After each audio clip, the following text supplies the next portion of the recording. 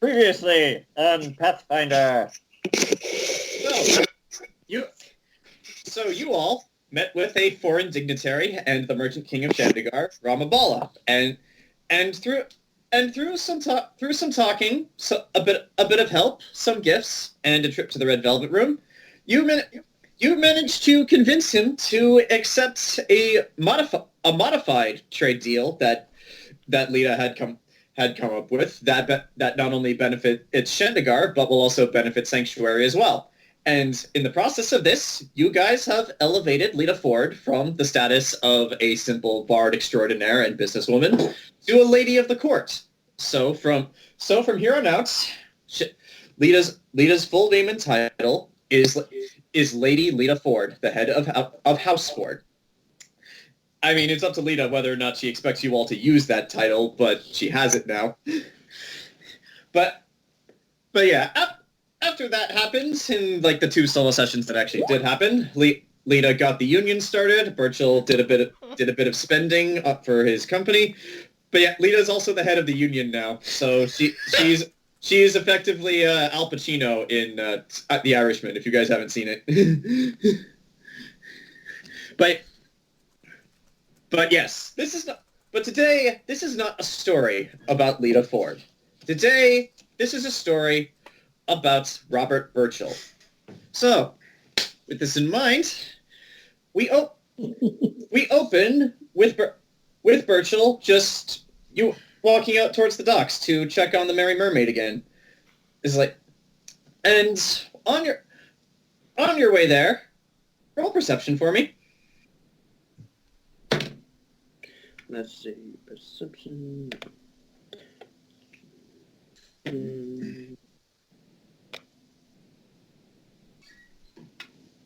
28. Ken, on your way to the Merry Mermaid, you have to stop, and as you look out towards the harbor, and you see a ship there.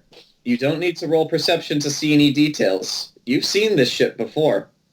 You spent how many years of your life on it? 16. Oh. You spent 16 years of your life on that ship. You know every detail. And there it is in the harbor. And yes, you can see people on it, by the way. I'm going to quickly rush off to the Red Velvet Room before any of them see me. All right. Now, before that, Jayson, roll for luck for me, will you? Just roll I D20, do? don't add anything. That's a 10. That was actually just what you needed. Burchill, Excellent. on your way back to the Red Velvet Room, you actually see Rowan already on his morning's patrol. But before we get to that, let me see real quick who you are partnered with for today. I don't see Rochelle behind you, so I don't need to make it Avalon. Okay, Nat 1, somehow it's Lashanon. You are partnered with 1, 2, 3, 4, 5, 6. You are actually partnered with Vess. You remember that useless blonde woman with the bow who was on Jason's loyalty mission? Oh yeah. Yeah. But yeah, you are actually partnered with her for the day as you are taking her around and showing her your route. And Burchill, How's you she don't doing? need. She's doing okay. Like ever since that whole incident, she's been feeling kind of useless. Just because she knows that she was useless in that fight. But yeah, Is she picking up on the job? oh yeah, she was a soldier beforehand, so she picked up on the job very easily. She just kind of had to get over the whole like attacked by orcs and then like not really doing enough to fight them. So yeah, she's just been feeling more like she's useless more than actually like trying to adjust to the job and dealing with that whole mission. Gotcha. But yeah, because the two of you are party members, Burchill, you do not need to roll to see him. Just on your way back, you see Rowan and Vess. I'm going to just keep running. Rowan, if you would like to, you may roll. Actually, no, because you're party members, Rowan, you see Burchill running from the docks and then just runs straight past you in a full sprint. Does it look like he's going towards the Red Velvet Room? Would I be able to kind of make that guess? Yes. like you've been around this city enough. You know there's only a few places that Burchill would really go, and yes, he's running the direction of the Red Velvet Room. Oh, that's trouble. All right. Burchill, are you going a full sprint, or are you just like trying to go quickly? Full sprint. Okay, so Okay. yeah, he just goes like. Yeah, just Joseph Joestar run. Okay. Rowan just... Oh, boy. All right. Is it? Follow me. Okay. Isn't that the guy who came with you when we did that whole thing? Yep. Let's go. Okay. Come on, partner. We're going to a whorehouse. But yes, we cut to the Red Velvet Room where Lita. Where are you right now? I'm in my office. Okay, you're in your office. You're in your office. Pyrrha's there with you, and she. Right now, it's mostly her who's going through a bunch of paperwork that was given to you guys by the elves who wanted to start the union. Basically, it's just like a bunch of lists of businesses where elves work, like how much they're supposedly being paid. Like it was information that they had collected themselves before you got involved, but now that you're the head of this union, like they gave it to you, and Pyrrha's going through it. All right, you working on anything in particular, or actually, what are you doing? Just kind of doing paperwork. Okay. Also, I'm typing out the full name of the union I invented. I like to imagine Lita's got a typewriter. She's doing that right now. Workers Association for Labor Protection and the Orchestration of Labor Equality. Oh my God, you did it. Yes. Wapple. Everyone. Yes. Walpole. So, yes, for all of your information, the name of the workers' union in Sanctuary is the Walpoles. Man, and I already got those end up getting those flyers printed with the out-of-date information of it just being called Pole. No, it's okay. It's okay. Days No, of that's planning all- ruined. Just throw him in the ocean. So, Yeah, that's all I'm doing is I'm basically just, working on paperwork. That's it. well, Burchill, since this is your loyalty mission, how do you want to make your entrance? You've ever seen that, like, Phineas and Ferb meme of the Polygon Cadus? Lita, holy fuck! Oh. I have not seen that, so could you please describe to me what it is exactly that you do? Let me find the image. All right.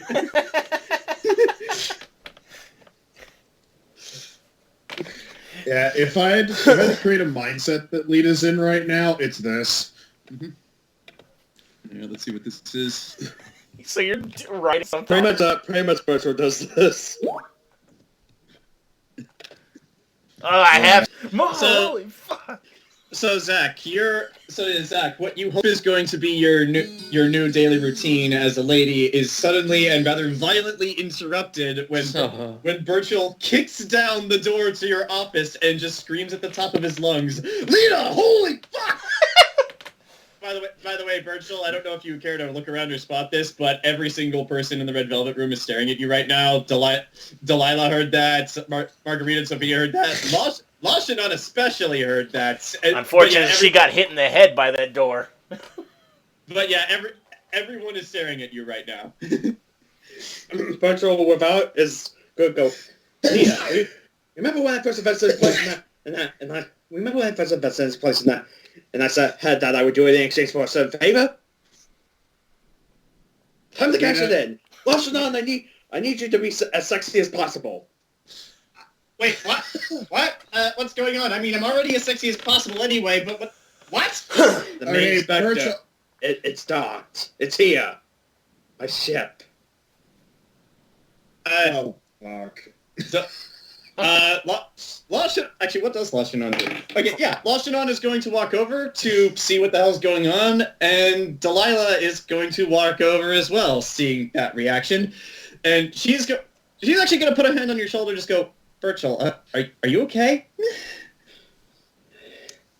Yeah, if the main spectre see the map is probably here too, and Map, ship. What are you talking about? I told you about this. The main inspector, the map to that chest that gives you what you want. Holy fuck, really?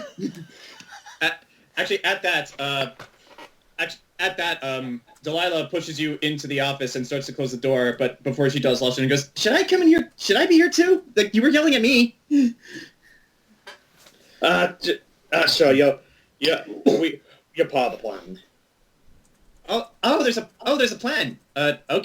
Okay. Maybe more like a third of a plan, but Okay, so there's a semblance of a plan. And she steps in the room with you, and Delilah closes the door. Let me roll something really quick. Okay, that was actually really good. Jayson, were you and Vess walking at a leisurely pace? No, or we had a bit of a hustle. We weren't running, but we had a bit of a hustle going. All right. Well, okay. Well, I just rolled a dex check for Vess, and you get.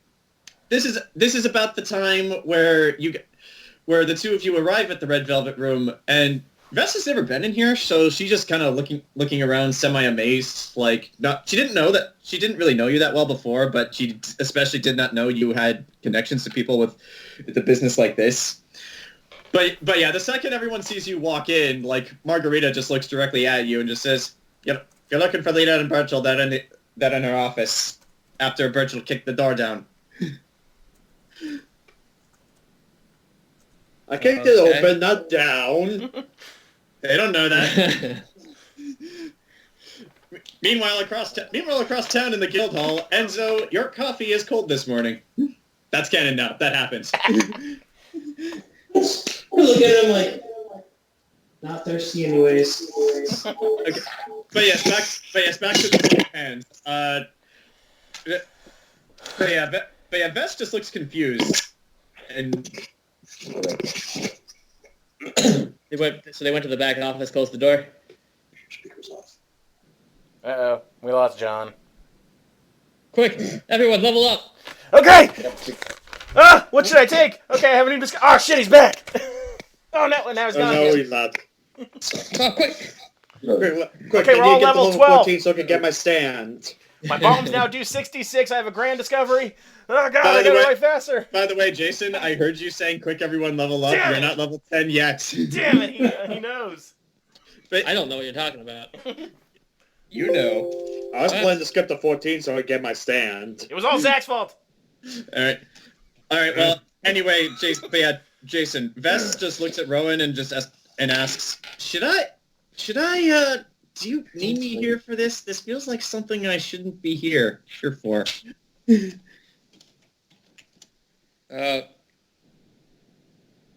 Sure, yeah, probably for the best. Why don't you...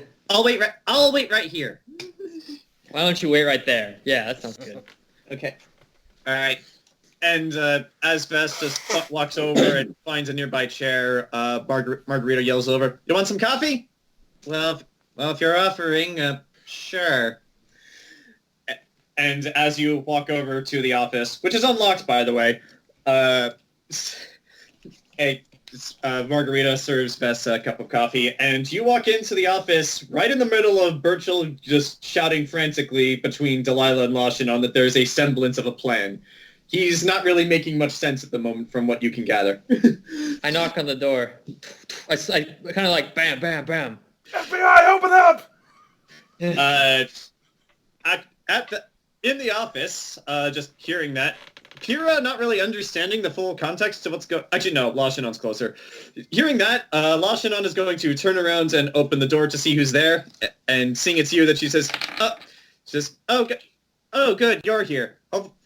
Hopefully you'll be able to make sense of all this. Well, you guys are just lucky that I heard it and not another guard. He's not in on this whole thing. What's going on?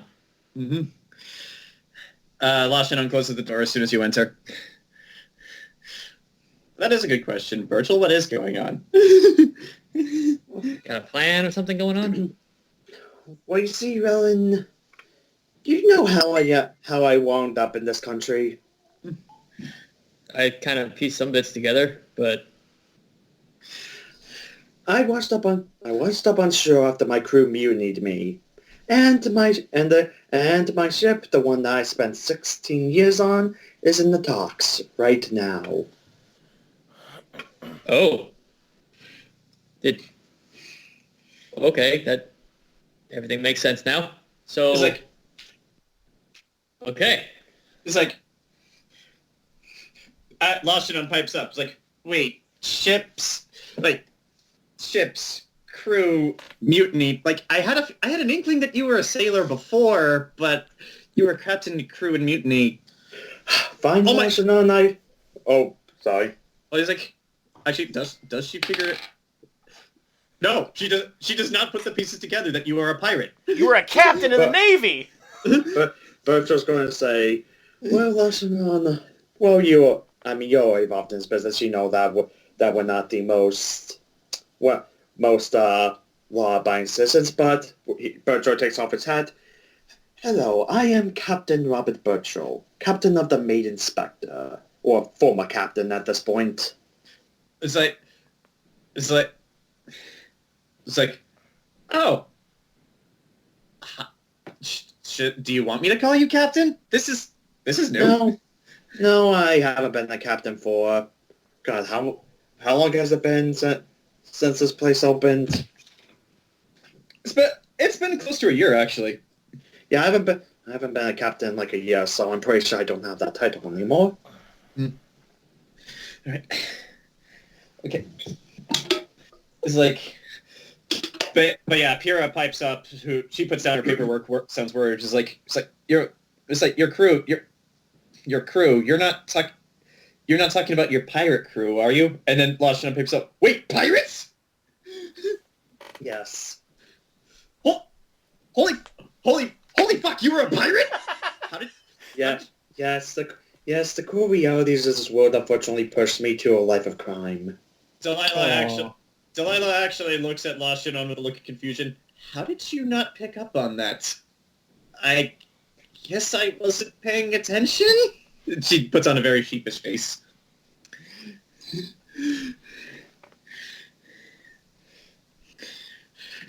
But yeah, at this point, Pyrrha just seems a bit concerned now, just because she doesn't quite know what to do or know what's going on. Go do your algebra upstairs. Yeah, Perry, you're Leah's assistant. Go file her taxes. Are you actually saying that in character? No. Okay.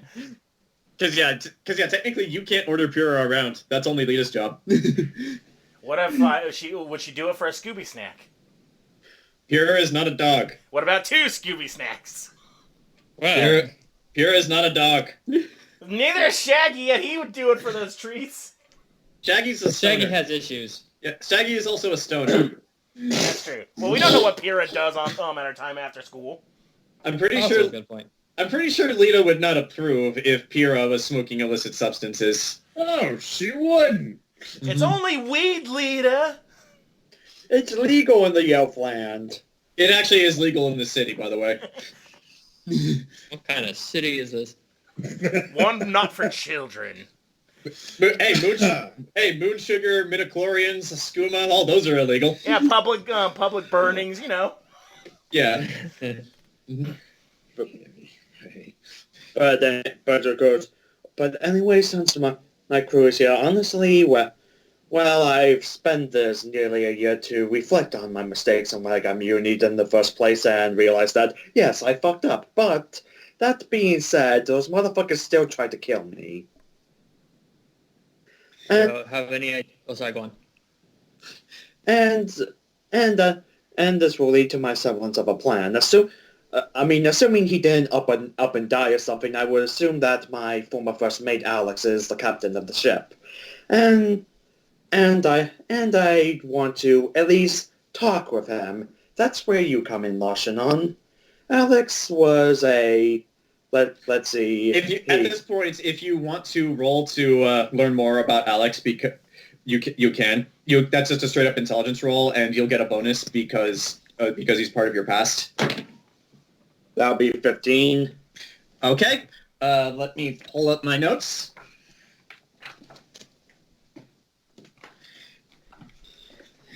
At this point, why don't we get more than one cat girl? They seem to be doing our most business. Khajiits are actually very rarely seen, and they're not very well trusted, so they tend to be run out of town. The very fact that you guys are nice to Lashinon and gave her a place to stay is actually kind of a miracle in and of itself. Let's just go out into the woods and go, hey, Khajiit, we have milk! Yeah, that won't work. Okay, so... So, Burchill, you know a few things about Alex. You did spend the better part of, actually, how long would it have been? Yeah, you actually did spend the better part of 7 to 8 years with him as your first mate. Actually, when you first found him, you found him successfully cheating at a game of cards. No one saw him, but after the game was over, one of the people he was playing with tried to hustle him down to earn his winnings back, and that's when you stepped in. You saw him cheating, you noticed he had skills, and he was like 14, 15 at the time, so you took him in then and figured you could discipline the lad and make good use of the skills he has. The skills he has of which are as follows. You know that Alex is good at three things: lying, cheating, and stealing.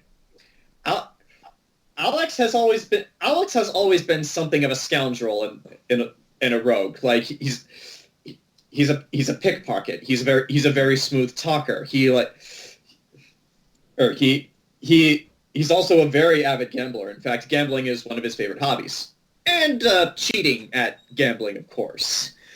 But yeah, However, after joining your crew and spending the better part of 7 years with you, he kind of gained a sort of like air of self-importance, where like he saw himself as like this self-proclaimed ladies' man, where whenever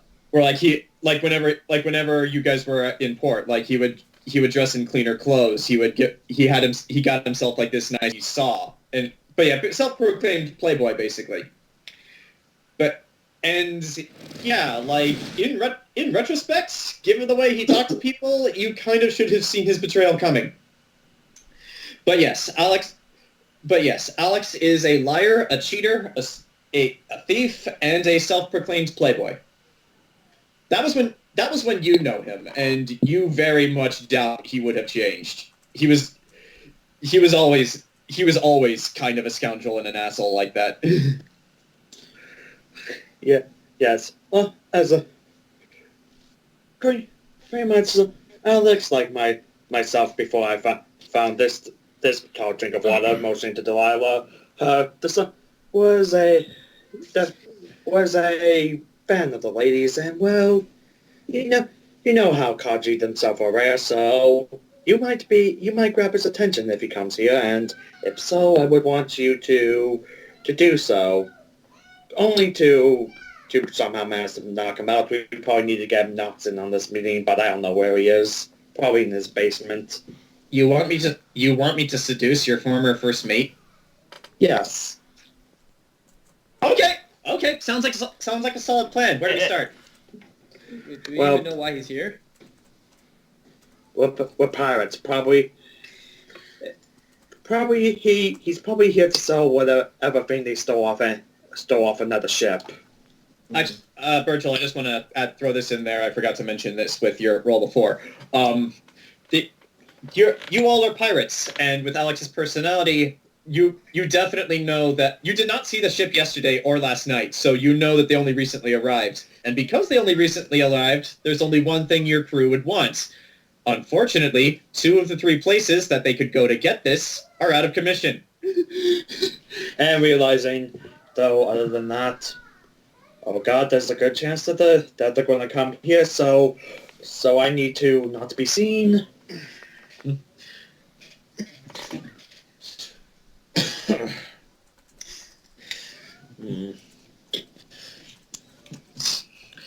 But yeah, Lashinon pipes in. So you want me to seduce your former first mate, and I suppose get him upstairs alone.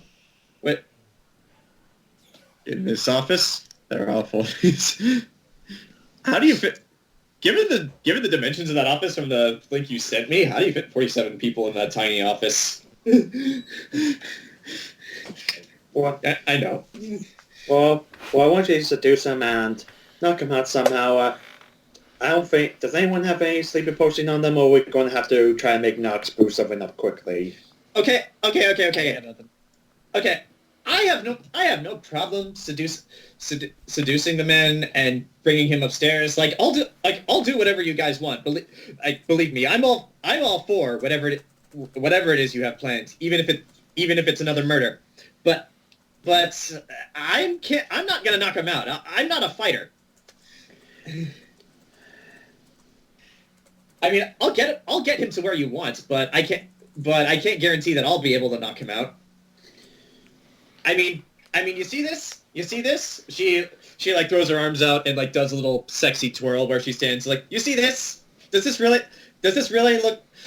stuff really look like it's made for fighting? I don't think so.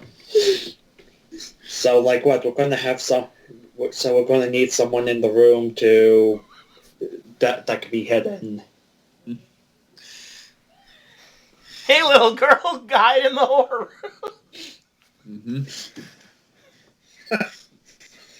But Yeah. No.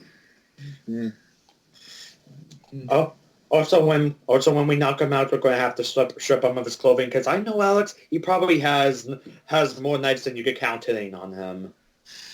I feel like I should have just let you run by me, Burchill.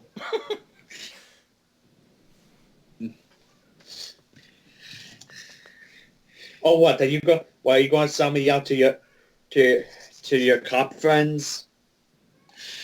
No, at this point, no, not at this point. Besides, I'm pretty sure your boss already knows who I am, and, well, I'm not wanted in this country, so, Well, Granted, that means there probably are a few places I can't set foot unless they assume I'm dead. This is well, Delilah pipes in. Well, they mutinied you and threw you off the edge of their ship, right? Yeah, they more than they themselves probably think I'm dead. Well, it seems like a pretty by all reasonable accounts I assumption. should be. It seems like a pretty reasonable assumption to make. I mean, they threw you overboard. You should be dead. Mm.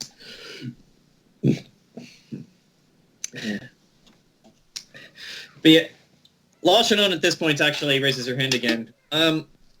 If we're going to do this, I have something that might help, but I'm a little hesitant to use it. And with that, you all watch as Law Shannon reaches into her bust and pulls out a simple-looking copper coin. Whoever wants to roll perception on it to see details, you may. sure. I'm gonna roll. That bitch nicked that god coin off of me. No. 20. Burchill. What did the rest of you roll? 13. Okay. Lita? 30. Okay. Actually, yeah, Jayson, you see this too.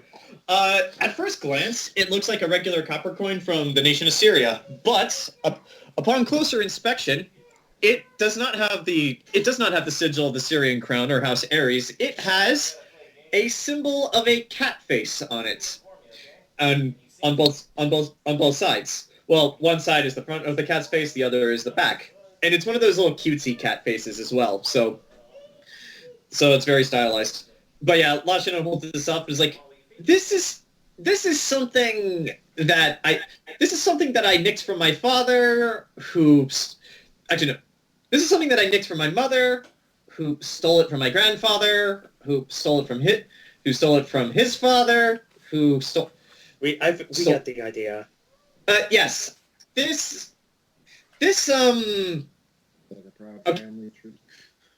Okay.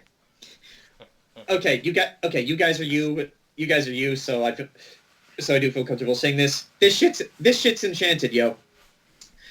If I were to use this, it would let's just say it would all but double my seduction powers. Probably even triple.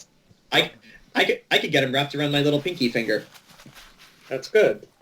The bad part of this is it works on literally everyone I talk to, and I can't control it. So there's a chance if I say even a single word to someone else, and there's a chance that person might fall instantly in love with me.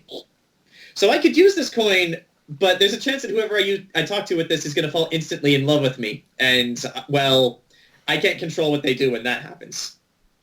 And and yes, this does happen to everyone I talk to when I use this, not just my target. Okay, so only use that if you absolutely have to, and if you have to, this may be, no offense, Lushanon, but this may be hard for you afterwards. Don't talk to anyone except for him. I can do that. I can do that. Believe me, but like I can't help it if other people talk to me. I mean, I gotta act natural. Otherwise, this plan's not gonna work. Just every time someone walks up, just eat something. Or just do the old smile and wave. Mm-hmm. Okay. God. How about I'll just do what you say? I'll keep this as a form of backup, and then she puts it back. Wait a damn minute. Is that how she got hired, actually? Did we just get duped? No. If she used that, Lita and everyone on the Red Velvet Room would have fallen instantly in love with her. Well, I mean, we tolerate her. Maybe she used it partly. No, Lita hired her for her skills, and because she spun a really good sob story. Probably using that coin. Well, actually, Lita, with that in mind, roll an intelligence check for me.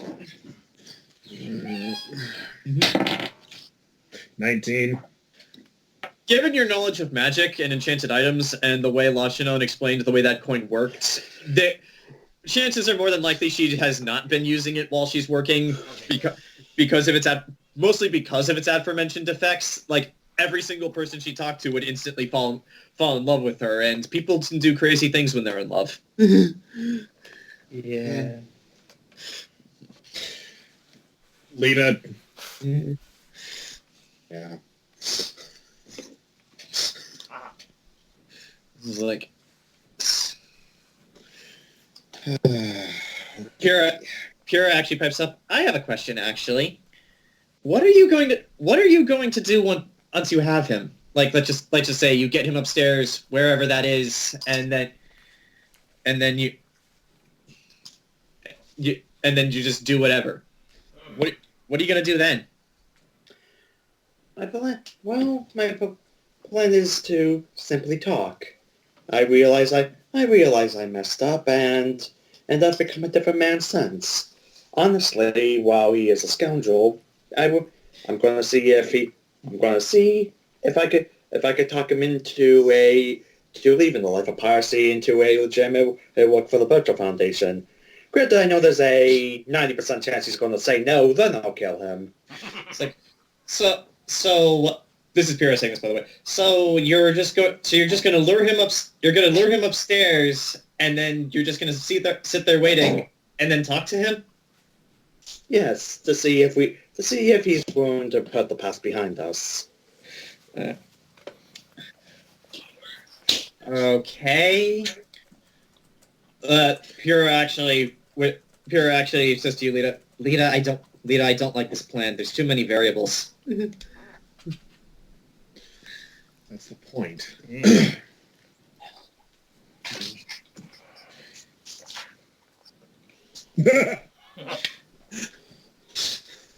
Alright.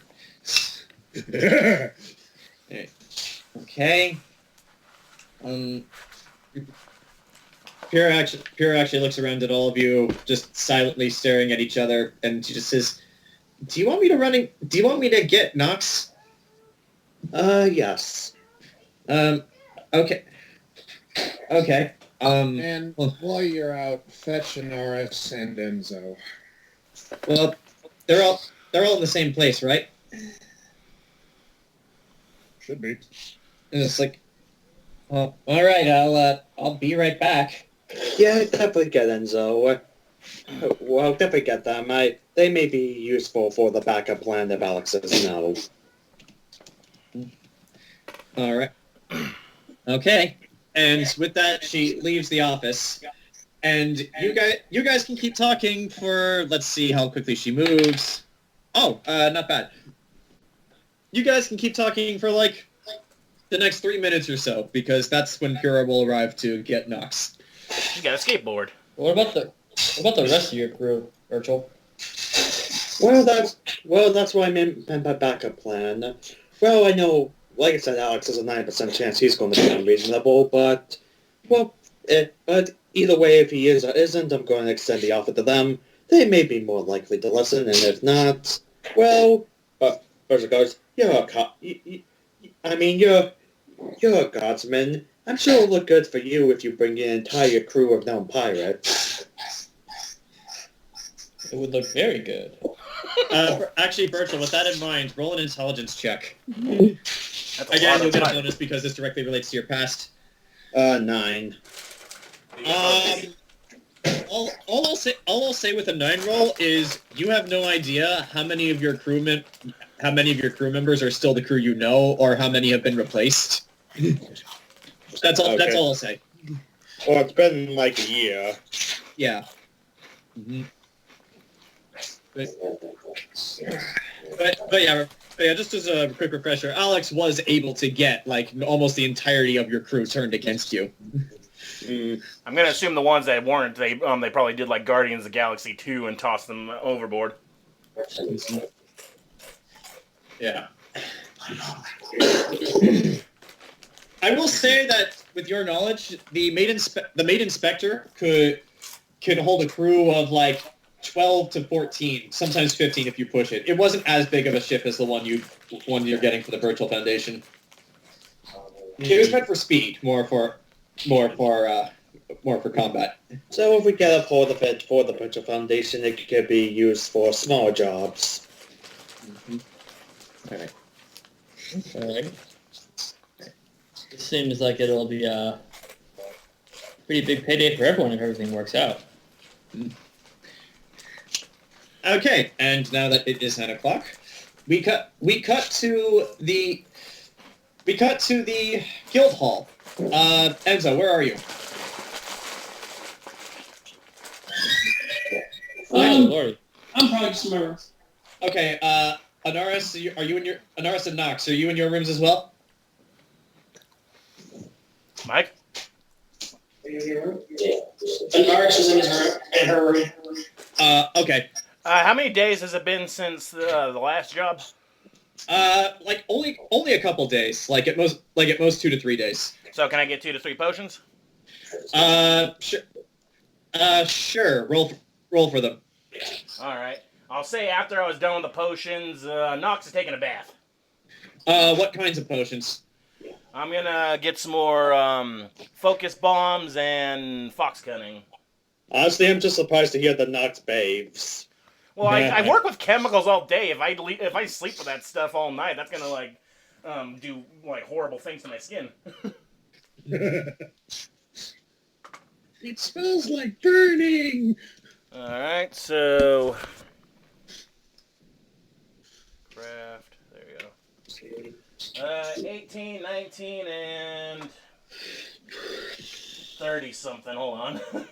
That's just a success for the first potion. Roll for the second. Wait, I rolled. rolled 3 d20s though. Okay. What are the other? Just tell It me was the results. 19, of the other 18, and 30 something. two. Okay. So focus, Fox's cunning. What was the third? Oh, yeah, another focus. All 3 succeed. Alrighty. So yeah, Nox is up there, sitting in the bath, like putting shampoo through his hair. Your human hair, not your bat hair. What the hell is bat hair? Bats have hair. It's I all over know, their but body. he goes, ugh. All right. Yeah, that's all I need is to be bathing in my true form, and someone walk in, I go, ah! in my loud echolocation noise. Yeah. It's Bat Boy, we found him! No, not again. But yes, Nox, just as you finish bathing and finish putting your clothes back on, there is a sudden, very loud at your door on the guild hall side. Just a minute. Who is it? It is me. Open door. I can't, I'm naked. Well, wait till you're not. Hold on a second. Like buckling up this jacket, putting on the boots, got the hat. Okay, brush my hair. Outside, Pyrrha and Sariel just look at each other like, Oh, god damn it, there's a knot! Ow, ow, ow. We need more conditioner.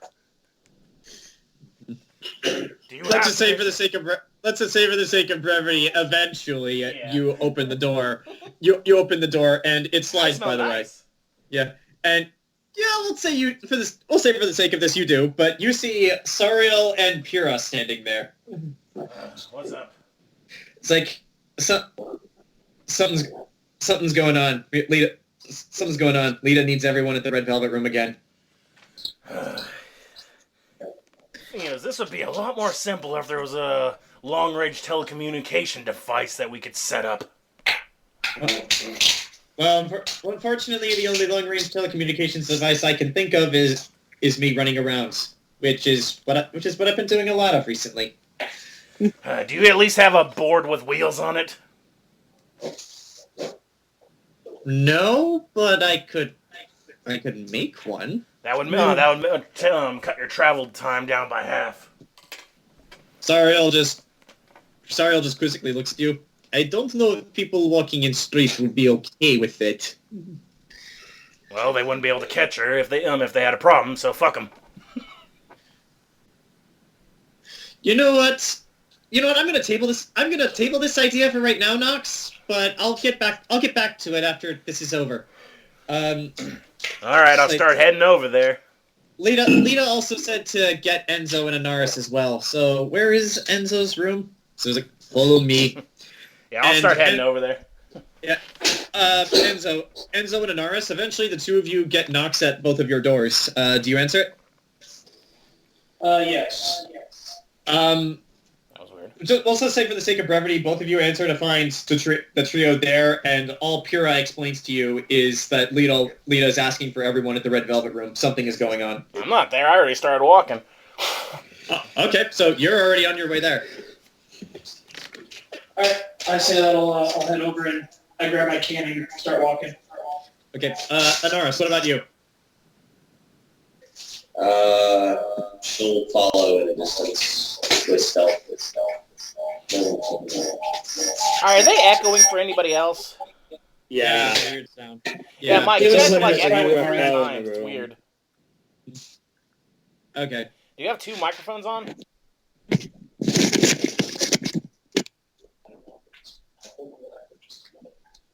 There we go. Yeah, there we go. The pillow was what did it. No, I moved it. Okay. We'll say for the sake of brevity, eventually everyone meets in the red. We'll say for the sake of brevity, everyone meets in the Red Velvet Room, and like more or less, Burchill has explained what's the general gist of what's going on. There's a pirate ship called the Maiden Spectre that he used to be a part of. He used to be the captain. Then he was mutinied by his crew, and now his crew is here in the city. Pirates. And Anaris, you make note in particular that Burchill does not want to kill his former first mate. Yeah. I mean, I will if I'm forced to. Yeah, but yeah, just given Anaris and Burchill's whole thing, like that is what Burchill's saying. Anaris, he will kill Alex, but he will try not to. So yeah, I don't know how Anaris is going to take that, but I just thought it was worth bringing up. He's just staying silent. All right, but yes, you all are dealing with pirates. Yeah. Bloody pirates. And Nux, because you pay attention to these sorts of things, if they are going to be here tonight, the Red Velvet Room opens at 4, which means at the very least you guys have about I'm going to say it's close going on 10. Oh God, John got stuck in thought.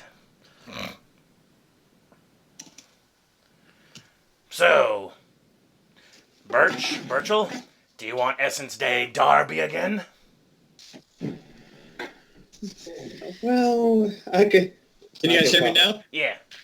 Okay, I was going to say, I was more going to ask, do you have on hand, or can you quickly make something that will knock him out?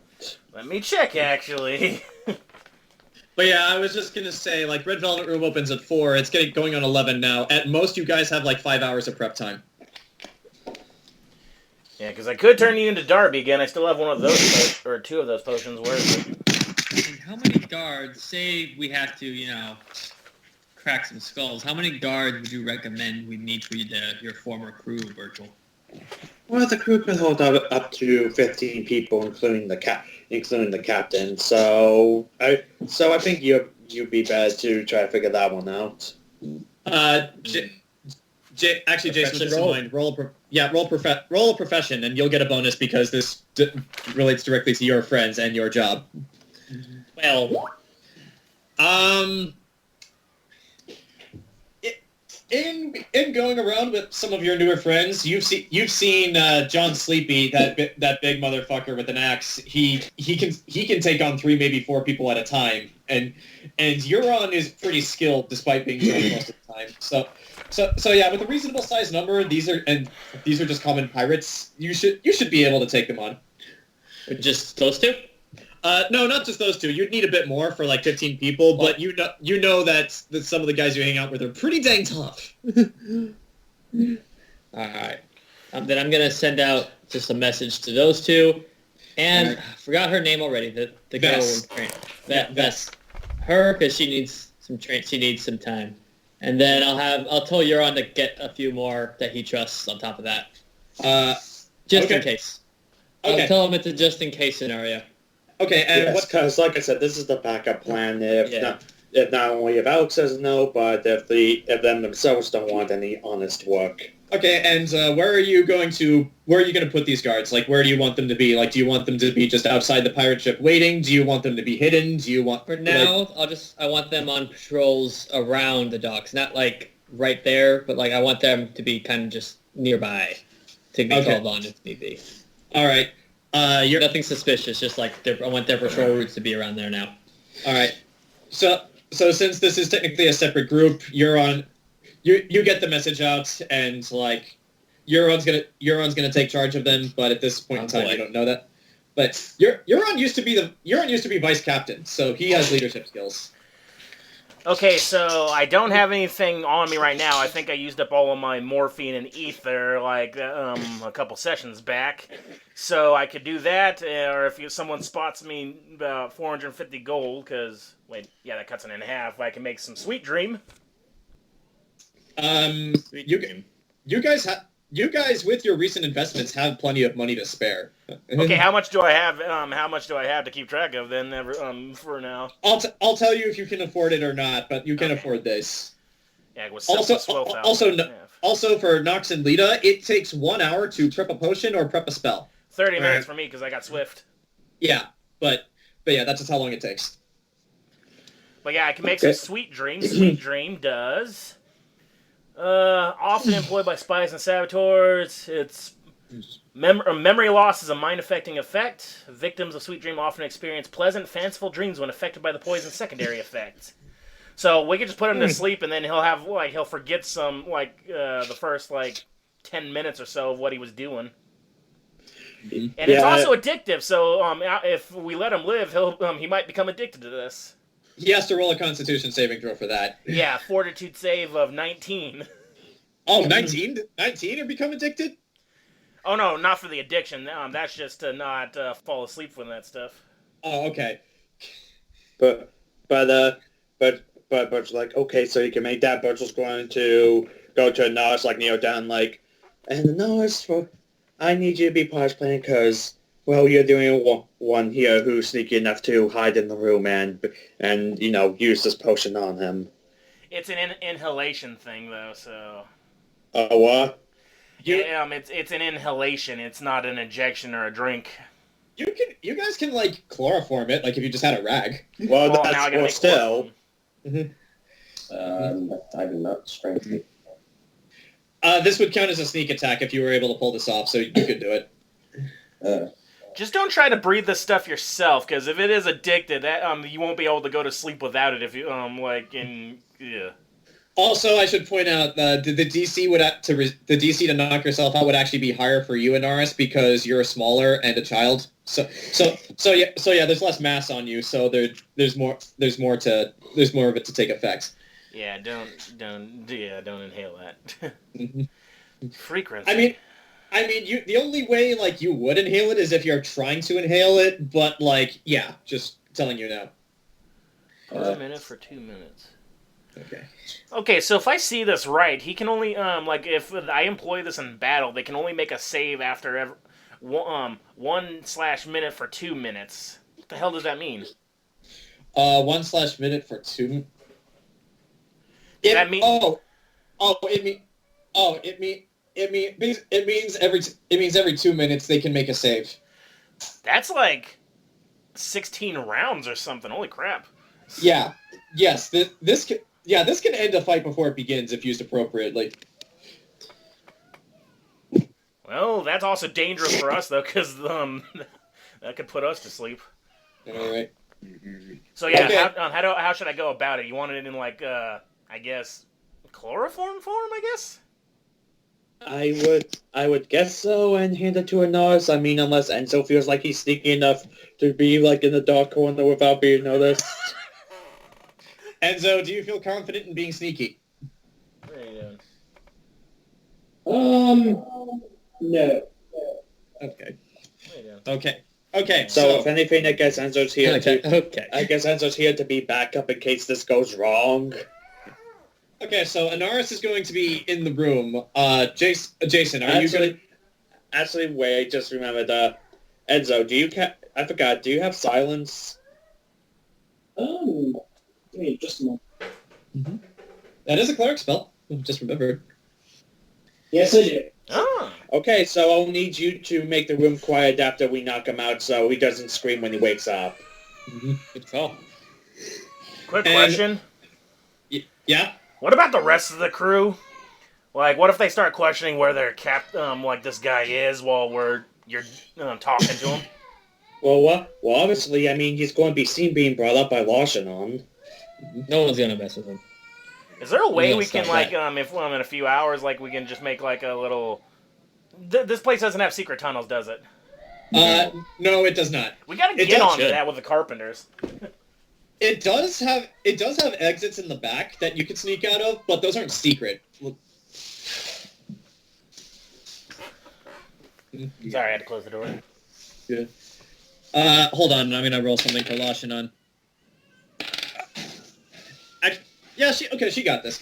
But yeah, this is Burchill, I just had a thought. You said that this Salix guy just is a self-proclaimed playboy, right? I don't know how much money your crew has on hands, but what if he doesn't go to my room? What if he goes to one of the 5-star suites up in the top floor instead? Well then, I don't know. Lita runs the place. I'm pretty sure she can. I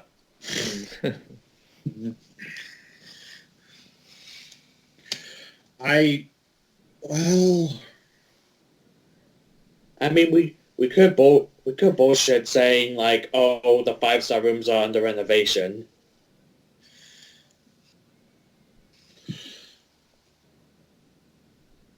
Yeah.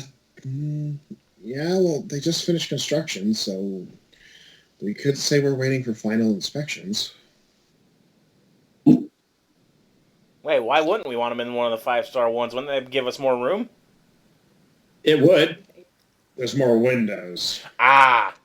Wait, why would the VIP suite of a whorehouse have more windows? It's on the third Because you floor. want to and show they're heavy. off. It's on the third floor, and there are heavy curtains. Yes, Mr. Senator, come on into our discreet whorehouse while your wife's away. Well, just take a look at our glorious view of the city. Oh look, your wife. Some people like a glorious view. God. Yeah. I would also Wait like to to say his wife lost it on. I would also like to point out that the Red Velvet Room is literally right next to the main entrance to the city. That's not an exaggeration either. That's actually right where it's placed. So the guards on the wall are like, oh look, they got a VIP one again. They're all just looking. Oh, man, Speedy is really working it today. There's no windows on the wall side. Yeah, they have to pay for the show. Yeah, they gotta pay for that. All right, so Okay. what's the fanciest non-VIP room we got? There are two VIP rooms on the top floor right now, and they do have a door that connects the two of them. Kind of. I mean, if they got heavy curtains, why don't we, the rest of us hide in the other VIP room and then just walk, say that's under renovation, and once he's done, we just walk right in. I'll just hang out in my uniform, because I don't want to have to switch uniforms if we have to deal with the crew. I'll just be outside on patrol. All right. Ish. Nearby. You're gonna take a partner with you, like you're taking Vess, or Yeah, someone I'll else? keep her with me. Since she's the least trustworthy, quote unquote, least in the know. All right. No, yeah. Also, Okay. I could, like, if we're somewhere near, like, where I could listen to him, and if shit goes down, I could always give you a signal from the rooftops.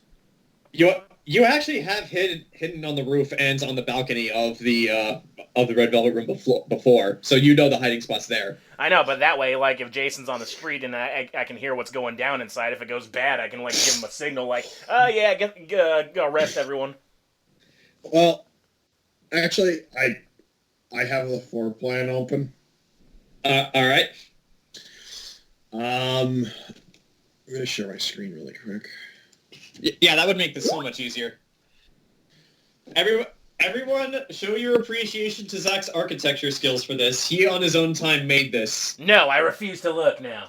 I got bored. I got very bored one night. Well, Lashanon does have her own dedicated room. Yeah, which is in the corner.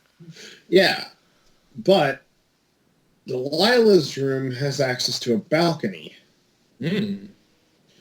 that adjoins Lashanon's room. Okay. So if Nox is waiting on the balcony, With Enzo, I'm assuming. like, with a cup like this. I can't see your picture. Ah, right. You have like the cup with the wall of the cup trick. So okay. he just places a cup on the railing and then just knocks it over for the signal. Oh, no, I mean, listening to that, and then he can signal Rowan, but also in Lashanon's room, like, the way I design these is every room has its own little, like, little, like, alcove, like, living alcove. Mm-hmm. So you could wait there, or Burchill could just wait in Delilah's room, because the door is right across. Yeah. I'll do that. And also, like... Oh, wait, did I design this to code? You told me you did when you made it. Yeah, those are egress rated windows, so yeah, they do swing out. Mm-hmm. The windows do swing out. So all Lashanon has to do is just make sure that her windows are locked, so if he gets wise and tries to run, he has to unlock the window first. Since that was brought up in game, Burchill, roll an intelligence check. He's gonna Ralph Wiggum through the window. Nat 20. Oh. Burchill, you did not think of this before until Lita brought it up, and really, honestly, the only reason I'm giving this to you right now is because of the nat 20. Yeah. You're just now realizing this in the middle of your planning. That first hit that Anaris does, you better damn well make sure that knocks him out, because the best way to describe Alex, the way he fights by running away. Like, if he has a chance to, he's not going to fight you. He's going to think of some clever ruse or escape maneuver to get out of the room, like jump out of the building and then run away. And if that happens, you know for certain that he'll run back to the ship. So even more reason for Yeah, people to be on I'll the bring balcony. I'll bring up. Yeah, we're going to have to make this work on the first attempt because Alex is a coward. It's not that he's a coward. It's just like I said, he fights by running away. He prefers to be in situations where he's advantageous. Like if he can kill them, and if his plan doesn't work, then he'll run and wait and strike later. That's what we I'm said, still gonna coward. phrase it as he's a coward. All right. Well, for the sake of planning purposes. Mm-hmm. Good lord, you went all out. Oh yeah, I get paid to do this on a daily basis, and so when I get bored, this is what I default to. So this is Lashanon's room. Lashanon's room is here, so if he does jump, he's got to jump out under the under like the little like patio under the trellis. So if you just like, and also yeah, we could have people waiting like. Mm-hmm. I mean, I'd be outside. Yeah. Hey, Zach. So if he did jump, it's a 10-foot drop. Hey, Zach. What? If we put... I can make grease. If he jumps out, he'll land on the grease. Also, Ken, you know that Alex is not scared of a 10-foot drop. He will try this. Onto grease, and then whoops! Mm-hmm. Plus, him running out of a whorehouse, that's actually a pretty good reason for a guard to chase him down. Mm-hmm. Yeah. Also, Burchill, just because of the nat 20, that's probably going to be seen and heard by people inside the whorehouse. Just saying. Well, silence spell. Oh, right, silent. Well, no, silence only affects the room. Once he's outside of the room, then there's noise. I mean, on the street, yeah, but probably not for inside the actual building. Well, no, silence only affects the single room that you are in. Once you leave that room, everything is fair game as far as noise goes. Unless he puts it at a certain way where it goes past the wall. Like, what's the radius of it, Tim? I believe it is a single room. I will look it up. Yeah, Tammy, what's it say on your sheet? Hello? I do not believe either of them are there. I'll look it up, don't worry. Mike's there. Can they hear us? Yeah, we can hear you. Okay. Yeah, what's going on? We were wondering, how far is the radius for the silence spell? Let's see. I think. 20 feet in radius? Or diameter? Wait, really? Hold on. Okay, silence. How big is the room, Zach? Okay. Actually... 20-foot radius, Radius. emanating centered on a creature, object, or point of space. So that is the silence radius. Yeah, that could work then. Okay. So it in theory could work. Yeah. 20 radius. That's like, what is it? That's 40 feet in diameter. Holy crap. Also, Temme, you can cast this from 400 feet away. But you have to be able to see where you're casting. So yeah, in theory, you could be in the bathroom there. You could be in the hall, but you have to actually see the area where you want to cast. And hold on, how long does this last? Duration 1 round per level. You guys are 9 levels, so 9 rounds. That would be about 10 minutes. Yeah. 1 round per level. Yeah, more like 9 minutes, because a full round I think is a minute. I think no. It's like 6 seconds per person. I think depending on the round. Yeah, 6 seconds per person. It depends. So let's just do it. Just shy of a minute. No. So yeah, let's round that up to about a minute. We'll say so for math's sake. So yeah, like that's a minute. So yeah, the silence spell will be up for 9 minutes. Okay. Yeah, it's that big, yeah. I mean, right, but I also have darkness. Mm-hmm. Imprisoning me. All that you see, absolute horror. Actually, Anaris, do you have dark vision? Yes. Okay, so yeah, you would. No, it's supernatural darkness, so it would blind you as well. That's right. It's magical darkness. Yeah. Damn. What about... Alright, so where's Anaris going to be in all of this? Anaris is going to have to be somewhere in the room to knock him out. She can hide in the bathroom or under the bed. Does she want to do that? Or we're just going to throw this out there on the ceiling. Yeah. I'm pretty sure they would see the ceiling if he gets on the bed. Anaris is sneaky enough, and there are 2 other rooms in there. Also, if the plan goes well, he won't reach the bed. Well, also, we have 2 windows on the exterior and a balcony above, so Anaris could easily climb down in through an open window, knock him the fuck out, and then leave. Mm-hmm. Okay, who's going to be stationed outside the door, though, in case, he tries the window, can't do it, and if he tries to run out the door? Delilah pops up. I can do that. No, I wouldn't want him to hurt you. I'm not scared of a little confrontation. And Burchill, if what you said is true, this guy's a coward. Meaning if he tries to run out the door, he's probably going to see me and think I'm not a threat. Or if he runs right into me, what's the term you used before? Clothesline? I could just do that. Fine, but if he does hurt you, well, there won't be any diplomacy at that point. So yeah, why don't we put you there then? If she's gonna be there at the door, because otherwise you probably don't want to be on the balcony. Yeah. I mean, I wasn't planning to. I mean, I'm not going. I mean, the balcony's outside. They could probably see me from there. Okay. So Anaris, you have options for Anaris. She can go on the balcony and sneak in, or she could be in the room. Enzo is unfortunately going to have to be in the room to effectively cast the silence spell. But like I said, he could probably hide in the bathroom and leave the door open just for that to work. Like I said, all you need to do is see where you're casting. As soon as you cast it, it's a 20-foot radius. Can he technically just be if it's the radius? Can he just cast it at his feet and it'll still extend that much? It depends where. He would have to cast it in an ideal location. What if he was just outside the door and he cast it? That radius of 20 feet still goes out from no matter. It's just where he's the point of origin. It would move the circle a bit, but.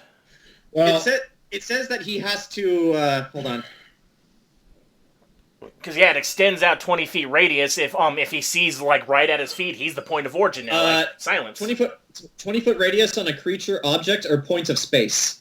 Yeah, so he could just do it right at his damn feet. The room will still be within the radius, John. Yeah. Okay. Also, if Enzo is up here on the balcony and he casts it, if he's on the balcony and he casts it, that's the area that it affects.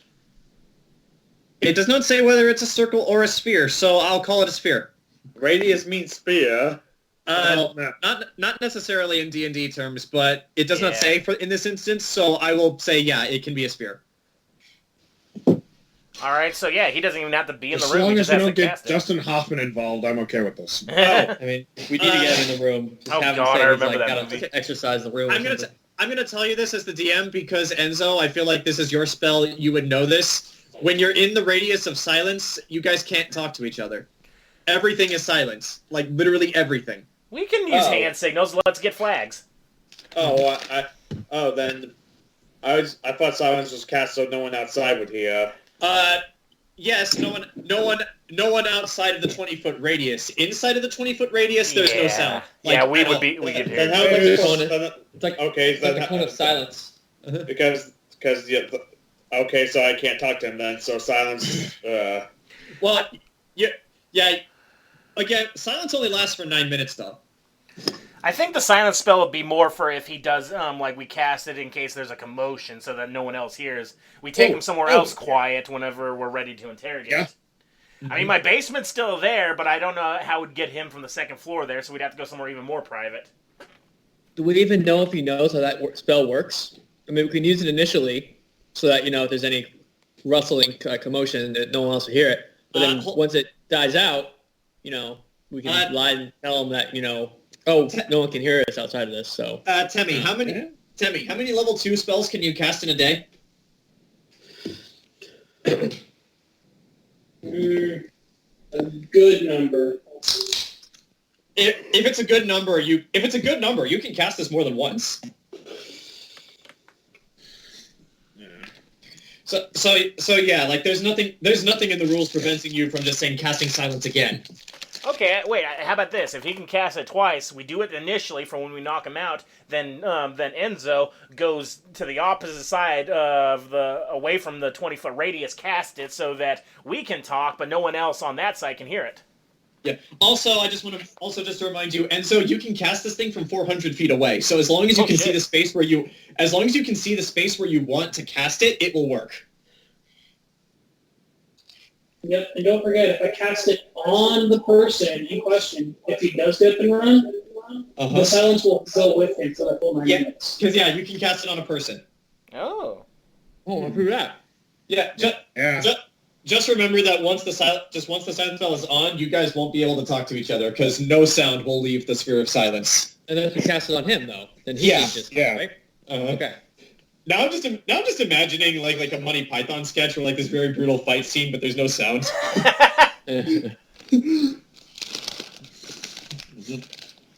Okay, so just so that I, as the DM, understand what everyone is doing, Anaris is going to be either on the balcony above and climb in through the window, or in the room itself. I guess that will be up to Anaris. Burchill, where are you going to be lying in wait? Hiding in my Delilah's room. Okay. Ready for after we knock him out. I mean, I do have rope in my inventory, so tie him up, gag him, so when the silence is on, I could, try to talk to him without, risk of him screaming. Okay. You could do that. So the two of you are in. I guess the bathroom. Okay. You can be in the bathroom in the room itself. Lita, where are you going to be?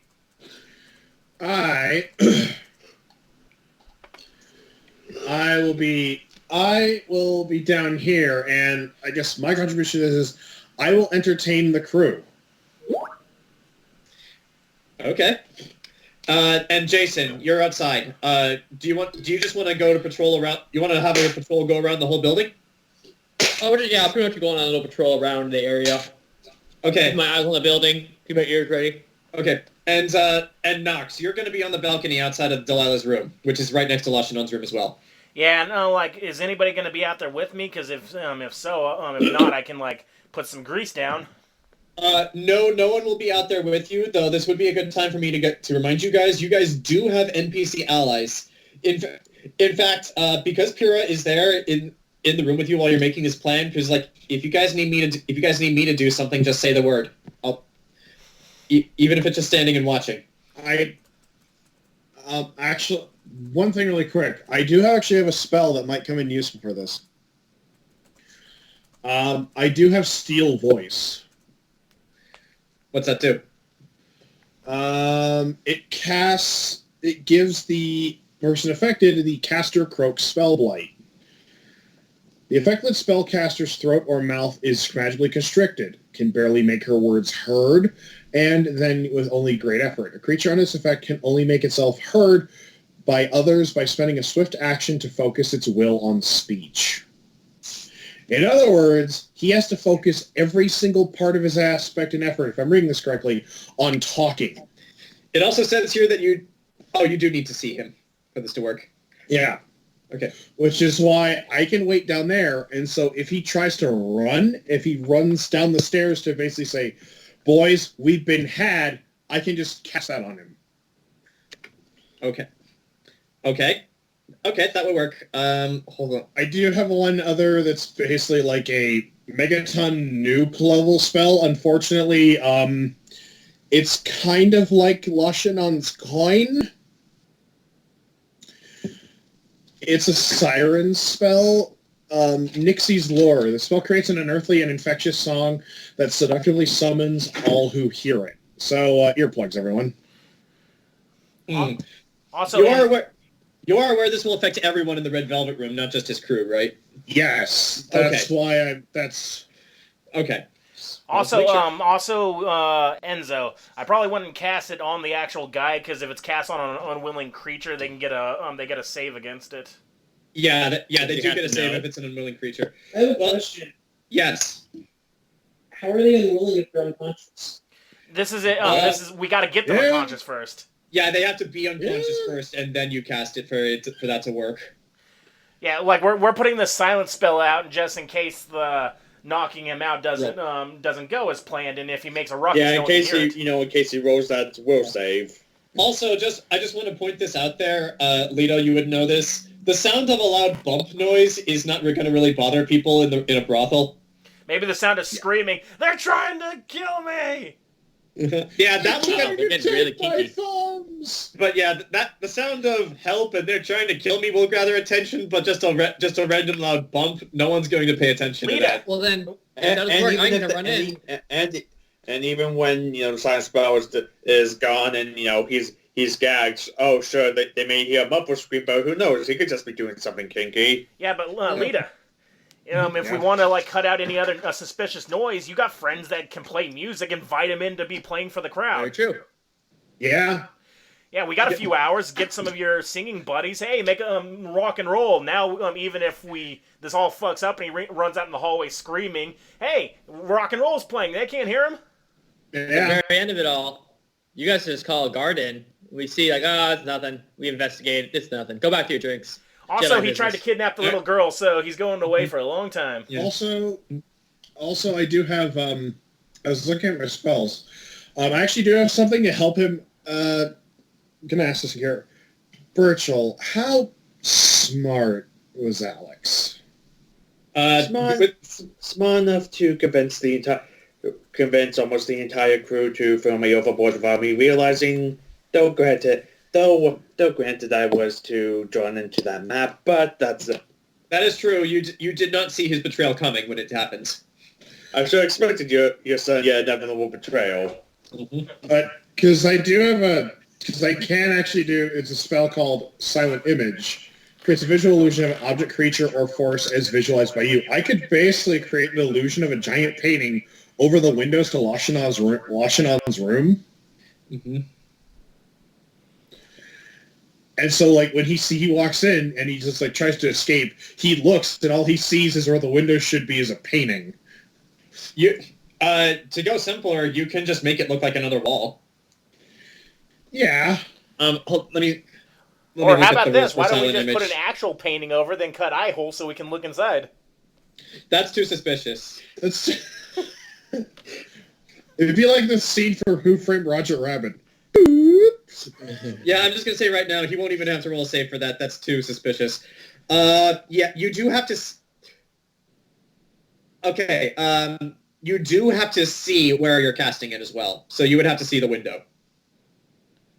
Damn it! Yeah. Okay, range, effects, visual fragment, and it's a concentration spell. So assuming you don't cast any other concentration spells or do anything else that requires your concentration, you can keep this up for duration. Yeah, you can keep this up for as long as you want, so long as you're concentrating on that spell. All right. Like the siren song, is that also concentration? No. Okay. Well, if it was, let's just say for the sake of argument, if it was, and you were to cast Siren Song while this is up, it would drop the silent image. Also, if you cast Siren Song, it's not gonna. I mean, if it's vocal component, it won't work in the zone of silence. Right, but yeah. if he tries to run out of the building, because the only way out is either through the window Or the door. or the door, if he tries to run, I could cast that as a last resort to get his ass back. Okay. Hey, if we're in the Assuming silence, that- and if we're still in the silence, we won't even hear it. All right, so just a couple of last-minute questions before we get this train a-rolling. Ken, I'm going to assume that you described to Lashanon what Alex looks like, so she'll know what her target is? Yeah. Okay. Yes, red hair, full hat, affinity for the color white, probably has eyeliner on. Wait a damn minute. Does he have a cane? Yeah, you need my Yes. Son of a He bitch. probably does. Okay, and for Nox and Lita, what potions slash spells are you preparing? You have I'm gonna 5 hours. Alchemical grease and the sweet dream, and I just took a shower. Damn it! Okay, and are you going to apply the alchemical grease before you enact the plan or after? I'm gonna assume I'll do it while I'm up there, so I don't slip myself. Okay. Okay. So you are there. Zach, what about you? I'm on the ground floor. Well, what spells are you preparing? Oh. I fucked up the grease. I got a natural what'd 1. you roll? I got a natural 1. You messed up the grease. You're a trained alchemist. You messed it up. Okay, let's see if I can make the damn sleeping potion. And the velvet room's on fire. You could in theory try again. You could in theory try again because of your fast alchemy. All right, let me get the potion at least. Yeah, okay, that's better. That's a base 19, which beats without all my crafting. So we got the sweet dream. I'm gonna try to get the damn grease again. Okay. Are you fucking kidding me? That's another 1. So we don't have any grease. Butter. We don't have any grease. Stop making butter. Okay. So, how do I get so much butter? Okay, so the grease thing is out of the question now because of the 2 nat 1s. You don't have time to make more. Fuck me, dude. Well, how much did I just waste? I tried making grease, but I only ended up with dipping lard. I give that to Boris, I guess. It doesn't say how much grease costs, so... Boris takes the grease, and he's not sure what to do with it, but he'll come up with something. How is that even possible? Well, at least I got the sweet dream. Yeah. It's possible because you rolled 2 natural 1s to try to make it twice. I know, I hate everything. We'll get to that, Mike, but I'll count that roll for when we're doing this. Well, shit, okay, if I can't make grease, what the fuck do I have that I can put... Does anybody have caltrops? Do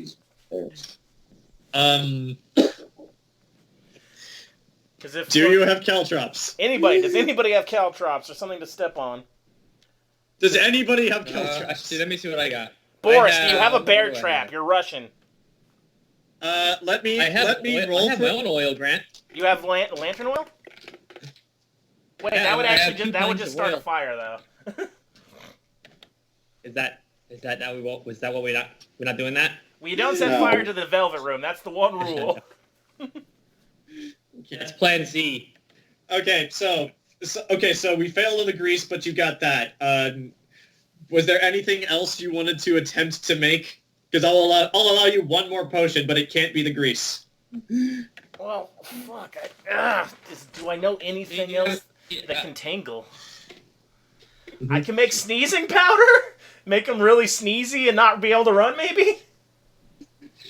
Can you do anything ice-related by chance? I doubt it, but... Ooh, what's this?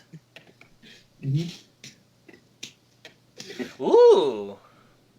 Oh, no, that's something... That would actually make him resistant to spell stuff. This is like something for us to have.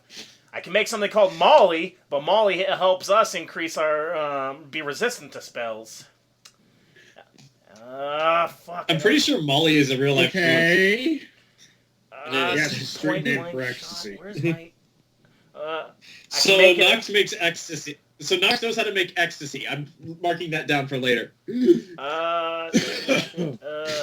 No, that's good stuff. Targeted bomb. Where the No, I don't. While he's trying to decide that, Zach, what spells are you preparing? Shit. I can make that ninja flash powder. I can make him catch fire real good. I thought we were trying to avoid setting fires. And Burchill's not preparing any spells because, well, he only casted the Iron Spike in the dream, so he's still convinced. So Burchill's still convinced he doesn't have magic. Alright. He doesn't know he can summon an Iron Spike or have Hawkeyes. Mm-hmm. Not yet, at least. I got nothing yet because I don't have the ingredients for some of this other stuff. Okay, Zach. Damn it. Okay. Mixie's lure, honey tongue, still voice. Okay, so, last question, Zach. Are you performing tonight? yes. Okay, so Lita is performing. And, okay, Nox, last chance. What are you making? Nothing helpful. I can make him sneeze. Without killing him. I can make more Sweet Dream, I guess, but in case the first one fails? That is an option if you want to do that. Shit, I wanted to bootstrap the railing. Like what, just Nox have a bottle on him? Yeah, just in case he jumps out the window, and because now that there's no grease, I'll just try to tackle him, I guess. Alright. This better not be... I'm using a different die. Fuck you, die. You're in jail right now. This is karma getting you back for those 2 natural nat 20s I you know. used to knock out the Witch Hunter. I still can't believe you did that. Moment. So, crafting of unnatural 20. Okay, yeah, you have two bottles of the knockout gas. Sweet Dream. Yeah, Sweet Dream. You have 2 bottles of Sweet Dream. Well, I got one, Dream, and it's made of this. The other. Okay, so with that, we come to... Okay, share screen. Here all of you are. So, Jayson, you and Vess are outside, and just for the sake of simplicity, so I don't have to keep moving you, we'll just say that you 2 are walking around. Okay. Zach is on the stage. Behind the bar is Dionysus, the bartender, who is pretty much Tara from What the Fuck Is Wrong With You. This here in the corner is Delilah, because this is just where she usually stands. Because she likes standing here because it gives her a good view of everything. Give that woman a stool. Yeah. She prefers to lean against the wall. And the rest of these are randos. And the question mark, you have no idea what the question mark is. It's the Riddler. Yeah. Mm-hmm. And up here by the stairs is Lashanon. And yeah, all you guys are up here, but you're not technically in the Red Velvet Room, so this is just so that I don't have to. The rest of you are off of the map, but your pogs are here, just so I can get them when needed. Mm-hmm. So the night comes. You guys unfortunately have to wait a little bit before anyone else shows up, and eventually. Zach, since you were there on the stage performing, roll perception.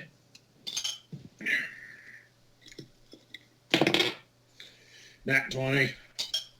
Oh, I got the nat 1, so you can have that nat 20. Okay.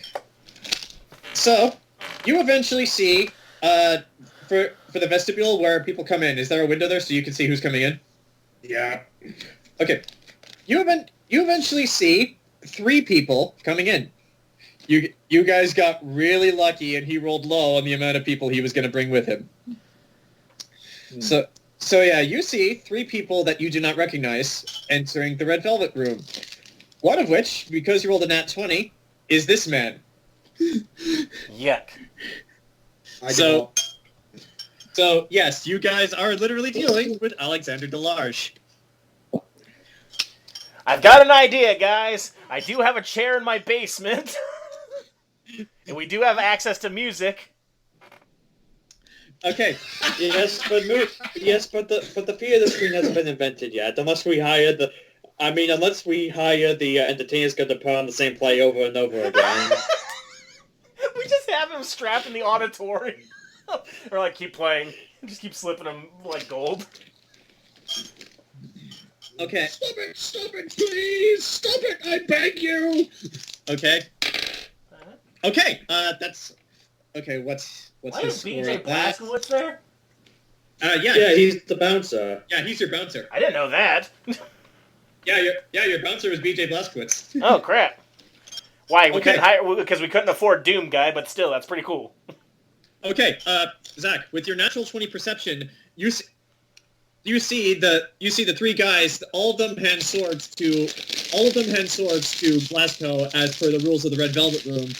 The guy in the bowler hat, he has a cane with him, but he doesn't hand Blasco the cane. Blasco, for whatever reason, is letting him keep it. Actually, hold on, I should roll for him. Yeah, he's not gonna make that. But yeah, Blasco lets him keep the cane as the three of them wander in, and with your natural 20 perception, all all the guy in the bowler hat gave Blasco was the sword at his belt. He did not give him anything else. And so the three walk in, and they are going to take some seats. And because Burchill is not down there, I cannot describe these characters because they would only be relevant to Burchill. And this guy over here is going to head to the bar to get some drinks. So before it, and Zach, where's Lashinon's pog? There it is. You see Lashinon come out, and before it is go time, do you want to do or say anything? Like Delilah's here in the corner as well. If you want to somehow signal her as well. Nah. Right. Okay. So eventually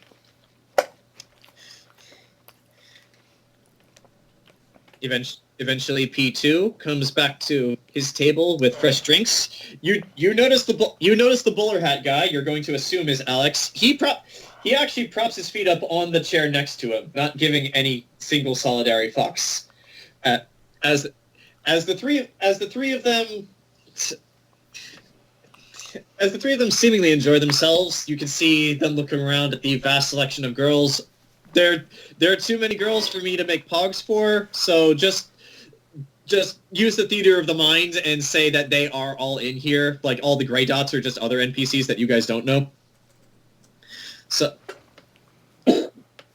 actually, unless Lita decides otherwise, the music that is currently playing is "When I come home from fighting, evil stands like a orangutan and an inbred man."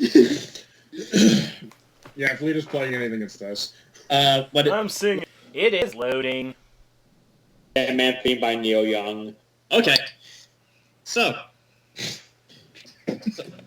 with no sign from anyone and things are progressing naturally, it is go time. And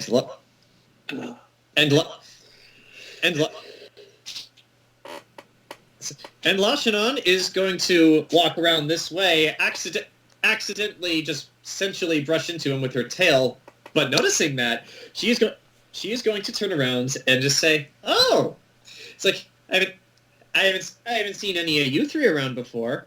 And hold on, I need to technically roll a seduction skill for her to do this. Oh my god, that's not a nat 20, but with her stats, that'll be enough. Jesus.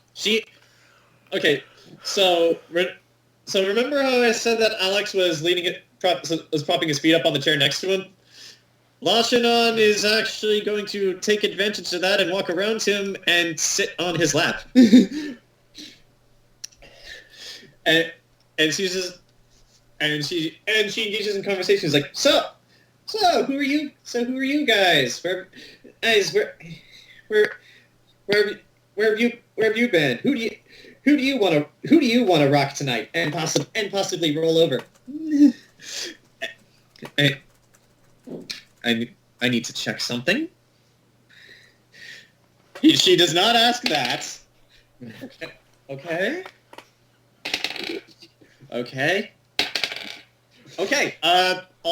All three of them, especially Alex,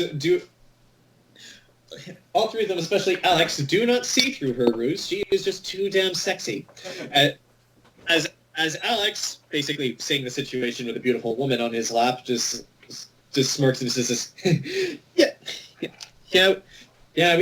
just came into town, got some business here. Oh, just came in. From where?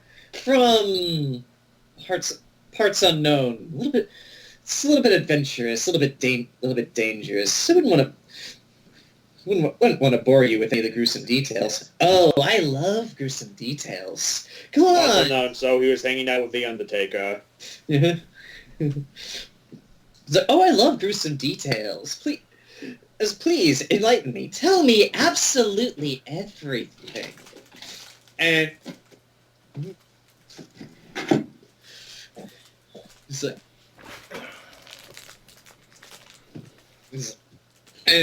Zach, like, just for the sake of brevity, are you paying attention to the four of them? Yeah. While all of this is going on, like they engage in some pretty mundane conversation.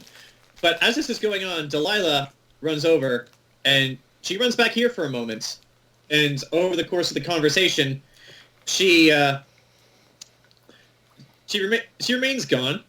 But then a couple of minutes later, she comes back out and just walks over towards the stage and just quickly and quietly beckons you to come over.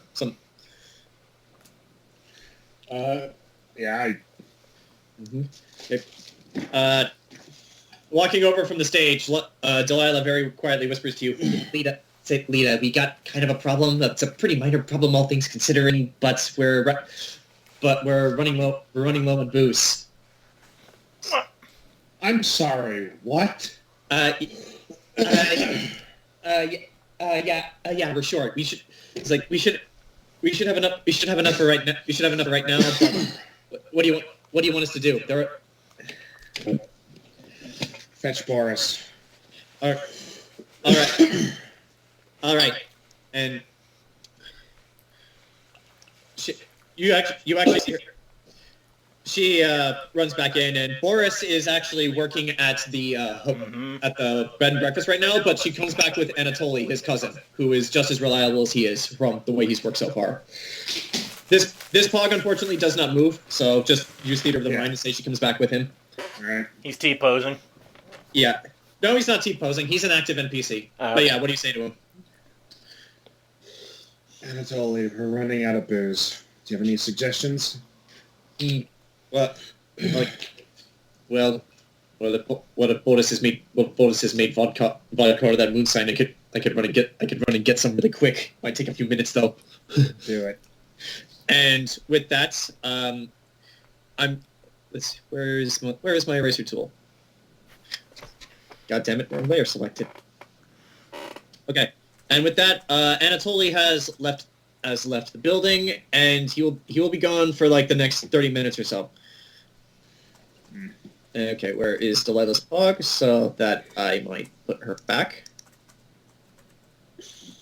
Oops, selected the wrong one. And that happening, you eventually turn your attention back to Lashon and Captain Alex, and... But who killed him? Well, no one yet. He's still alive. Bitch, how dare you still live? Oh my god, if he says that to you. He's like... But yeah, you turn back to Alex, who just says, so as I came out of the alley, these two fine gentlemen were waiting for me, and then they tripped him, and we took all of our goods back. Wow, I never knew the life of a bunch of simple merchant traders was so adventurous. Well, the seas can be rough sometimes. You gotta be hard, and sometimes the business can be tough as well. Isn't that right, boys? Oh yeah, definitely. They both like slam their mugs of ale together, not realizing that there's not a lot left. Now for the moment of truth. Okay.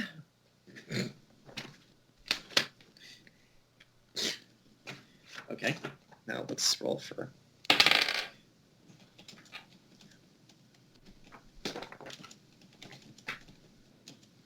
They tied.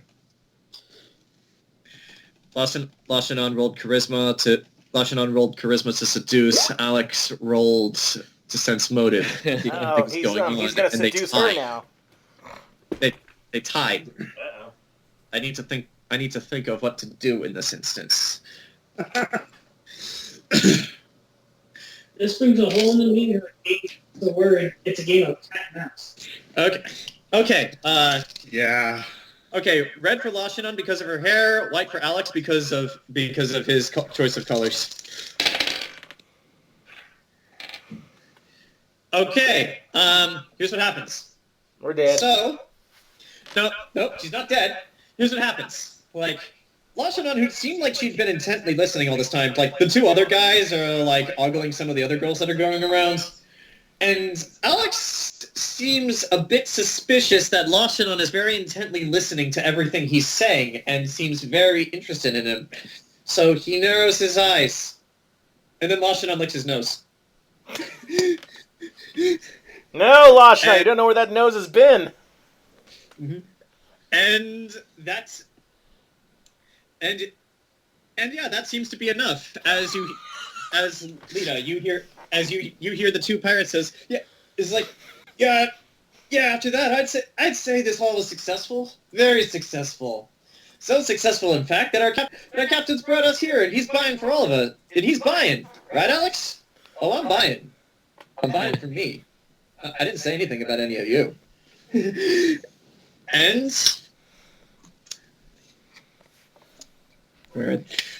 because both of them are up here. And Alex stands and grabs Lashanon by the tail. And Lashanon very gingerly just wraps her tail around his wrist, kind of like a wristband or whatever. And he just gently tugs, but she gets the idea, tries to be as close as possible, and goes with him. The skin of Lashanon's teeth. I'm just going to say that right now. The skin of her teeth. He almost saw through it. Okay. Or so you claim. He's going to get up there and he's going to start beating her and singing now. Goodness. You don't know that. So, we are done with the first floor of the Red Velvet Room. Let's get rid of these guys. Okay. What's that? Okay, Zach, you're over here. And yeah, Jayson, let's just move you over here as well. Like, you're still walking around, but like I just need to move you to a place. Okay, where is? Okay, let's get rid of Plasco. Get rid of the question mark. And let's get rid of Delilah as well. So, the two of them have reached the stairs. Okay, where is everyone else? Let's see. Nox, you are out here on this balcony. Damn it! I knew I'm still in the bath. Mike, you said you were in the room? Yeah. Okay, so on the ceiling? Yeah. Okay. Let's see. Where's the K? Oh, here's the K. Ken is in here. Temme, where are you? Sitting on the bed, waiting for them to walk through that door. Wait, on this bed? I'm kidding. I'm in the bathroom, like the door cracked, so that way I can see when everyone walks in. Okay, I just have you're this in here. image in my head of Enzo, like, sideways on the bed, says, "It took you long enough." Okay. And yeah, let's bring Delilah up because she's gonna follow them upstairs. Let's just put her back here for right now. And so,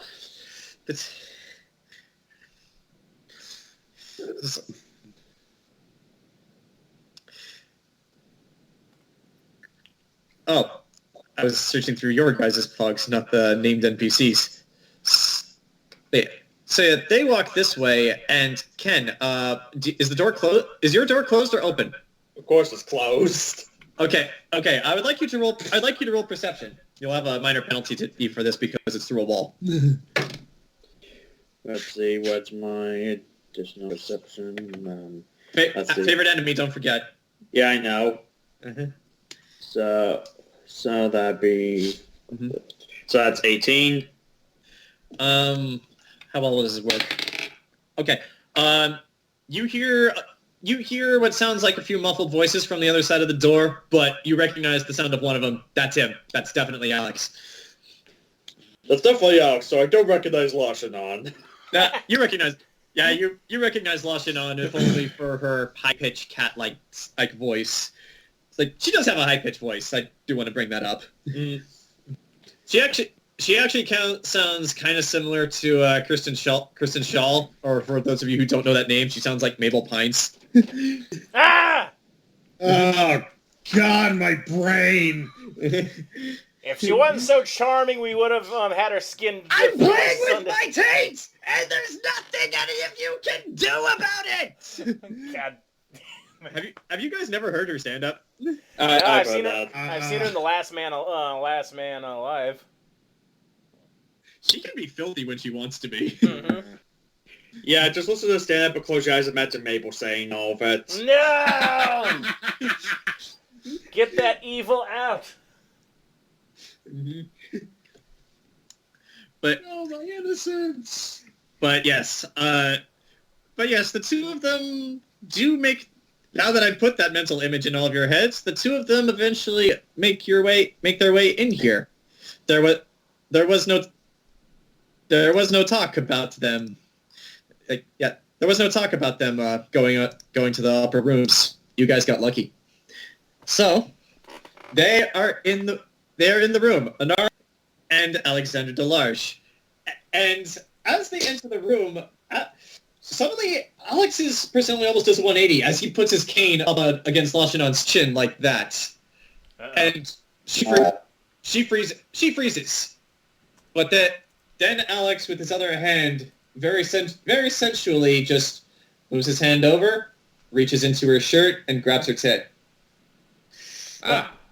Lashinon, seeing the situation, just smirks at that and says, "So are you just gonna stand there and pretend to be sinister all day, or are we gonna get to the fun stuff?" It's like, sinister? What? It's like, what? We're alone in a room. You're touching me like that? That doesn't sound sinister. I don't know what is. But I didn't say there was anything wrong with that, did I? Skin of your teeth again, Lashinon. She's too dangerous to be left alive. He's like,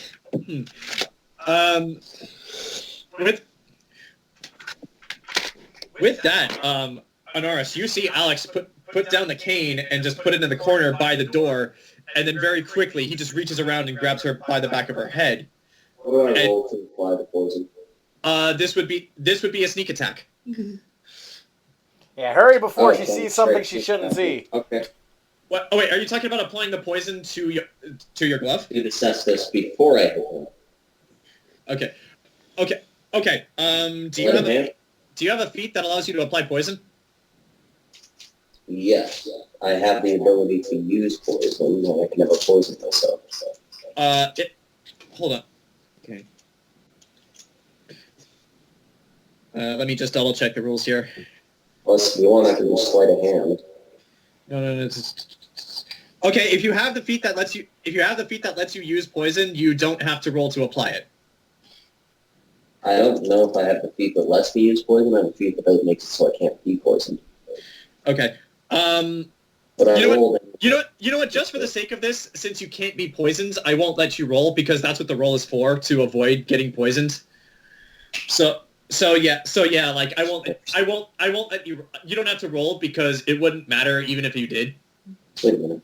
Like, actually, you know what? Roll Is that anyway. injected poison or inhaled poison? Because there's like different like levels, Mike.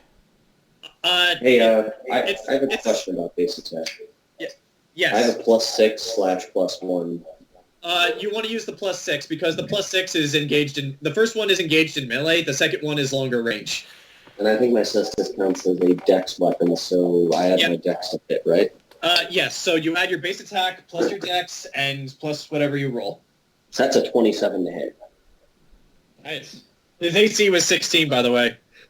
Okay. I rolled a base 16, +5, +6.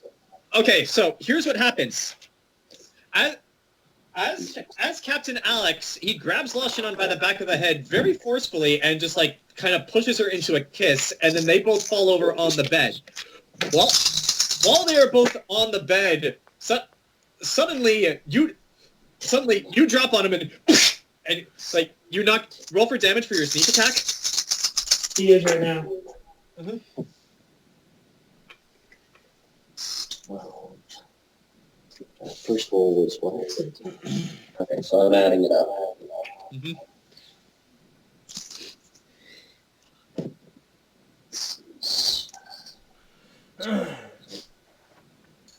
while all of this is happening, He needs Delilah.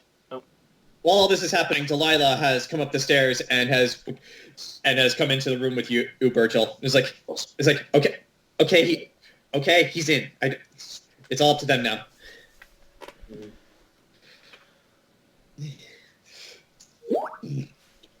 51 damage. Good lord. Okay. Jesus Christ! I thought we were just trying to make the guy pass out. And D6 plus 5. Okay, so you do 51. Technically, I have points of another damage. attack. I want to hit him in the face again. God. Fortitude save 19. Oh, wait. Well, yeah. First, he has to roll the So I fortitude. can't roll the Cestus damage by itself. So, but yes, he has to roll a fortitude save before you. Was he actually was she actually punching him, or I thought she was just pushing the thing over He him was now? punching him in the face with the poison on her set. Oh yeah, Grant. No. While you're away, we apparently found out that Anaris can pretty much punch poisons at people. Oh. Yeah. Okay. So she applied the poison to her. She could literally punch him, and then basically after punching, just grab his face like this. Okay, so that's actually kind of what happened. You like drop down on top of the two of them, like punch Alex in the back of the head, and like as he's turning around, just going, "What the fuck?" You just hold your glove over his mouth, and he has to roll the fortitude. He's got to roll the fortitude save. Okay, what's his fortitude? That's a 17. What was the DC? 19. He is out. All right, I gotta roll a d4 to see how long he's asleep. Oops. He's asleep for 4 hours now. Okay, so he is now. So Alex is now not unconscious, and being unconscious. Oh wait, he sleep for 1 minute right now, unless we and he'll forget the events of 1d4 rounds, so he won't even remember getting a hit. Okay, so wait, clarify. How long is he asleep for? All right, so wait, that was a secondary effect. I messed up. The initial effect is he'll be asleep for a minute and forget the events of 1d4 rounds, which I rolled a 4, so he'll forget the next even getting hit and coming up here, basically. And the secondary effect is he'll sleep for 1d4 hours. So how long will he be asleep? Okay, let me roll that d4 again, because that was... Okay. Okay. Well, while you're doing that, I'm also roping him up. Oh, you're roping him up? I had silk rope of, I had 5 feet. Okay. Well, I mean, before roping up, I was going to strip him underwear in case he has any knives. Well, you can still do that while he's roped up. But yes, you're on top of him. You're actually on top of him and Lashanon because he was on top of her when you hit him. Are you actually? I went to the bathroom and I pull Lashanon away from that mess. You do that. Where's the tea? Here's the tea. You do that. Like, he starts to wake up during this. Lashanon's over here in your arms, and she's just going like, "Whew, that was easy," and I didn't even have to use the woe coin, so everything worked out. Just looks over Lashanon. This is disappointing. Mike, how are you tying him up? She has 10 feet of silk. 10 feet of silk. Sticky silk. Sticky silk. What are you doing with it? Well, you can do a lot with 10 feet of rope. Okay. Well, I want to know specifically. How are you tying him up? I'm gonna hog tie that. You know in Red Dead where you tie someone up to the back, like Grant or Zach, where you tie someone up in Red Dead? Yeah, I know what that is. Doing that, plus she's also putting rope over his mouth as well. Okay. Also, you'll see that as you do that, he's smiling because the people in this effect have pleasant, fanciful dreams. Okay. Oh god, okay. That's sticky. Probably. Anaris, I'm actually going to need you to roll a strength check just to see how well you tie these. Like I know there's spider silk and they're sticky, so that will give you a bonus. But I still need you to roll a strength check to see how tight you can make the ropes. And you've only got 3 hours to tie these ropes. Okay. So this done. Actually, hold on. What? Okay. Holding on. Stat fell off the table, so that the die doesn't count. I'm still holding on! What's happening? Okay, so you guys you guys are lucky. The two downstairs, none the wiser. Lita, you see the other two pirates ogling some of the other girls. One is looking at Sophia, very kind of getting a little handsy with her, but she gets away, and then you actually see Yoko come around, and the other one actually seems interested in her. So neither of them seem interested in Cereza or any of the other non-humans. Alex was lucky. Now, so with this done, who's gonna go out? Anaris, you're tying him up. Temme, are you gonna go tell Burchill that you got him, or are you gonna leave that to Lashinon? I'll go tell Burchill, but I whispered to Lashinon's ear she can get another room ready. Okay. And I wink to her, and then I leave the room. Okay. I just give a thumbs up to Rowan out on the street. I give him a thumbs up. You actually don't do that. You actually don't do that because you have no idea what's happened inside. I thought I was outside the window. There is no window right here. Oh, I thought there was. Yeah, the only window to this room is right here. I thought that's where I was going to be stationed in case he jumped out the window. Oh no! No, you're on this balcony. Like in theory, you could just crawl across the wall. Yeah, I wanted to be where the window was in case he jumped, I thought. That's unfortunately that's the very front of the Red Velvet Room. People will see you. Yeah, people will see you if you do that. My mistake. Okay. Now you said to tell her to prep a room. Did you guys have a room prepped that you want to use to interrogate him? I mean, we're going to interrogate him here. Here in the room he's currently in, or yes. Okay. Why would we take him out of the hallway for potentially people to see him? Yeah, let's go interrogate him on the stage. Okay. Okay. And so with that, Lashinon is going to just move some space out of the way so that all of you can come in.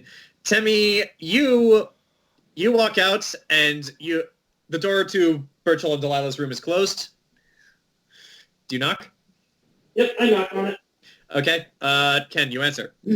I crack the door open to see who it is first. You crack the door. You see Enzo. Okay, I open it. Yeah, you see my nice smiling face. But Burchill nods, and he's going to head into Lashinon's room. All right. No words are even Anaris necessary. is just standing there, arms crossed, just While he's going, he's reaching to snap back for the rope, but yeah, she's sitting on the dude. Temme makes about. Yeah, but he's reaching for the rope, but I assume he sees that Alex is already tied up. Gets up. Yeah, you walk into the room expecting to tie him up, but you see Zach really quick. This right here. Is this a couch? That's a dresser. Okay. So Anaris has actually tied Alex to. Well, we'll say he's right here. And seeing that Anaris already tied him up, Butcher's just going to smile and pat Anaris on the head. You did good. Anaris, Burchill is trying to pat you on the head. Do you allow this? Yeah. Okay. As all guy tries to get up.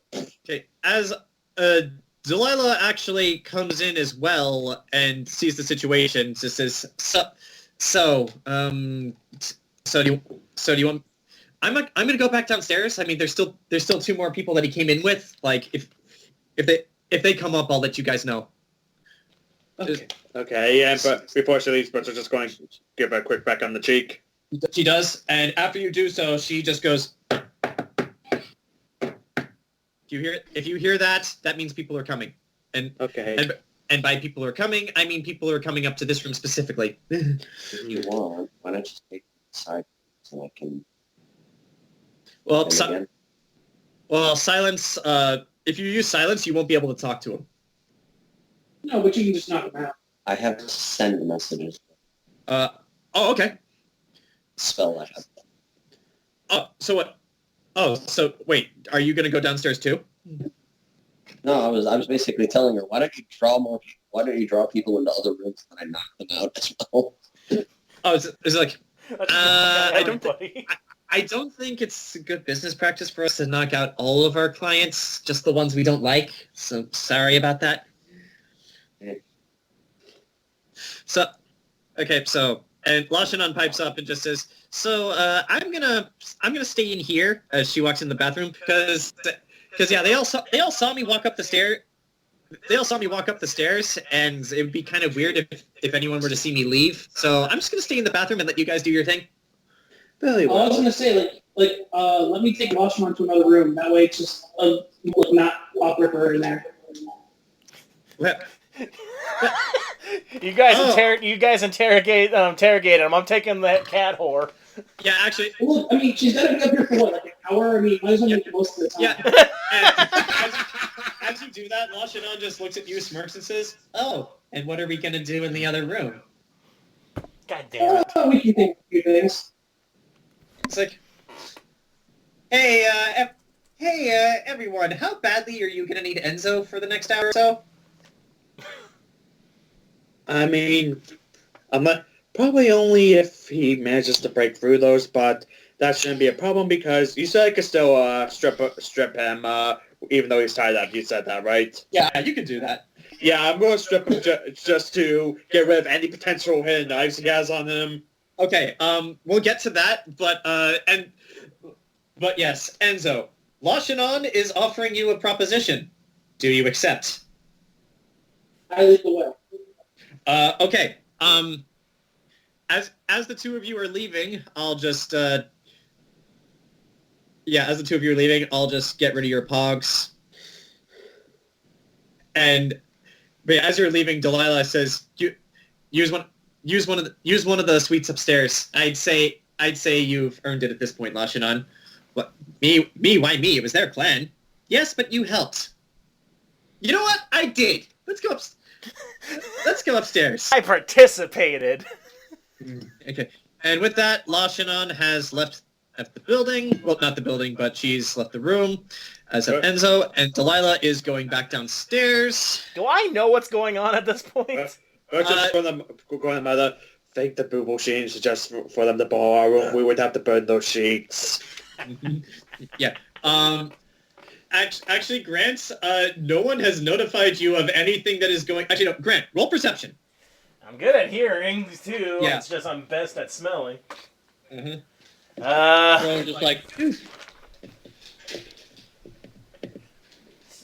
just hold on. 31. Okay. You hear from the other side of this wall here next to you, you just hear thunk. That's all you hear.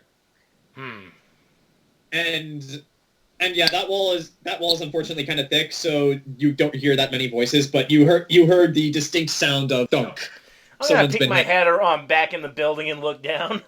Okay. Where is... I'm everywhere and nowhere. Okay, here you are. Are you going back in through the door, or are you crawling around the outside? I'm gonna peek my head in through the door because, yeah. I'm gonna see if Burchill and Burchill's still there. Like, hey, what's going? They're gone. Okay. You walk back into Burchill and Delilah's room. The room to Lashanon's room is currently closed, but you can knock. I'm gonna listen first. You listen and actually no. You listen and you actually see Lashanon and Enzo walking away down this hallway. But they don't see you because they are busy. They look like they're very into each other. So if you want to ask them, you can. But they look like their minds are on other things. I'm going to assume the plan's good. I'm gonna run out and give a thumbs up to Rowan so he's not worrying. Okay. Thank you. Thumbs up for Darren. Rowan, I would like you, and I'll roll for Vess as well. I would like you to roll perception to see if you can notice his signal.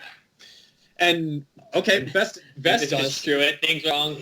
Hey guys, go in, sword swinging. Mike and I have to get going, so we're gonna be tapping out. You're leaving? Okay. Yeah, we got to do the townhouse. Okay. This is the very last thing before you go to me. Before you go, I would like you to roll a fortitude saving throw. And you're muted, so we can't hear you. Because Because Mike left. Uh-huh. Unmute the other one. We have to know. So I guess we will never know how well. I can still hear you. We're good. Yeah, but we couldn't hear you. Yeah, we couldn't hear what the number was. What did you roll? Oh, hold on. I'm getting that number for you right now. Oh, gosh. Whew. I got 22. 57. Damn. Wow. You and the Nympho Cat Girl have a really good time in so many positions. Better Just take remember, a bath guys, after. the first time and this time have been good. All right. So with that in mind, Bye, guys. I'm gonna remove Anaris from the room as well. So Ken, for all intents and purposes, it is now just you. Actually, no. I'm gonna say that Anaris is in the corner, but she's not gonna do anything. Do you want me So to just room like it all or going no? they're judging me if I end up murdering this guy. Yeah. Yes. So, he I is guess, going to. should I come in to help, or just should I stay out here? Like, what do you want, Ken? I'll leave that up to you. Well, Lita's downstairs, and it's only you and the kid, because I saw the priest running off, so I guess I'll be on standby. All right, you stay there. Burchill, I would like you to roll a perception check because some of the things he has on him are hidden. I want to be near the door where I can hear the conversation. That does mean you're going to be in the middle of the hallway.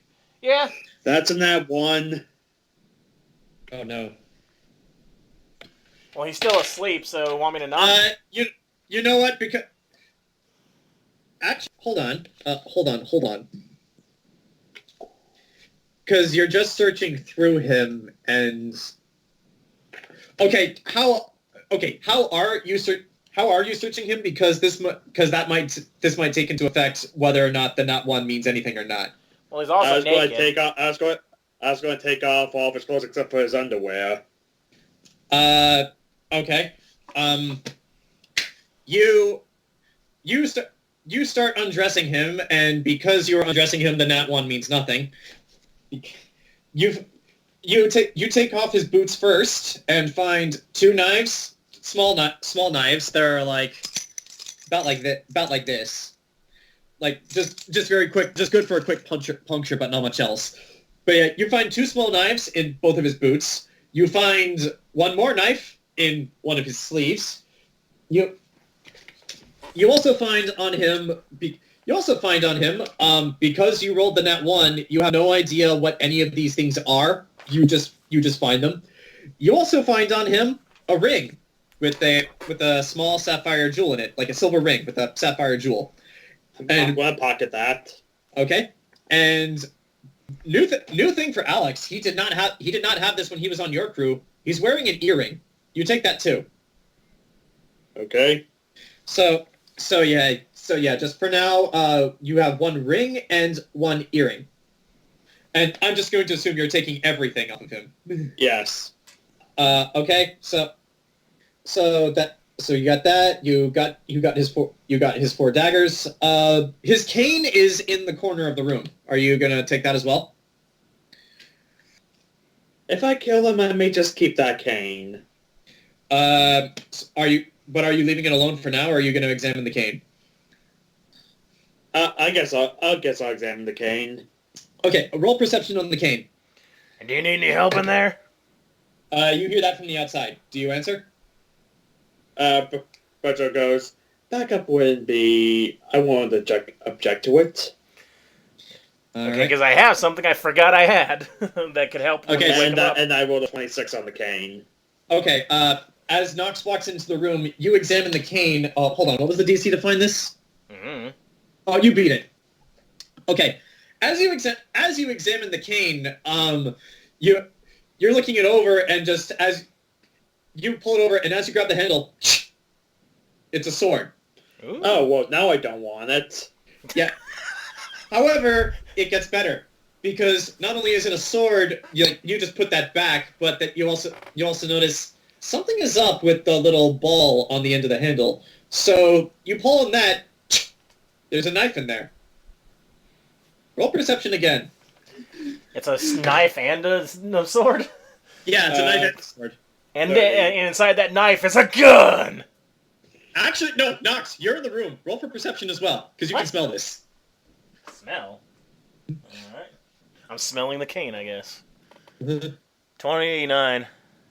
You didn't actually smell this. You did not actually smell this, and the only reason you could because you're you. But as soon as Burchill pulled out the tiny knife on the end of the cane, you were drawn to it because of the smell. And Nox, with you have an eye for this sort of thing. You notice there are tiny bits of liquid on that knife. Don't touch that. Don't touch that with your bed. Don't get that into your blood system. But yeah, Nox, you know what it is. But Burchill, you see it too. You see the tiny bits of liquid on the knife. I'll just put the cane back together and think, well, I wouldn't want it. Maybe Enzo could get use of it. Mm-hmm.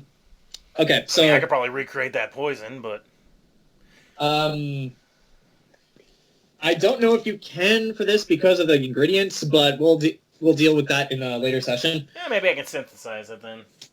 I guess I'll just hand the cane to Nox for now. Tell him to hold on to it. All right, Nox.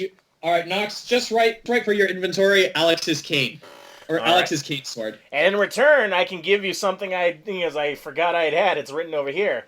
I give you a bottle of truth serum. You have that? We did them for that one priest a long time ago. We didn't use them all. Well, I mean, as of what? Well, we'll use that after we wake him up after I give him my offer.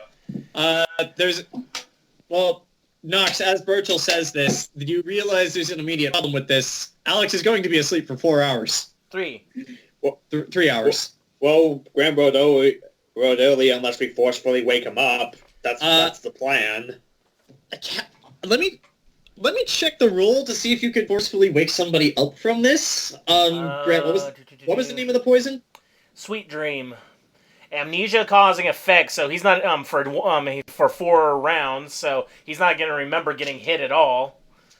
Yeah, he's not going to remember getting hit, but he'll definitely know who Burchill is. Okay, Sweet Dream. He'll sleep for 1 minute and forget the events of the rounds, and then the secondary effect is he'll sleep for 1d4 rounds, which I rolled a 3. But that's just sleep, and sleep can be interrupted, I believe. And it's not addicting in the traditional sense, but if you keep using it, people won't be able to fall asleep without it. Okay. It's like if you take melatonin every night, and then all of a sudden you try to go to sleep just without it, and you're like, ah. It does not. It actually does not say there is a way to wake somebody up from this. It just says sleep, so I'm just assuming, hey, we can wake him up. Do you have anything like smelling salts or anything like that? Let me check. Hold on, let me write down Alex's cane. Kick him. Yeah, I mean, I could probably just slap him awake.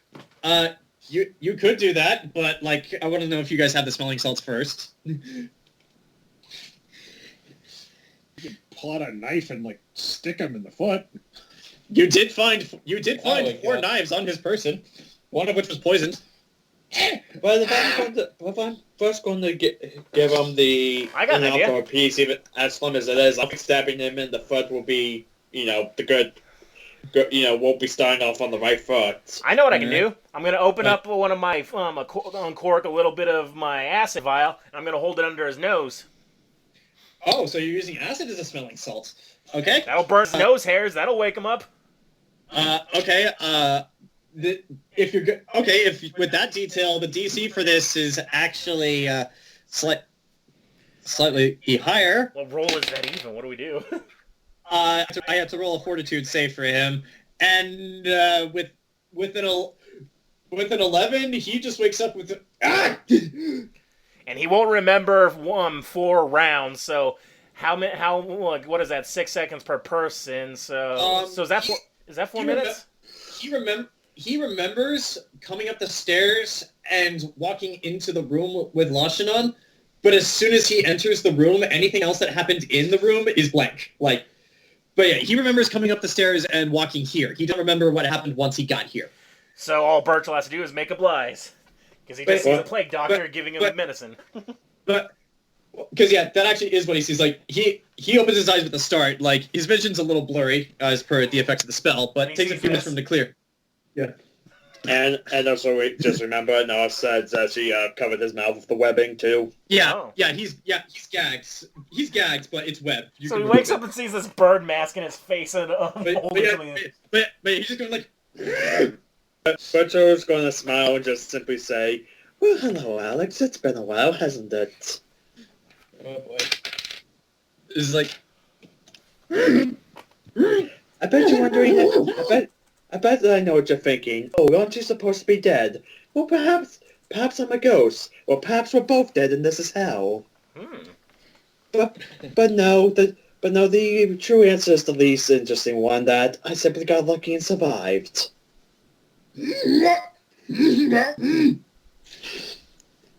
And well, first of all, let me just open up with saying, I'm sorry. Alex goes silent. He has this look of confusion on his face. Outside, you guys do not hear this, but the two other pirates... this is what's going on. You guys have no idea that this is happening. The two other pirates... Zach does. Yeah, actually, Zach, downstairs, you see one of the pirates has gone for Yoko. One of the others has actually gone for Margarita. All right. So we got all the time in the world. I actually do not see where Yoko's room is. Yoko's room is in the expansion. Mm-hmm. Let's just say for the sake of argument right now. Actually, you know what? Nah, he'll go for Trish. Yeah, I changed my mind. Yeah, one goes for Trish and one goes for Margarita. So they are in these two rooms right here. Lita knows this, but nobody else does. But we have all the time in the world. Anyways, Burchill goes, you see, Alex, that map, it changed me. It forced me to chase an obsession to the point where I ignored my crew, and, well, honestly, I don't blame you for throwing me overboard. I deserved it. You see Alex just looking at you confused, like he does not know what to make of this. I mean, I've had a year to reflect on this. I guess time, friends, and the love of a good woman would do that. What I'm saying is, I've changed, and well, I want to give you that an opportunity to change too. You see, I've recently started a business, a shipping company, and well, I want to see if perhaps you wanted to be a part. Retire the main inspector from its previous work of piracy to something more legitimate. I'm just going to, I guess, ungag him. But yeah, he just looks at you quizzically, like you just spoke gibberish to him, and he just goes, "Who are you? Who are you? What? Why do you? No, I don't. Who are you, and why the hell do you look like Robert Burchill?" Because I am Robert Burchill. The Burchill I know wouldn't have gone soft. The Burchill I know was a bloodthirsty pirate who raided ships and slit the throat of anyone who would have backtalked him. Yeah, I remember all of the bodies you and I dumped into the sea. I remember all the ships we've raided, all the plantations we stole from, all of the people we screwed over. You never gave any of that. Burchill never gave any of that a second thought. So who are you? The Robert Burchill I know was a criminal and a pirate, and a damn good one too. So who the fuck are you? Well, no pun intended, that Robert Burchill is dead.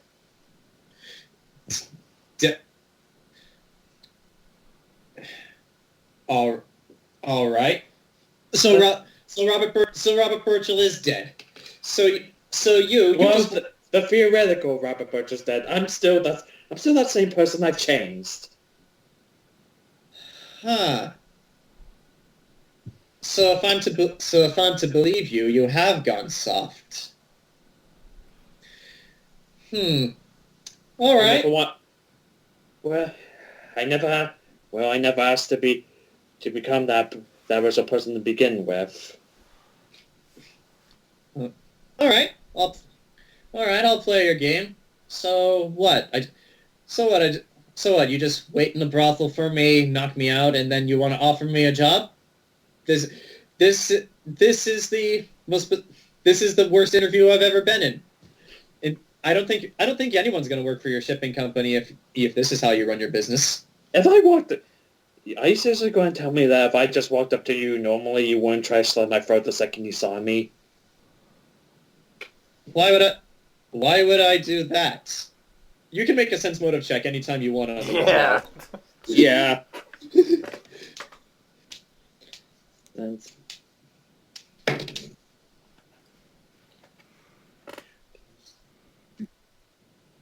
27. Yeah, you probably catch it more than me. Okay.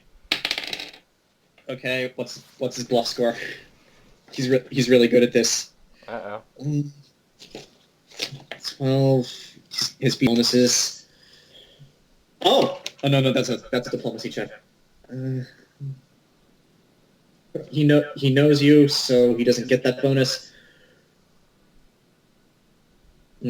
Okay. Okay. With your sense motive checks, he's lying through his teeth on that one. If he saw you, he definitely would have killed you the second he saw you. Yeah. So, Burchill's just gonna go. Alex, we've known each other for years. Don't try to lie to me, because I know how a liar when I see one, and well, remember when I offered you a job? Well, it's the only choice you have to get out of here alive. I'm going to roll Intimidate. Okay, I'm going to roll for him as well. He does not have any bonuses to resist being intimidated. Okay, roll. 30.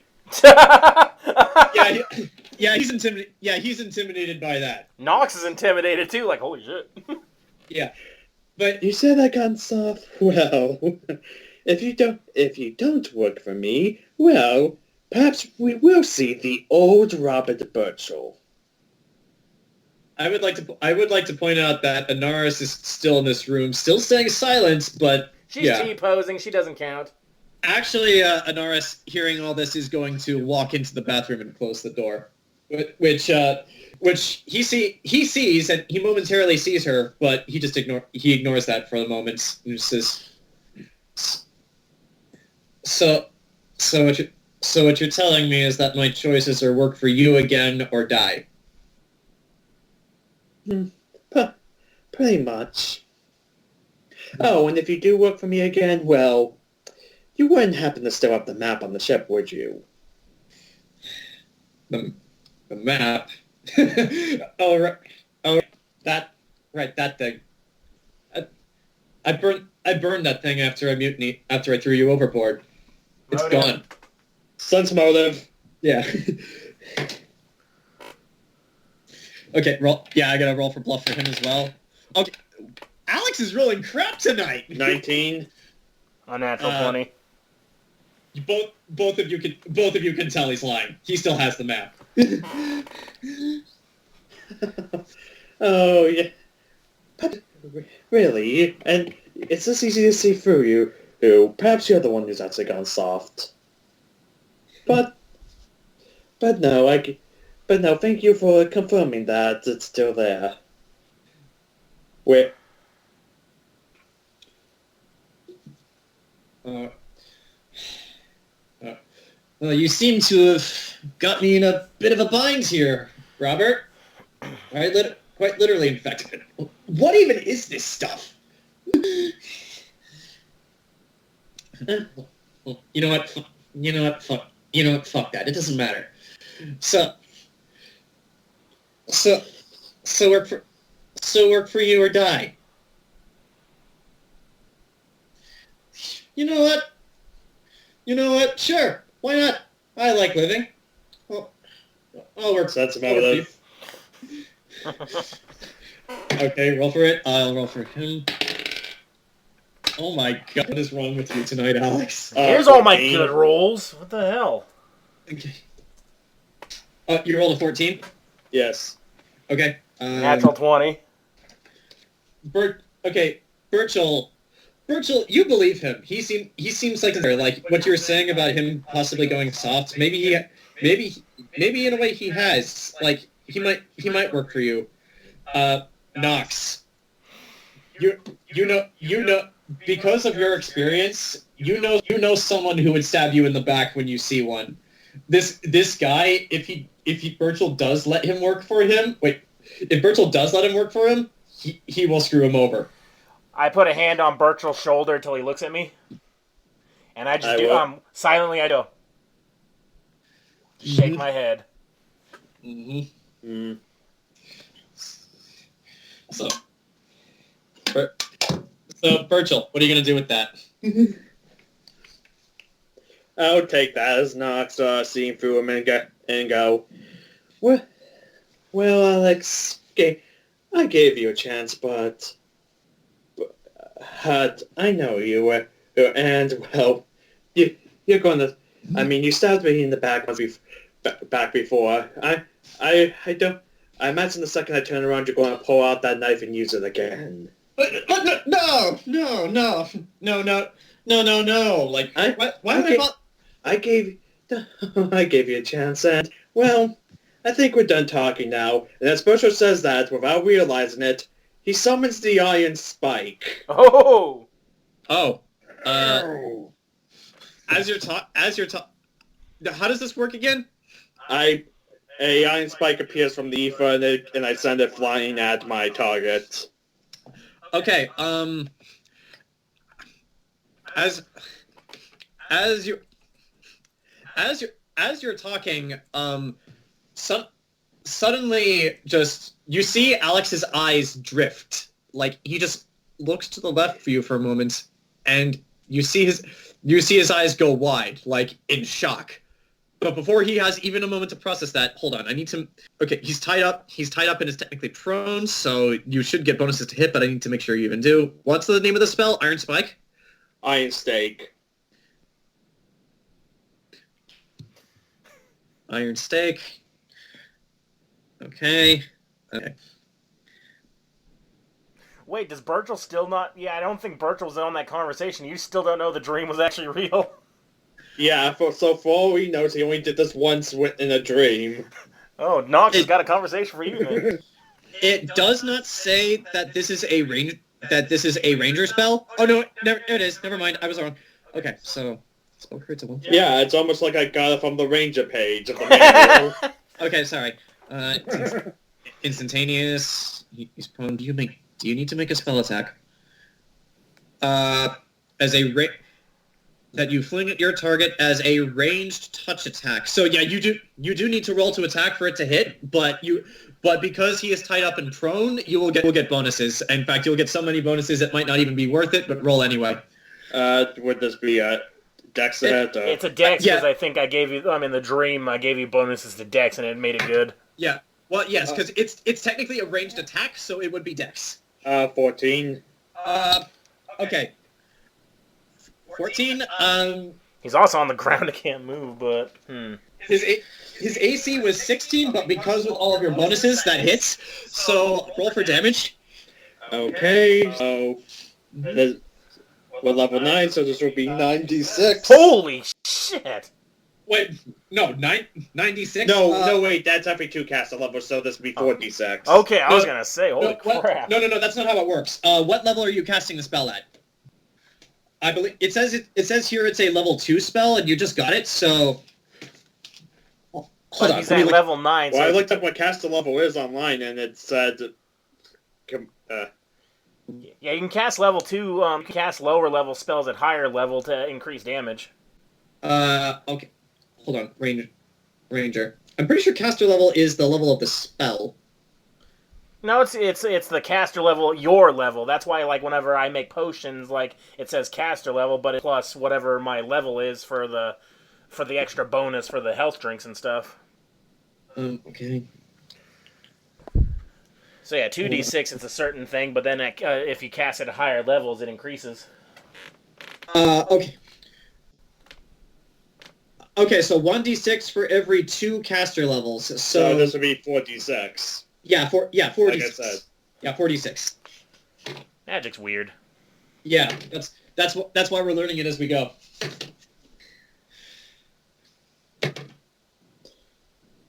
Oh, roll 2 6s, so that's 18 damage.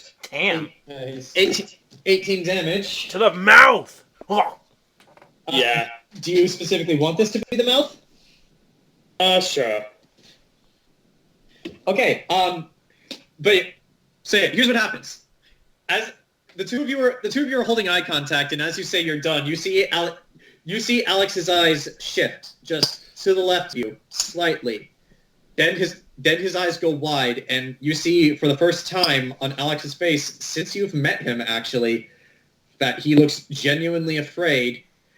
And then before you can even process that thought, you don't even realize this is happening. Just this iron spike just suddenly comes up from behind you, just whizzes past your ear, and then just embeds itself right in his jaw, like right here. Doesn't kill him, but it is now embedded in his mouth and jaw. He tries to. This is so much pain that he tries to scream, and okay, he failed his reflex saving throw. He failed his reflex saving throws to scream immediately. So you guys have a chance to muffle his voice should you want to prevent him from getting out. Enzo is not here, so you can't. You don't have a silence spell. Yeah, put the rope back, the spider web back over his mouth. Yeah, I guess I'll. I need both of you to roll dexterity checks to try to gag him again while he's screaming. Ground tubes suck. Natural 20. Let's see. Okay. I've had 2 natural 1s and 2 natural 20s this session. Okay. And my dex, so that'd be 16 for me. Okay. Okay. Both of you are on him, and like both of you get your hands over his mouth. Nox, with your natural 20, you actually like push the iron spike into him a little bit more. It doesn't do additional damage, but like that's just flavor for what's going on. He's still alive, but is looking really, really banged up from that. I'll hold him down while you finish the job. I guess since while holding him down, I did pull 4 knives off of him. Ooh. Just a quick slit of the throat.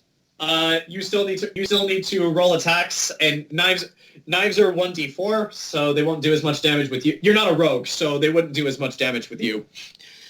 God, so what? Am I just gonna have to keep slicing his throat till he dies? And I'll hold him down. If you want, you know what? Because he's on the ground, he's prone. He has a spike through him, and Nox is pinning him and holding his mouth over his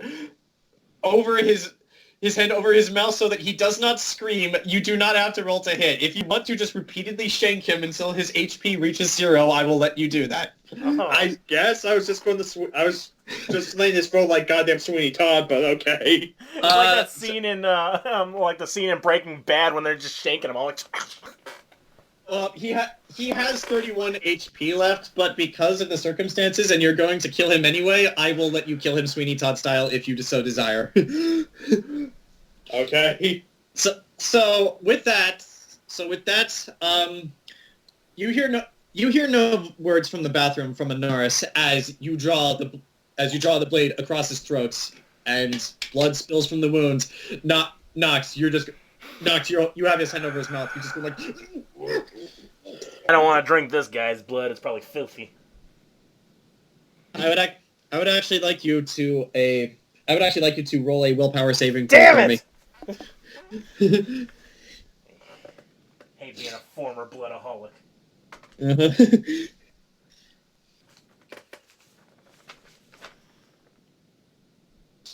Will? Yeah, willpower. 18. Hold on. Okay, I'll give you this one. Should you choose, you do not have to drink his blood if you do not want to. Well, it's not that I have to. It's just that it's like it makes me get the shakes. Well, exactly. Sometimes you can't help yourself, but this is one of those times where you can help yourself if you want to. So, should you choose to, you do not have to drink his blood. If you do not want to. Well, Dad, no. So I mean, this guy was was a pirate who really like prostitutes, so it would probably be a case of, well, Nox, you don't have to worry about STDs because you have all of them. Nox is actually immune to STDs by virtue of being a shape changer. Yeah, my gut's basically acid, according to John. Yeah, you're a shape changer. You're actually immune to most diseases. So Yeah, after he's bleeding out, I just look at Burchill. So, and with that, we can cross Alex off the board. Burchill goes, okay, we probably wouldn't have to keep him hidden here for a bit, but Burchill looks at Nox. So, usual plan of, how we take care of these things, grind them up and I feed him the horse. Yeah, but that's gonna be a problem getting him downstairs, kind of, when his buddies are still in the building. That's why I said for a while, after hours. So, you did that, right? So Fraser's like, look at the stake like, did I? I mean, I remember dreaming I did that once, but that's a dream. That's not real. Oh God! Oh yeah, you did do that in the dream, didn't you? Burchill, all you remember when that happened was just this sense of innate focus, and innate focus, and suddenly, you actually did not see this happen, but like you just had a bit of iron filings on you from actually it doesn't. Do rangers need to prep spells in advance? I need to look this up. The fate said I just need to meditate for an hour. Which he did. If you don't need to prep it in advance, then all you felt in that moment was just this moment of intense focus. Like you wanted this to happen. You wanted Alex to die. You basically focused so much on killing him that you felt like you just made this thing appear just by sheer force of desire. I mean, how could I do that? I'm not a mage. I don't know, but I guess that just leads credence that what we did when we were in that dream, we can actually do. So that means the kid can do magic as well. Oh wait, yeah, you didn't listen to that. Wait, that was real? Oh, Lita didn't tell you? Both of you. I need you to roll perception. Citer.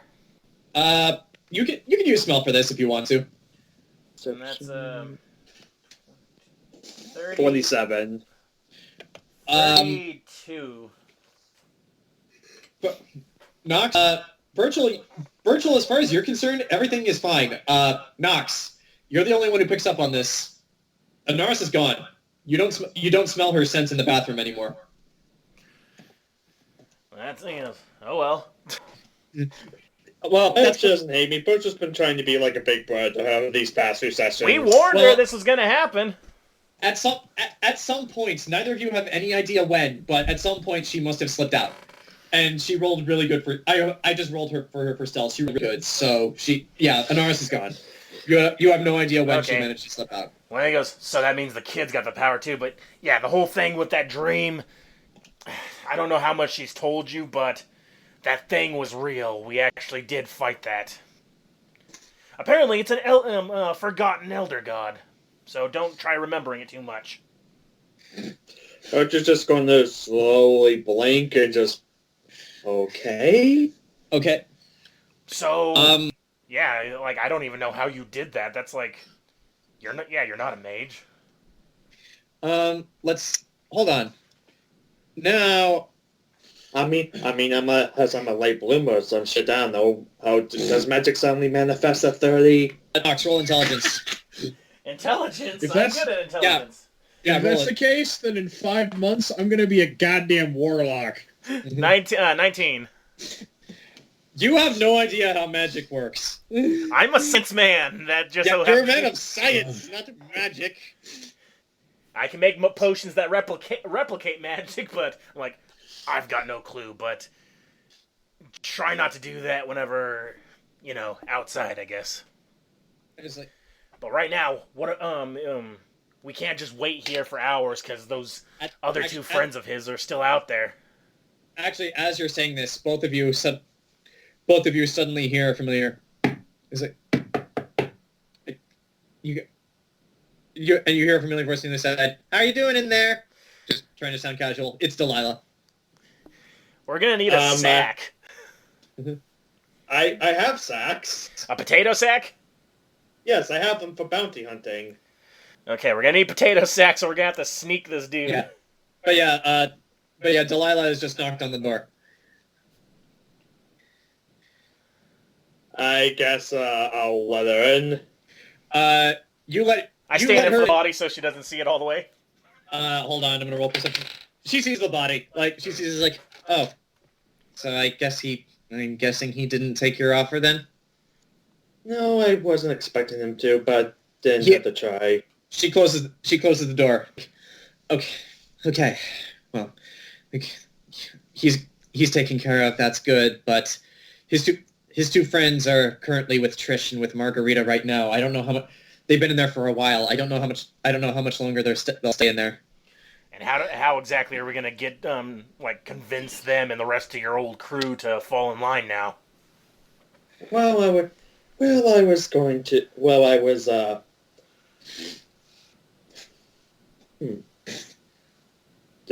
Well, whatever you're gonna do about them, do it fast. Because I don't know what their libidos are like, but they're not gonna stay in those rooms forever, and they've already been in there for a while.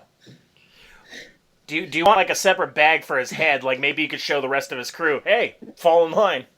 Mm-hmm. Well, that's great and all, but what are we gonna do? What are we gonna do about the two of them who are still up here right now and could walk over here whenever they want, or just walk downstairs whenever they want? I don't. Shit, we can't kill two of them without someone screaming. The plan was after Alex, if he accepted not to meet with the rest of the crew on the ship, but. Yep. If we get him in a sack, I can take him down into the basement, and then we can pull the wool over their eyes, and then as a group we can all go to the pirate ship. Okay. But yeah, those two are gonna get suspicious if Alex isn't with them by the end of the night. We're gonna have to talk to him separately then and show him his head. Wait a minute. Do you Burchill? Do you recognize do you know two of them? Like, what did they look like? I asked Delilah. The two that are here. Actually, not to leave out another member of this party. Both of you roll intelligence. 11. Burchill, you remember that Rowan is walking around outside the Red Velvet Room, seemingly doing nothing.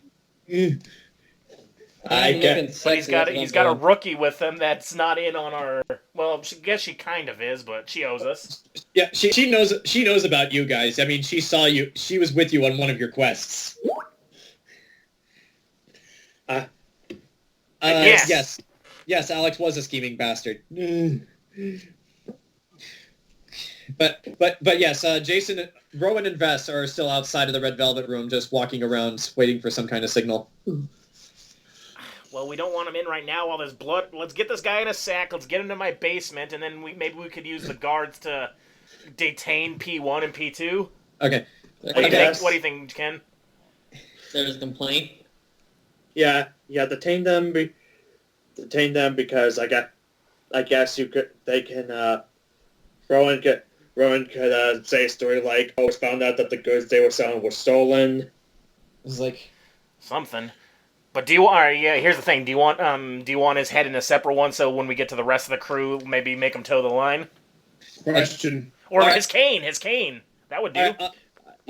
Just for us hoping in the sack, I don't think I need a demonstration. Okay. Okay. Whatever the two of you can do it now. I'll go get Rowan, and Delilah runs back downstairs. What do you want to know, Zach?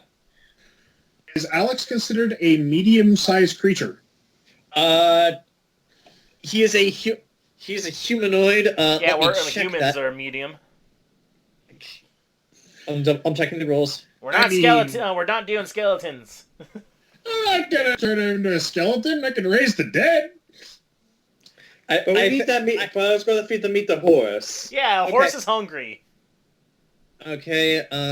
He's the goodest boy, and he deserves clockwork orange meat.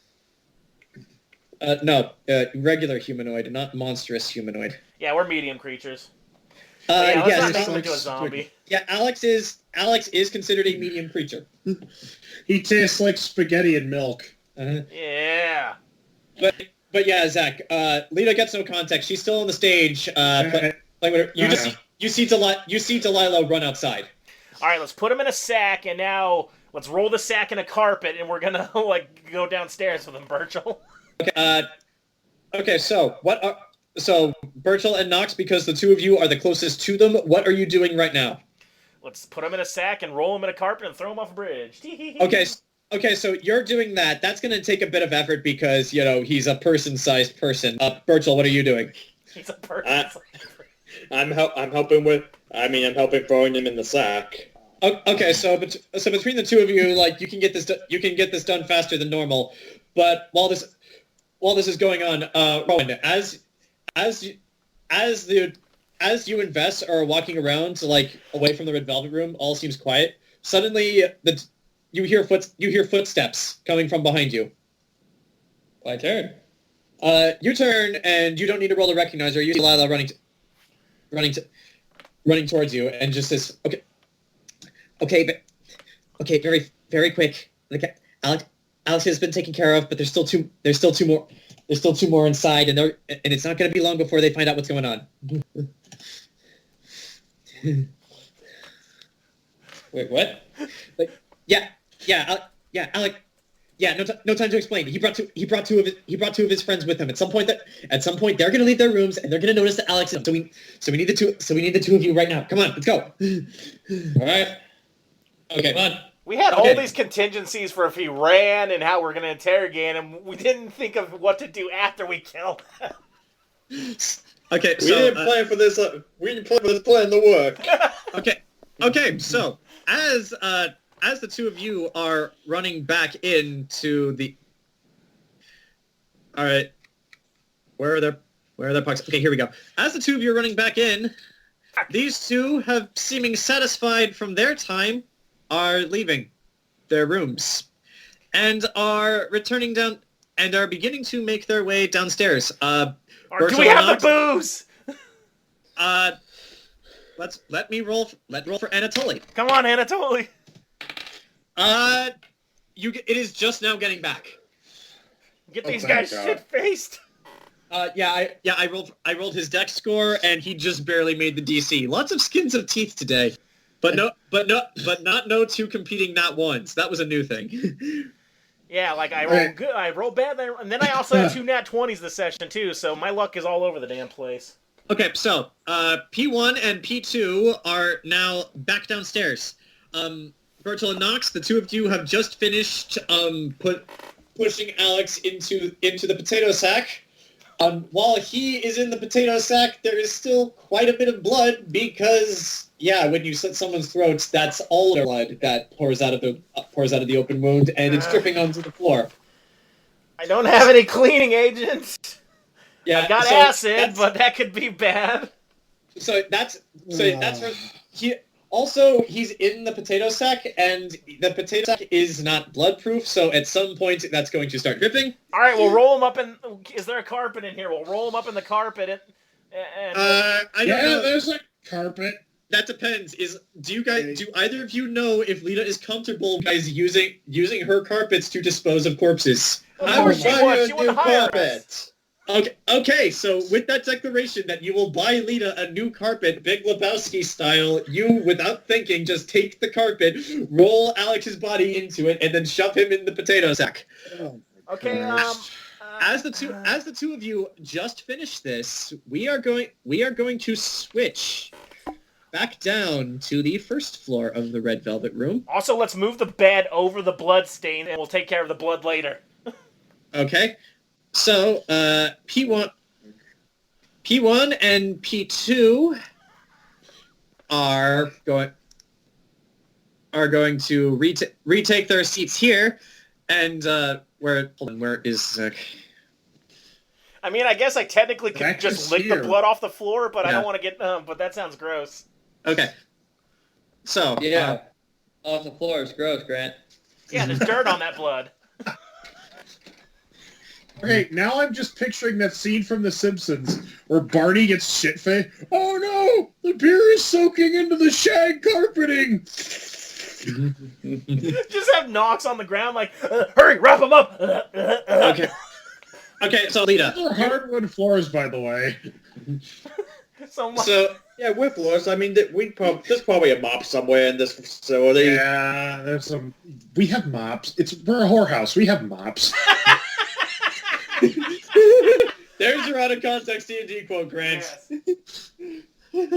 All right, so, Zach, you see from the stage as you're just finishing your set, like this is normally the point where you'd stop playing for a little while. You see the two known pirates come back downstairs, and they're talking to themselves. So Alex get left before us. What do you think is taking him so long? He's probably enjoying himself. Yeah, he probably is. I don't know how long he paid for, but he's probably gonna want to get the most out of it. What? Why did he get the cat girl? You're telling me you're curious about the cat girl? Didn't think he likes non-humans. What? What? No. It's not that. But you ever wonder sometimes? No. So, what do you only stick to humans? Well, human enough. I mean, an elf is acceptable. And it is at this point that Nox Burchill, you guys have just finished your stuffing Alex into the potato sack. So if you guys want, you can make out and you can get downstairs when you wish. You see, I heard we can make out. Yes. Do that too if you want. I'm not going to judge. I'm listening to Critical Role where several of the players are in love with each other. Yeah, but Knox don't swing that way. Okay. All right, so let's put his body in the With the two guys carrying a carpet, wouldn't that look suspicious? Okay, yeah, right. Let's put him in the bathtub. Okay. Well, while you guys are worrying about that, Lita, you're just stepping off the stage for a quick break and perhaps a drink. And as you're doing this, you see Rowan, you see Vess, and you see Delilah all walk into the Red Velvet room. And Jayson points out P1 and P2 to the two of you as she walks back over around you guys and resumes her place here. All right, Vess, follow my lead. All right then. Just what are you gonna do? Walk up to him. I give Lita like a knowing, like I got this type thing. Yeah, Lita just kind of Lita gives Rowan just that little a subtle little nod, just like I'll be here just in case.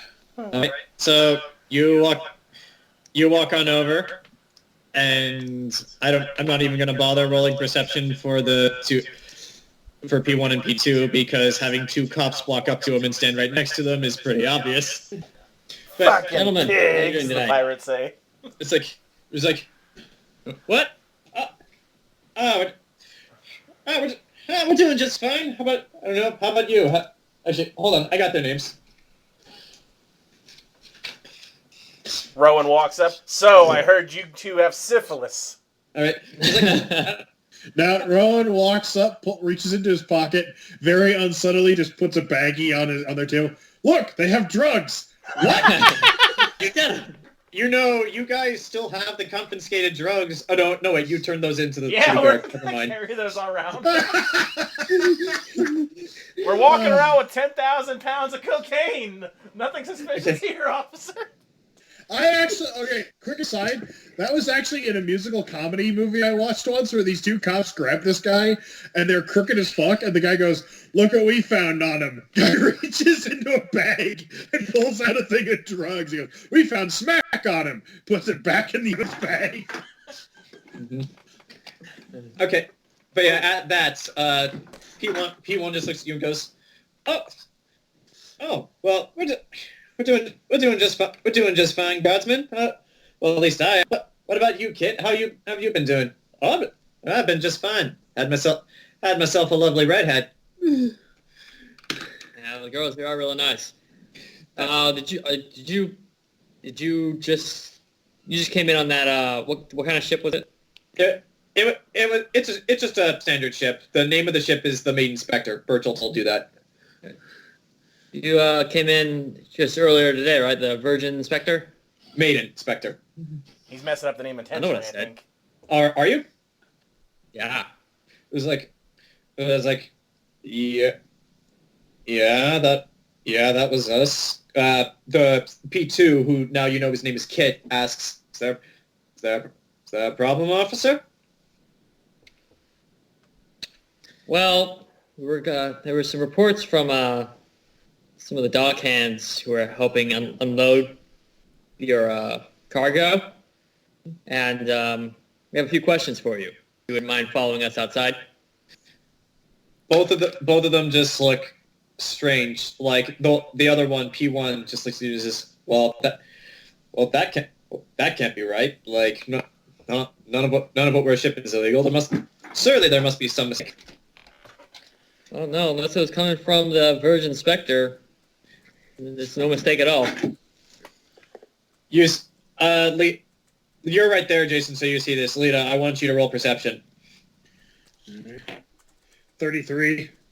Looking over in Rowan and the two pirates' directions, you see the two pirates. They're starting to look a little nervous there. Knox and Burchill, the two of you. Should the two of you wish, you can have left the room by now and have just gotten to the bottom of the stairs. With the body? No, we're not carrying the body down the stairs when Yeah, people are here. like I said multiple times at the words after hours. Okay, so you're staying in the room. Okay. So you will not. So the two of you won't be part of this. Do you want me to go? You want me to go check and see if they're coming or not? I guess that and just if you come across Washington, if she's done with the priest, let her know just not to use this room for a bit. Maybe sleep somewhere else. Yeah, I'm gonna go find a mop and a bucket. I'll be back. Okay. Okay, since Knox is the only one who is left, Knox, you reach the bottom of the stairs. You're here in the corner, and you can see. Wait, I make sure I wash my hands in the bathroom first to make sure I'm not covered in blood. Yeah, we'll just say you do that very quick. And Burchill also does that. Shit. Yeah. Okay, you're at the top. You're at the top of the stairs right now. I want you to roll perception. Bucket. Where's the bucket? That's a 19. Okay. Rolling loading. Just coming down, you don't have to enter the main room to like go into the closet or like in here where the storage is, but like out of your peripheral vision, you can see Rowan and Vess talking to two people who do look distinctly like pirates, and they are both nervous. Yes, Knox. If anyone's suspicious, disguise yourself as a janitor in the natural habitat. Right. So I grab the bucket and stuff. I look at this going, hell. While Knox is doing that, he is in. So we will cut back to Lita and Rowan, and Vess, but Vess is an NPC. Yeah, but Rowan, we have to get the body down after hours. We're not going to carry it while our patrons are drinking.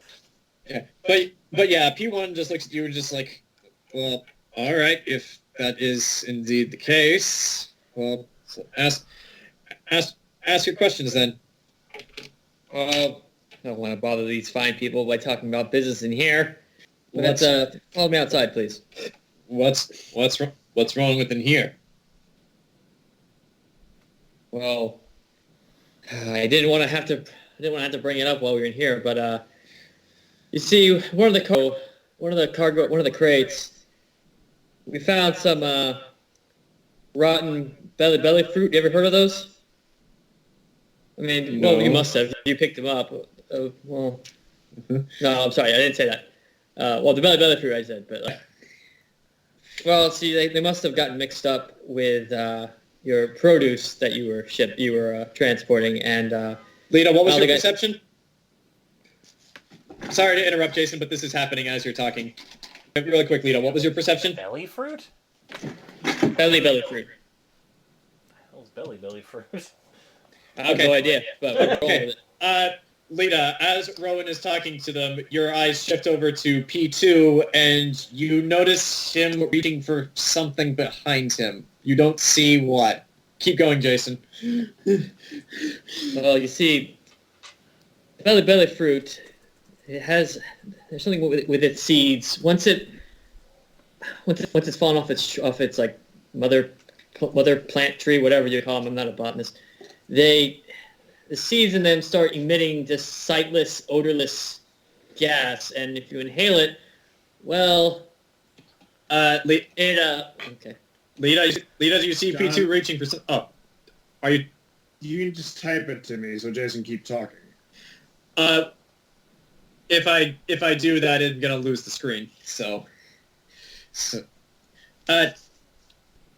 okay. So you're prepping that, and actually, Jayson, I'm sorry to interrupt, but actually, no. Does he do this or does he not? I'm gonna roll for that. Okay, he's actually not that. He's actually not. So, Lita, with your 33 perception, you actually see him reach into the back of his pants, and you see the bit of a gleam of metal. Uh-oh. But yeah, Jayson with P1 is just like, okay, all right. And what does this odor do exactly? He's actually gonna roll sense motive on you. With that score, you don't even. Actually, no. Roll a charisma check. See if you beat him. That's where I'm going with, but I kept getting interrupted. So It causes interference. If you succeed in the sense motive check, you will not only be allowed to tell him this, but he'll believe it. It's a 19. Yeah. Go ahead. Explain this to him. He says this very loud. Well, Rowan tends to say this as loud as possible so people can hear.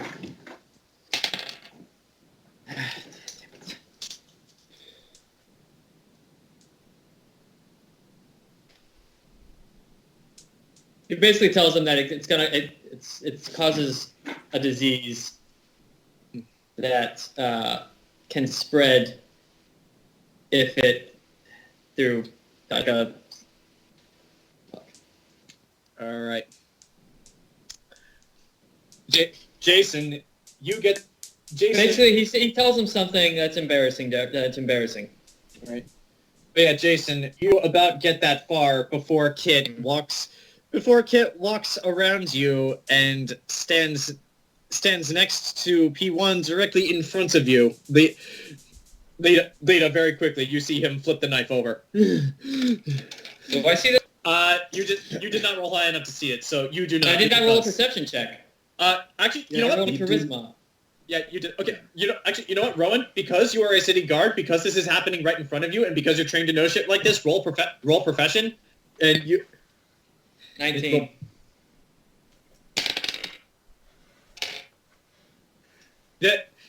This guy, right next to this guy, he definitely looks like he wants to start something. Rowan just looks at him and goes, "Did you just?" He looks at Vest and goes, "Oh," and then I punch him in the face. Okay, roll to hit. Well, if this goes out of hand, I'm going to do that. But okay, this is technically initiative, so I'm going to need you. So I'm going to need you and just you, Zach, to roll as well. Jayson, you're going first because you're acting first. 9. 29. 19. Do I gotta roll? And I would like to say something once I punch him in the face. Okay, well, we'll get initiative order started first. Let me see what the initiative bonus is for pirates. Where is the sheet for pirates? But yeah, like we're just part of a way for the rug with the body to be disposed of and have it be natural. Have Nox and Temme bring it to the guild hall from Nox's basement, and hey, they both left there, and we picked up this rug and think it would look nice in the basement. if only we had a rickshaw. Okay, I'm actually going to write this on here so that you guys do not see it. Yeah, this rug that's dripping. It brings the rug together. It's, We put him in the rug dripping- so the dripping would be prolonged. I know, but the guild hall's on the other It's- side of the city. The line from fucking Ghostbusters, it's drippings with goo. Mm-hmm. I mean, we still have the basement here, which I used for a while, so... Okay, Rowan, I mean, I guess we can put in the basement here with the, I guess, again, waiting to after hours. Okay, Rowan, you are going first. Roll to hit. I thought I did. I thought that's what that was. Yeah. Oh, 19? Okay. Yeah, 29. Oh, yeah, 29. That Zach is 19. Yeah, you did hit, so roll for damage, and I do believe because of your spike gauntlets, you get a bonus to damage when making a punch. I do indeed. Holy crap, spiked... That's gonna hurt like a mother. It's only a 1d4, which is a 4. Well, plus Okay. my strength, right? Plus my strength. Yeah, plus your modifier, strength. so it's 8. Okay, so you do... Okay, so you punch P2 in the face, and you actually hit him hard enough that he actually stumbles backward for a second, and he wasn't expecting the spikes, so, like... you get him like this, like the spikes just get into his eyes, and they kind of stab into the eyes a little bit, so he's temporarily blinded. Like, for the purposes of combat, like, he can still see perfectly. He's not affected by the blinded stat, but, yeah, that is what happened. That hurts. Rowan just shrugs. What do you think was going to happen pulling a knife on a guardsman? Moron? And as you say that, P1 is going to take a swing at you. Let's you see. It's pretty easy. AC is 18. Okay, yeah. P1 takes a swing at you, but, like, you just duck your head back. You saw that one coming. P2 is... Rowan says. P2, not being punched in the face kindly is... Okay, he just rolled a natural 19 to just pull out a knife. Non-poison, by the way, I'm giving you this. And he successfully stabs you with it. Like, just through your armor, just right into here. And since it's a knife, it's not much. Doing 4 points of damage. So yeah, Rowan, you take 4 damage. And yeah, P2 is going to stay right there. Lita, you're up. Very smart. Now I can legally kill you. Lita, seeing all of this shit going down in her house, Uh-huh. I am going to use... Mm-hmm. Let's see. All these other gray dots are still here, by the way, and they're just activities. Well, this is just going to look like Lita's... It's kind of hard to tell what this is. You compel the target to beg for forgiveness. I won't grant Tom... Hold on. Which... Castigate. Let me look up Castigate. Which one just stabbed Rowan? That would be P2. P2. Yeah.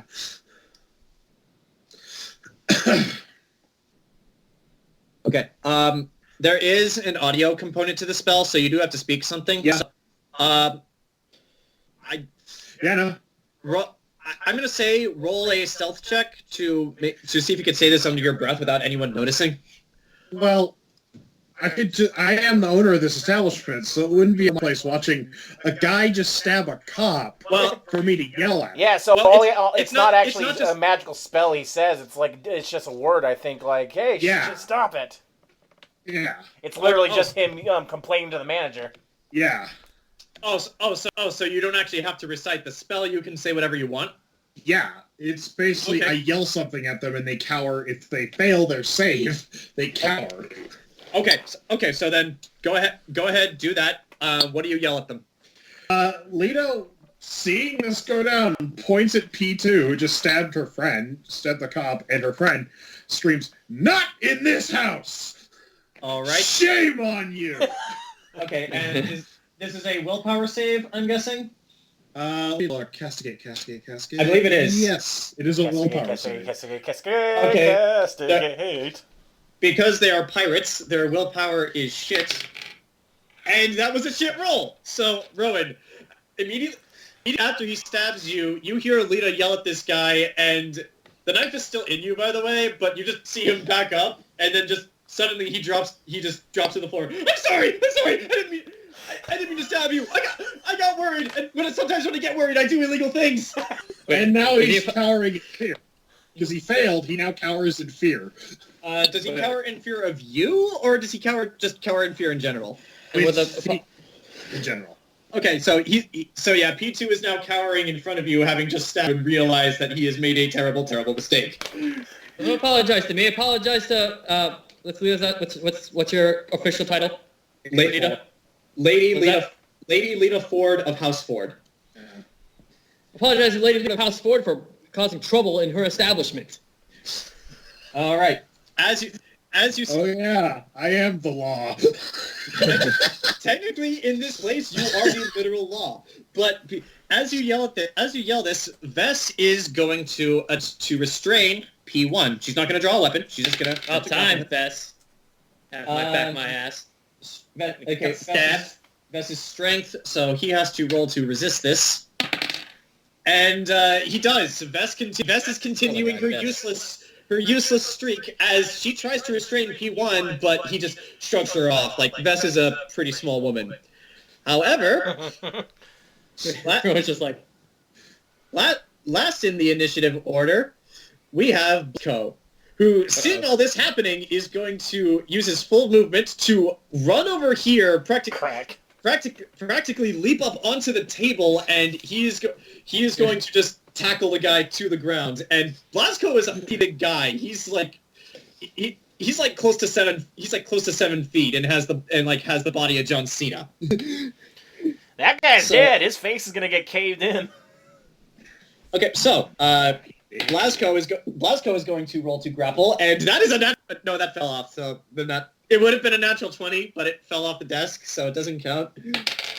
Okay, that's still good. That's still good. Now he has bonuses to grappling, so he has to roll to resist, and that is a crap roll. So where Blasco succeeds as Blasco practically jumps up over the table, gets behind this guy, and just pins him to the floor. Both hands behind his back. So you should have just come outside with me. So it is now back up to your turn. Barring your decision, you can choose to end here and take them both in the right way, or you can kill them. No, I'm not kill him because maybe. I'll explain my thinking later. But Rowan's gonna take P2 under arrest, giving a nod to Riaskowitz there for his assistance. Okay. So you walk over and you put P2 in manacles. Vess is going to put some manacles on P1 for assaulting an officer.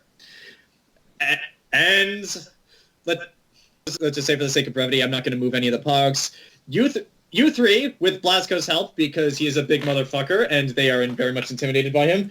You two walk those two outside and back to the guard barracks. Back to the Yeah, these two are going to prison for crimes of assaulting officers of the law. And Alex was just disappeared. It was weird. Yeah. Yep. It would be the first time a captain of the main inspector mysteriously did. And hey, if the captain dies, everyone gets a promotion.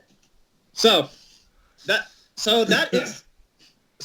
is taken care of. I just like to imagine like Rowan's walking out there. He doesn't even take the knife out. Like, pathetic. I ain't got time to bleed. Do you take the knife out? Because as it's still in you, it's like stuck like right here. Are you gonna make it so that suddenly I'm bleeding out if I take it out? No, like I had DMs do that to me. Because there is a bleed status effect, and this weapon does not have that. So if you pull it out, you're not going to bleed. Yeah, that could work, Ken. I pull it out, kind of looking at Vess, kind of like, It's like Vess quicker. Vess just kind of gives a defeated look, just like, I know, I'm sorry, I tried. But Nox just looking at this with a bucket and mop going, the fuck just happened? But yeah, Nox, as you come out of the room with the bop and bucket, you saw this whole thing. So I run up the stairs like, oh, okay. Up the stairs I go. This is a bucket. No. there's more. Dear God. So, since Lita's not here, we'll wait till she gets back to do the other thing. But, like, Nox, as you run back up the stairs to meet up with Burchill, are you going to tell him what happened? Okay, so I think the other two were taken care of. They looked like this, and what did they look like? One of them had like this, like, you know that hairstyle that sips straight up, kind of like Ivan Drago. Yeah. One of them looked like that, but it was like a very light brown, and he looks kind of young, but it was kind of hard to tell, maybe late 20s, and average build. The other guy had a bit more muscle on him, but darker hair, and he had like this full 5 o'clock shadow, kind of like Jon Snow, but without the curly hair. Do you want me to roll if I know these people? Yeah, I give him those. I was actually just going to say that. Ken, roll. Actually, no, Ken, you don't need to roll for intelligence because you know what? It's been a year, so yeah, roll intelligence as you remember them. 12. That was actually just what you needed. Oh. With your bonuses, because it's your past, you make this. Yeah, you actually know both of these people. One of them. Hold on, I need to scroll back to the page with their names. Okay, one of them was the guy with the brown hair. His name is Roman Harper. He used to be just one of your regular crew hands back when you. He was actually the first one after Alex to betray you. So like when Alex did the whole thing, Roman was standing right there, right next to him the whole time. And the other, but yeah, that was Roman Harper. No relation to the player. And the other one was Kit Hawkins, who also betrayed you. They were both part of your old crew, but they both stood by Alex when he made his move. So yeah, the guard Kit Hawkins. Does he have any relation to a certain person who has a very big losing streak? No. Although, since he has now just been arrested and is currently being taken to jail, maybe. So yeah, like the Rowan just took a knife, didn't even seem nonplussed, and then they just took him away. So I think for time frame wise, but the other one's on your boat. That's another story. Well, I'm going to try to talk to them, and if things go wrong, well, Rowan. Well, I already spoke to Rowan earlier about having some guards nearby. Mm-hmm. And those guards are still there. But currently Rowan is not in the Red Velvet Room anymore because he is taken 2 perps to jail. All right, like here, they deserve. fill this up with hot water and add some soap to it.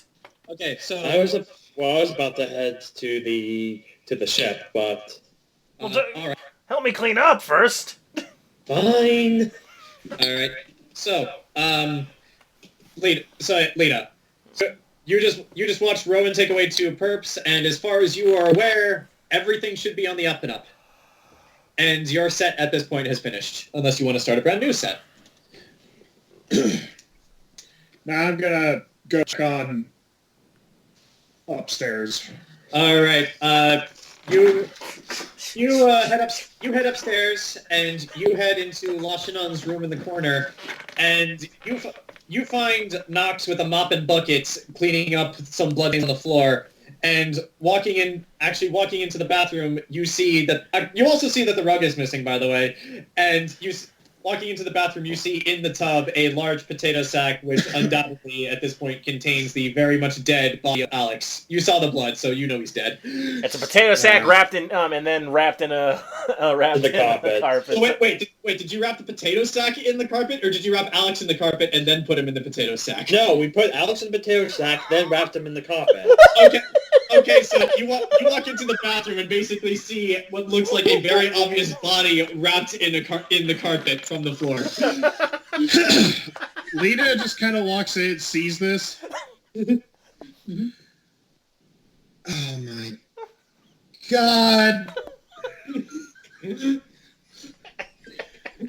Question, what are you planning to do with the body? Wait till after hours, then Nox could bring it down to the basement. I mean, I know he doesn't work there, but I still got an alchemical lab down there. Oh, Knox, you do? Okay. Knox, do you have any toadstool on you? Because I can make this simpler. If it's in it's one fine. of my basement. Well, I would love to feed this guy too. Horace, this is fine. If you could just make it simpler. I mean, I got acid, but I don't. I think it'll eat through the tub. But so. Yeah, Lita looks at the tub she spent a shit ton of money on. Every tub in this place is high-end and high quality. Look, the blood on the floor is one thing. Destroy the fucking fixtures, and I will hang you by your balls. Okay. So what are you planning to do? I can decompose the body for you right here, right now. Remember how all them shiny boys are still on the lookout for necromantic magic? Yes, but he's going to be a decomposed skeleton. He's going to be a skeleton in my bathtub, in my establishment. It's a lot easier to move a skeleton than it is a dripping, bleeding body. But at the same time, that might flip on their radar. That's definitely a few $100 of meat that are gone. Okay, John's gone out of character. Like, remember they have that spell ready, and they're waiting for the necromancer to do necromantic magic. There it is. It's this way. Are they? Yes, that's why after Catherine gave the skull to them, and then they Nox found out they had the components, and they're always looking for. They had like radar things to search out for the necromancer. So if there's a passing, if there's what are they? Witch hunter outside. He's gonna know something's up. Like, ooh, necromantic magic. Okay, then that's off the table. Burchill, in helping to dump Alex's body, you're going through his clothes, and one of the things you find that you missed initially, and I'm just giving this to you because I found it initially, was a key. And you don't really know what this key is for, but it might be a good idea to hold on to it. Yeah, I'll hold on to the key. Treasure chest. Okay. Yeah, I'll put it close back in. I guess for those listening, if there are any, I'll repeat. How about we carve a number to his forehead, dump it in an alleyway, make it look like the numbers killer got him? Oh. Huh. Yeah? Lita, are you on board with this plan? We could also slip a bunch of illegal spell-like stuff on him so they think they've caught a... It's simple, just to look like he randomly got murdered. By the way, is anybody else questioning how there's another copycat to the to what the cat lady started? I've seen the one that posted. The gods think that the samurai numbers killed the whole time. Wait, is he? You have no idea. Well, I've seen that. I look at what the posters every now and again, and in case I want to go bounty hunting, only done it once, but yeah, they combined the two numbers from the bounties together. They think it's been him the whole time. This is getting nuts. You think he'll get... Wait, he actually's been in here. Do you think he would hold that against us? How would he know that we're the ones that put the fake, that dumped Alex's body and made it look like it was him? I don't know. How can a guy go through a shadow wall? I don't know.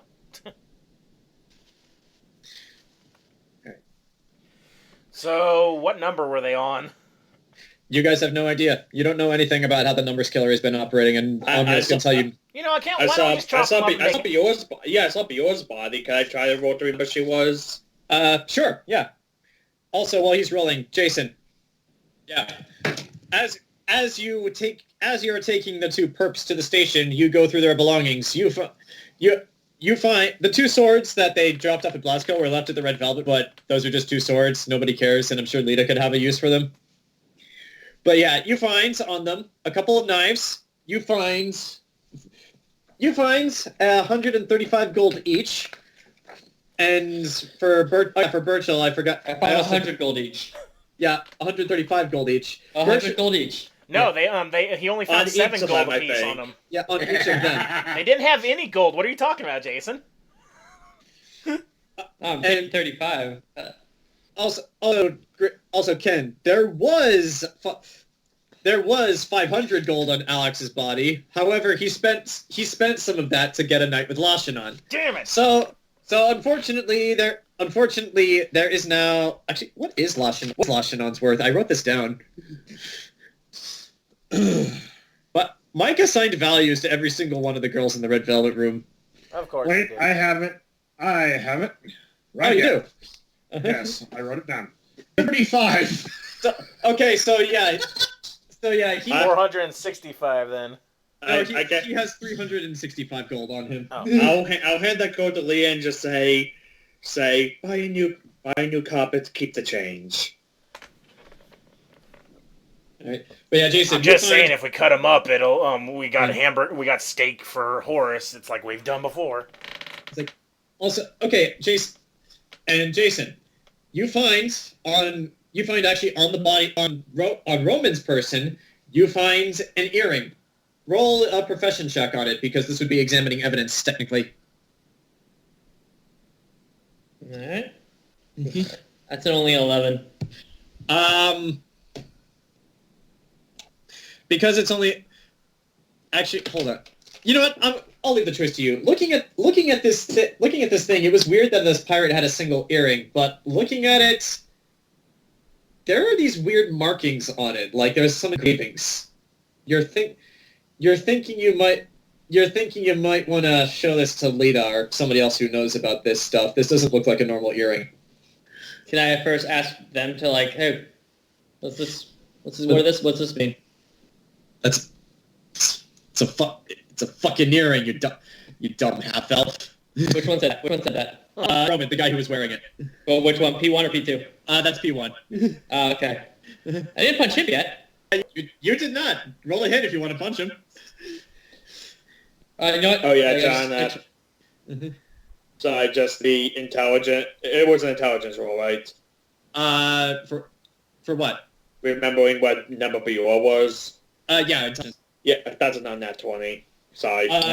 She was actually number 66, and unlike...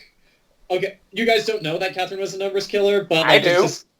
Okay, unlike any of the times Catherine did it, where she left a slip of paper on it, when Eeyore was killed, the number was actually carved into... Yeah, so yeah, she was number 66. Okay, so just to be immature, I think I'll carve 69 into his forehead. All right. So, Nox, it is still nightfall. If you want to dump Alex's body somewhere, you can do that wherever you damn well please, provided you are stealthy. So wait, Where do you want to we're actually gonna leave him for the cops to find. We're not gonna chop him up. Yes, because So help me. You guys better let Rowan know about this, otherwise he's gonna get really annoyed. Well, we can't yet. You're elsewhere. Yeah. But yeah, Rowan, are you keeping that earring? Oh yes, but also like when you look after you call the half elf and all that stuff, I just look at him for a second and go, what is it, Vess?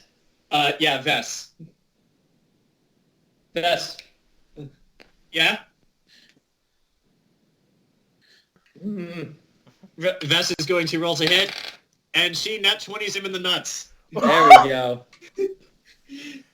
Yeah, he's not going to be talking to you for a little while longer. Or Vess. Or anyone at the guard station, for that matter.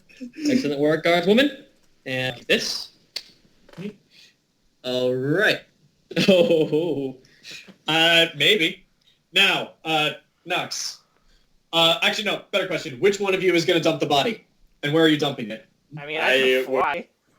Yeah, I would say Nox, and like I said, any random alley would do. Hold on, let me pull up a map of the city for you. As far away from the Red Velvet Room as possible. Okay.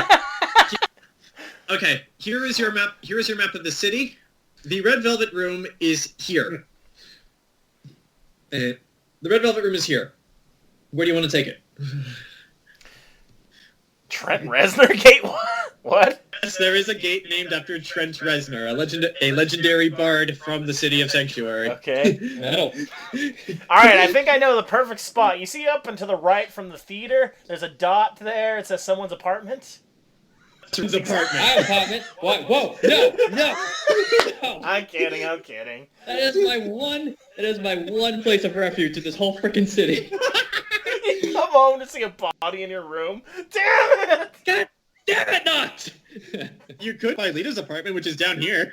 No, I'm not gonna do that. Oh, God. Or you could drop it off at Hattori's workshop, which is... No!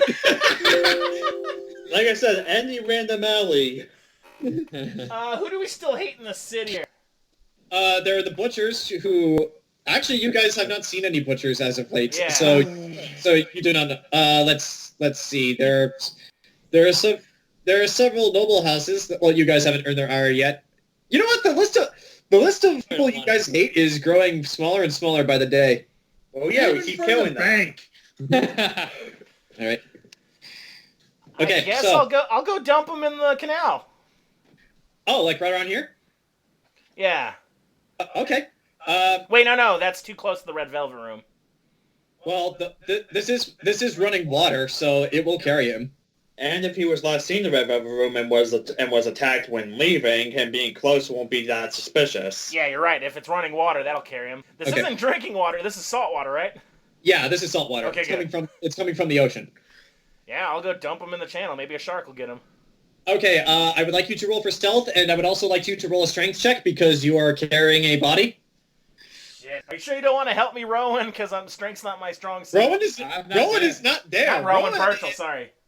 Strength is my lowest stat. Yeah, Mine's Rowan medium. is all the way down here, like where it's. Also, besides, I have a job to do. I have to go to the docks and onto the ship to confront the rest of the crew who isn't dead or in jail. I think we should go with you just in case, all of us. All right. But yeah, I got a 33 for stealth. Let's see if I can lift this guy. This is going to depend on how quick. This is going to affect your stealth roll, by Actually, the way. all right. What is my strength, though? My strength? Yeah, it's +1, so 19. Okay, that actually was not that bad. You can't fly while doing this because you can only carry small creatures while flying. No, I can carry them while I'm... no, I can actually carry them while flying. It's just that I have to make a strength check if they're medium creatures. Okay, so going up to the roof of the Red Velvet Room and being as stealthy as possible, you actually do fly over towards the canal here in this area, but by this bridge. Are you going to fly over and drop him, or are you just going to are you going to land somewhere and just? I'm gonna land and push him in, because otherwise someone might hear a splash. Okay, so you're doing that.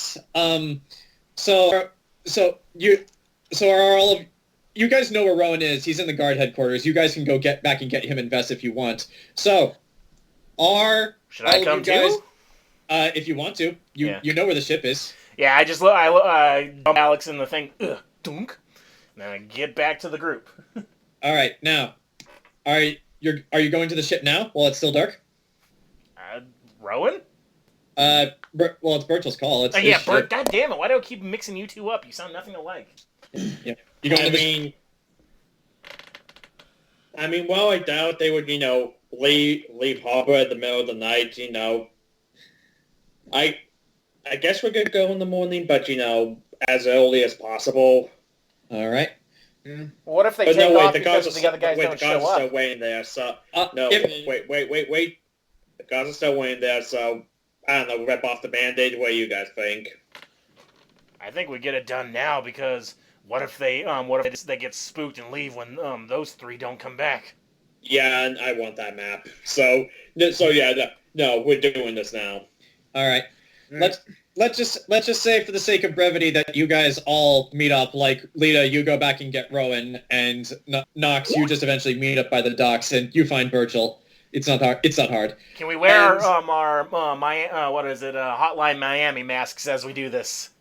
That's up to you. Jayson, you're still in your guardsman uniform, and these are criminals, so that's up to you. Yeah, Damn it. Besides, remember, I'm going to try the peaceful option first, and I think these guys might be able to be reasoned with more than Alex could.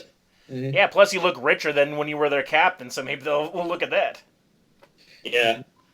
Okay, so all of these guys down here, the G's are all the different guards you had patrolling the harbor. And My God, it's a giant football. Yeah. Yes. And yeah, all of them are converging on the ship now as just to look intimidating. And this guy down here, who has the face of Trevor Belmont, is Euron. That's what I thought. Okay, so Jayson, as a fellow guardsman, where do you want to be?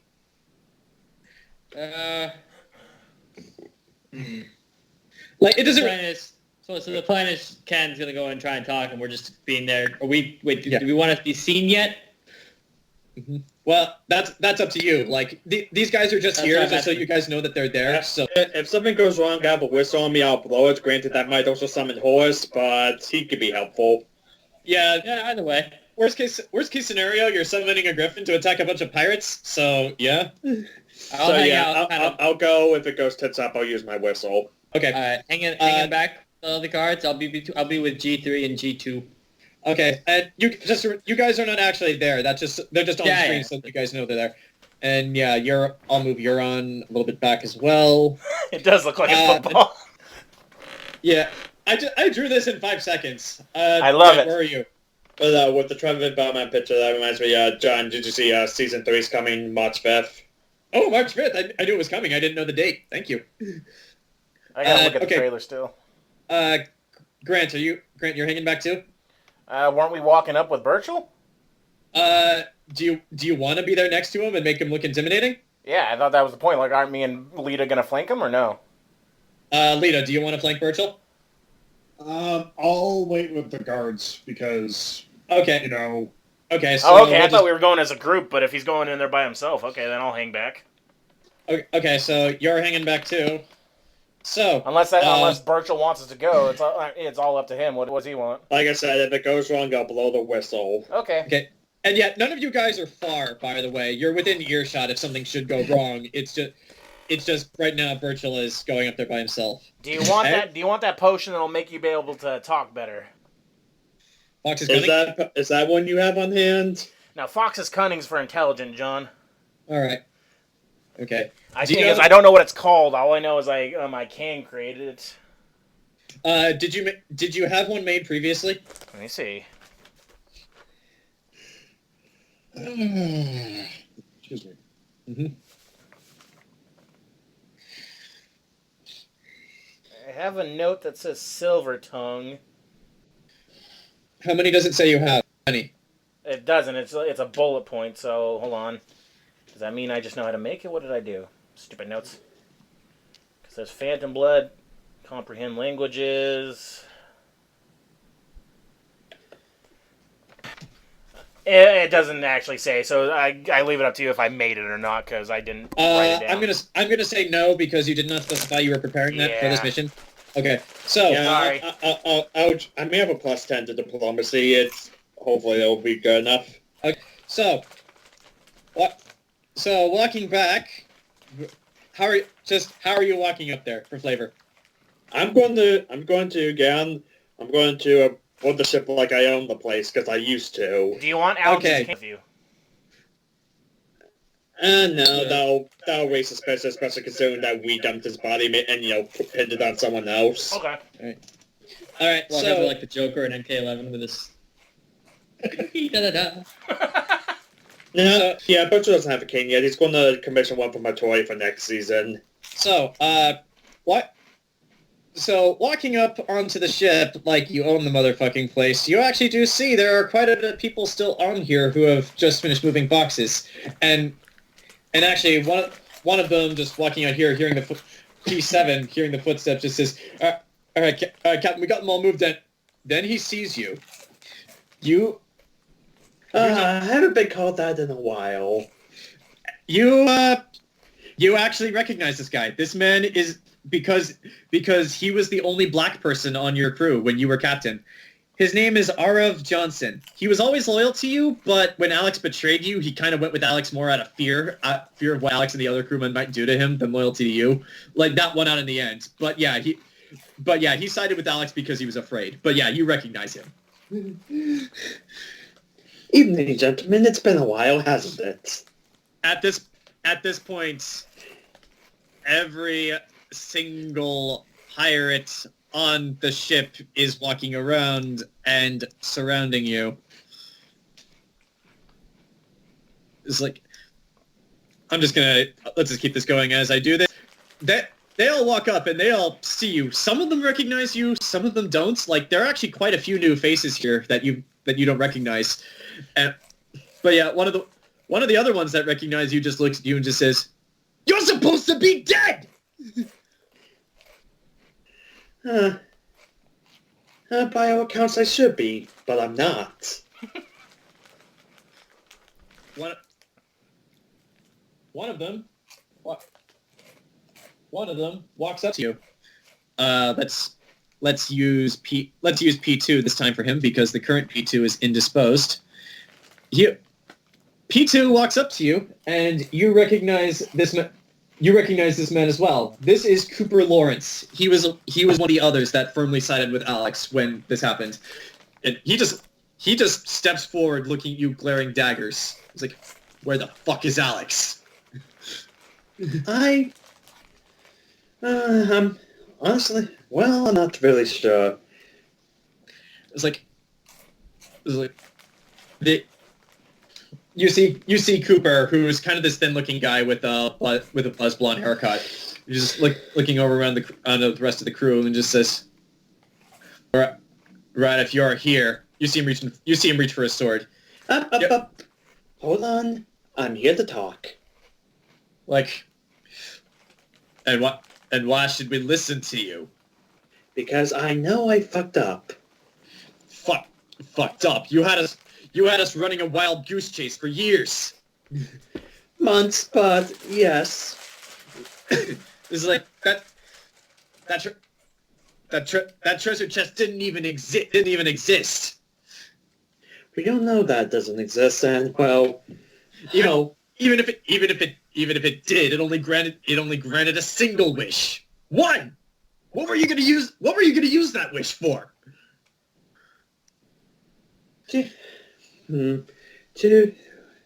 Well, if I'm going to be honest, I was going to use it to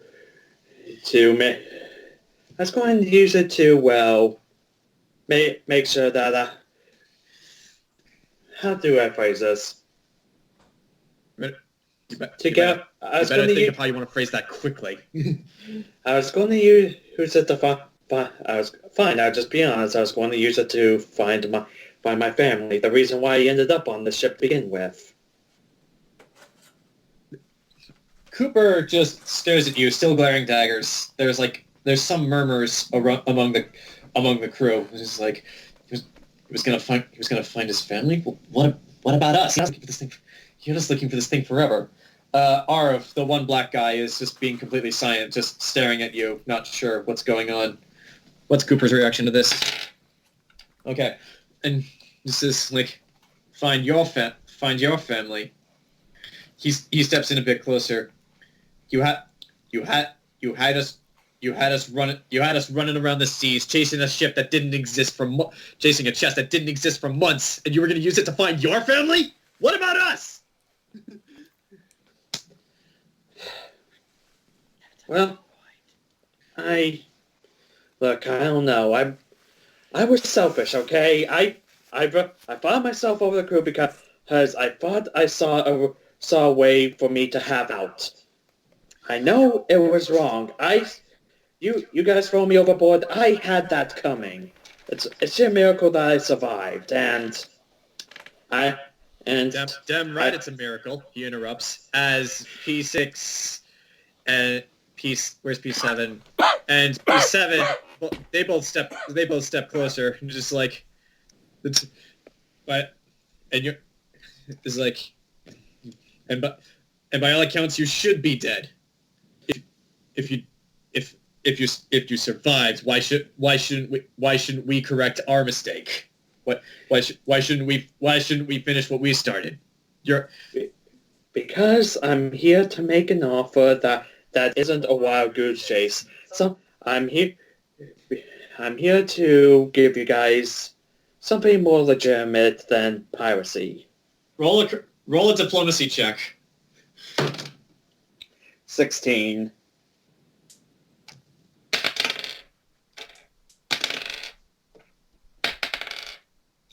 Pirates are rolling for crap tonight.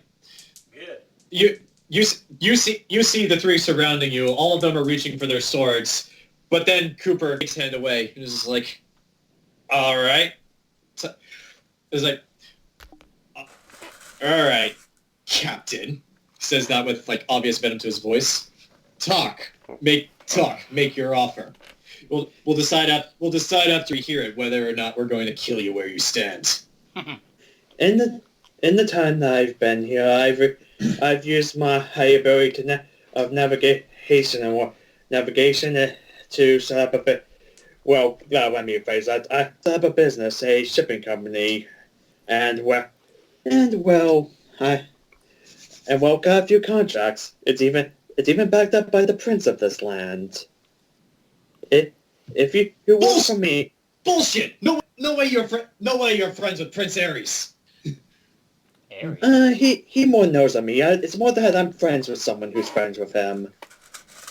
Roll a charisma check to convince them that this is true. But it is true, though. Well, it is, but they're pirates, and when they knew you, you were just another pirate too. You wouldn't be hanging around with nobles. 2 + 2 is 4. Charisma or diplomacy?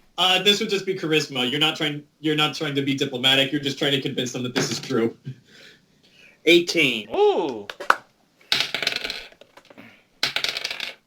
Pirates have shit charisma, by the way. So,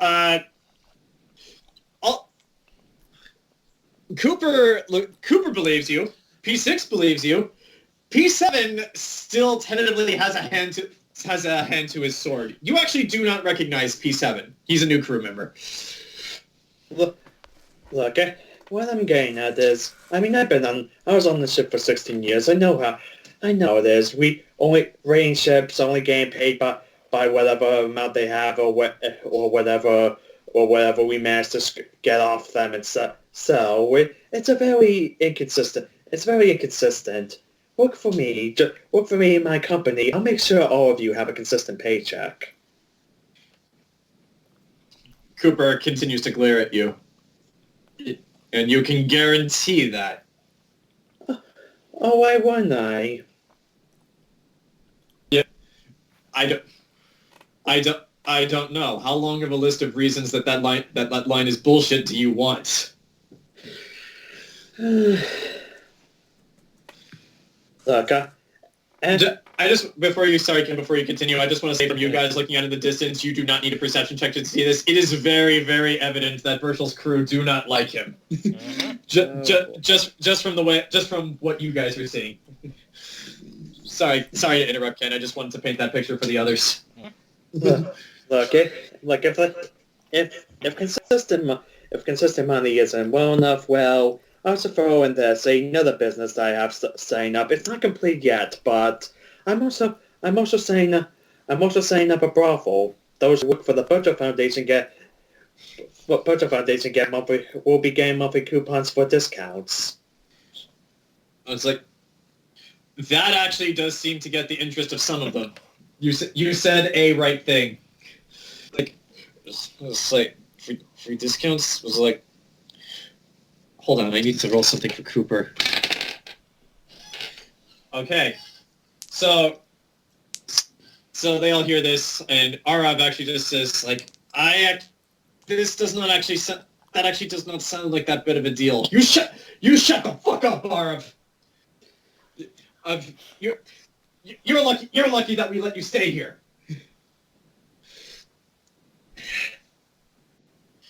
All right.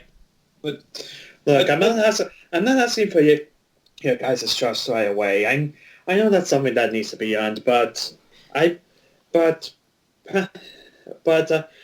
think that if I can earn the trust back, it won't be as your captain, it'll be as your boss.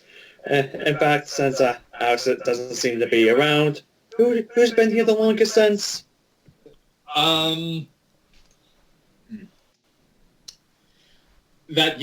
There are quite a few noob faces here that you don't know. Actually, for the noob faces in particular, since you're the only one who's close enough to do this, roll a sense motive check. Noobs.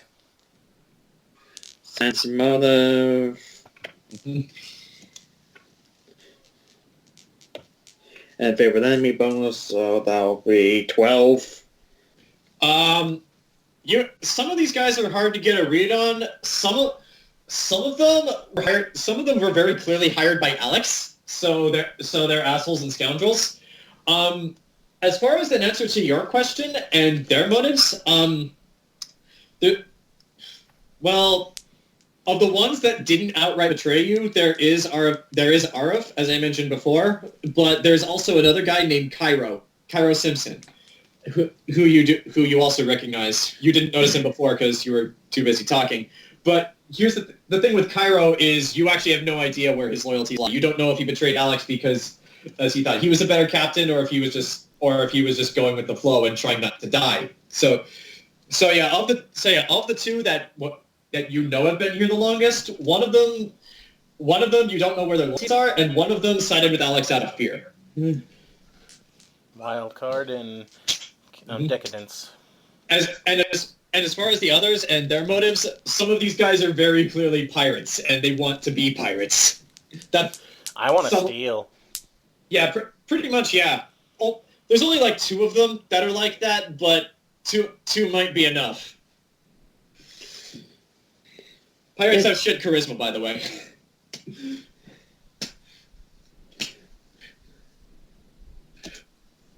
But I was just going to say, but since Alex doesn't seem to be around, I guess whoever has been here the longest will be the captain.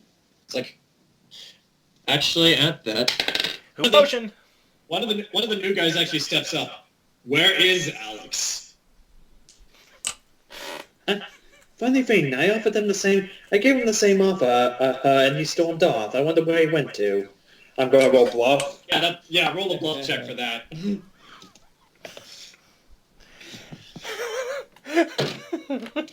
13.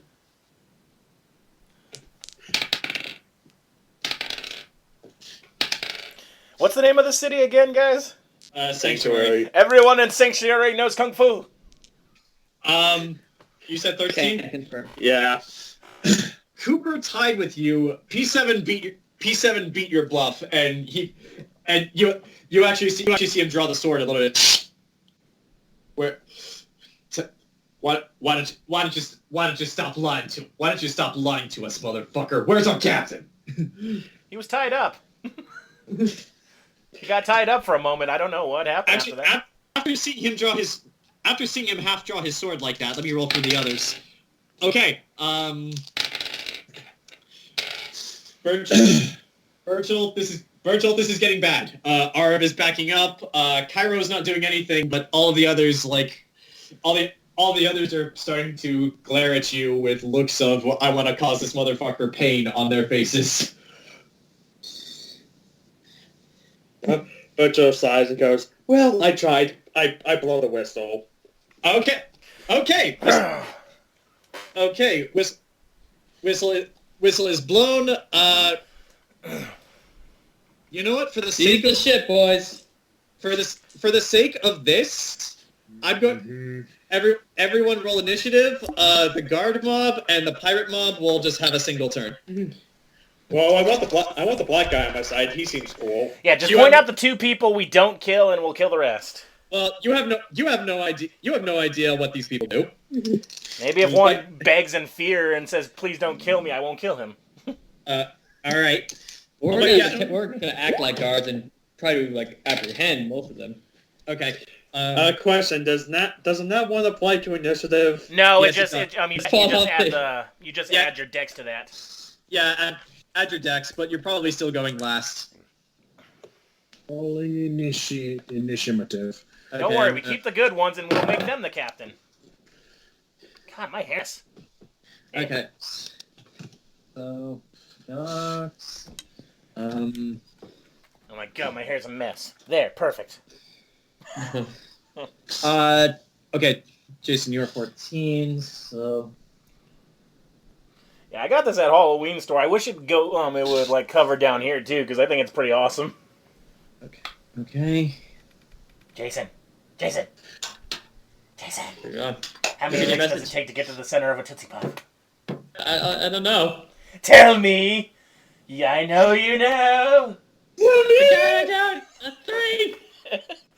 3, you say? I see. That owl's a fucking liar. Okay. Okay. So, as per the rules of Horus, Ken, it will take him a full round to get here, but he will get here. So It's fine. So yeah, one full round has to pass, and then he will arrive. Nox, you are going first. I actually want you to roll perception before you do anything to see if you heard any of their conversation. All right. Hold on, and Jayson linked me something. I gotta look at that YouTube. Unload. I put in the full thing.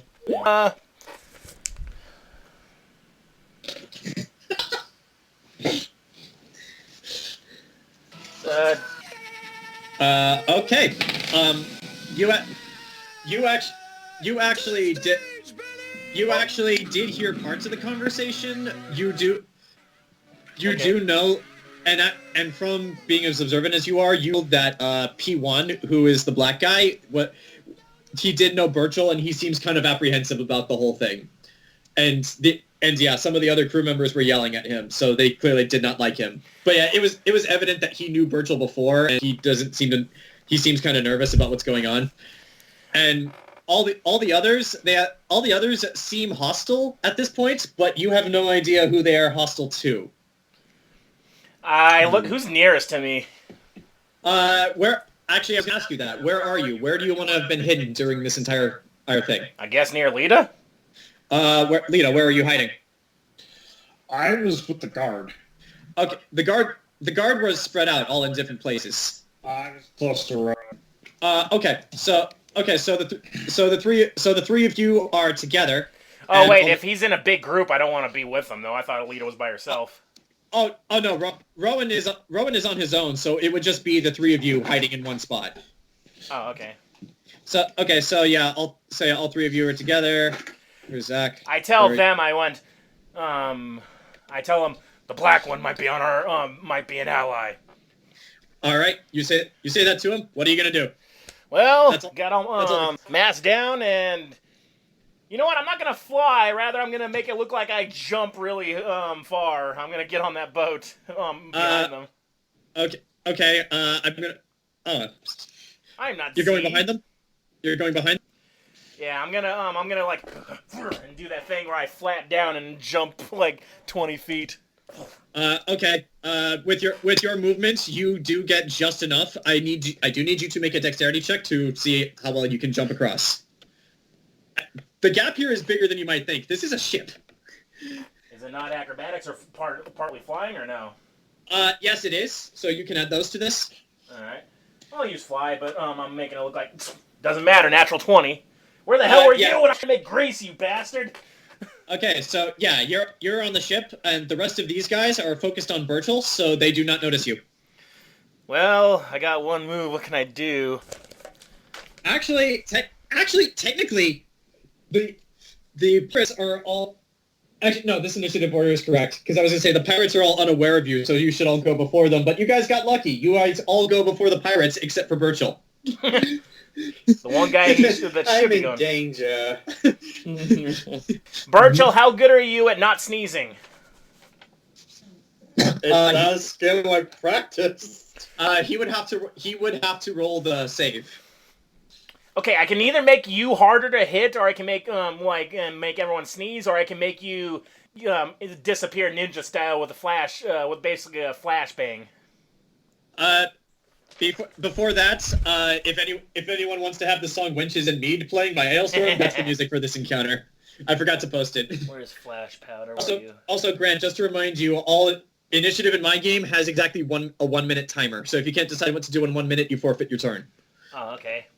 Hold on, I gotta find it on my mini list of fucking potions. I do have a Flash Powder though. Where are you? Oh, you're gonna flashbang them. Okay. Yeah, that could probably, because that'll disorientate them too, I believe. Where are you? It should. Let me look it up. Hold on, I got it on my Word document. Flash. There we go. Find in next. There we go. Core small gray powder ignites and burns almost instantly if exposed to I throw it to the floor. Creatures within a 10-foot radius burst are blinded for 1 round. Fortitude DC 13. So I'm going to toss it to where it doesn't get Burchill, but I'm going to toss it into the group that's closest to him so that only they're blinded. That would be right here. Unfortunately, because it's a 10-foot radius, it will catch Burchill. Like if you throw it any creature, it affects you as well. Can I throw it exactly at P2 then? That will affect Burchill because he's right next to P2. And if you get blinded, how good's your fortitude? Mm-hmm. Okay. Too late. You're already committed to Sparkle Motion. Where are you throwing it? Uh-oh. Well, I want to save him as much as possible, and if one of them saves and he doesn't, then he's fucked. So I'm going to throw it to where the largest group of them will get blinded, but not him. Okay. So that would be these guys. So, what's the DC for the save on that? It's a Fortitude. What was it? 13. I said. Yeah, because I didn't create. Wait, is there? Yeah, it's Fortitude DC 13 because that's just the ingredient. Okay. Do I gotta throw it first though? Yeah, I gotta throw it. If you're just throwing it at the ground in the middle of the group, I won't have you roll to hit because you're not actually trying to hit anyone with this. Okay. Okay, so what's a pirate's fortitude? Okay, I got it. Yeah, maybe help you out a little there. So they all have to make fortitude saving throws. What'd you say the DC was? 13. One of them hit. How many of them are here? 1, 2, 3, 4. Yeah, P9 is just in range. He makes it too. So wait a minute, I got rapid shot, so I could throw another to the group on the other side of him, on the other side of P5. Then. Sure. Okay. We're pushing it. Just so you know, 2 of them succeeded. Shit. Okay. 2 of them succeeded. The rest did not. You know, I'm gonna second verse same as the first, put a second one right in the middle, like that same group. Maybe those guys will get hit. So like this group over here, like you'd have to throw it to like about here for it to not affect Burchill. Which one's the black guy? That's P1. He's backing away. Okay, I'm gonna go for. Which 2 didn't make it? You don't know. You don't know. I just can only tell you that 2 of them passed. I'm gonna do the exact same spot then. Exact same? Yeah, that way, hopefully those 2 that passed don't get passed. Okay. Go. Well, you don't know if they passed or succeeded. You just saw them, like, cover their eyes. Ah, shit. Okay, then I guess Actually, no, you know what? If you're that close, you could see them cover their eyes. It's reasonable to assume that they made the save, so yeah, go ahead if you want. Same guys. If you want Woo! Okay. We're gonna roll for them again. It's only 2. One makes it. Unfortunately, that one that made it was P6, the one who was closest to Burchill, but the other guy did not. So P9, P8, P3, and P10 are all blind. Okay, how long are they blind for? Huh? How long are they blinded? Oh, sorry. Blinded for 1 round. Okay, so one full round. Everyone, so for the context for the rest of you guys, you saw Nox jump onto the ship, and then you saw 2 bright flashes of light. So 1 round means until the end of my next turn. That's a full round. Yeah, exactly. So, it is now the city guard's turn, and Rowan, you're directly after them, boys. So Rowan, you're directly after them. So if you want, you can like go with them if you want. Yeah. All right. So You're all on to lead the way. They are all going to just come out of the woodwork in their own way, and they are going to run towards the ship. And remember, Rowan, you heard me say the black one was okay. Right.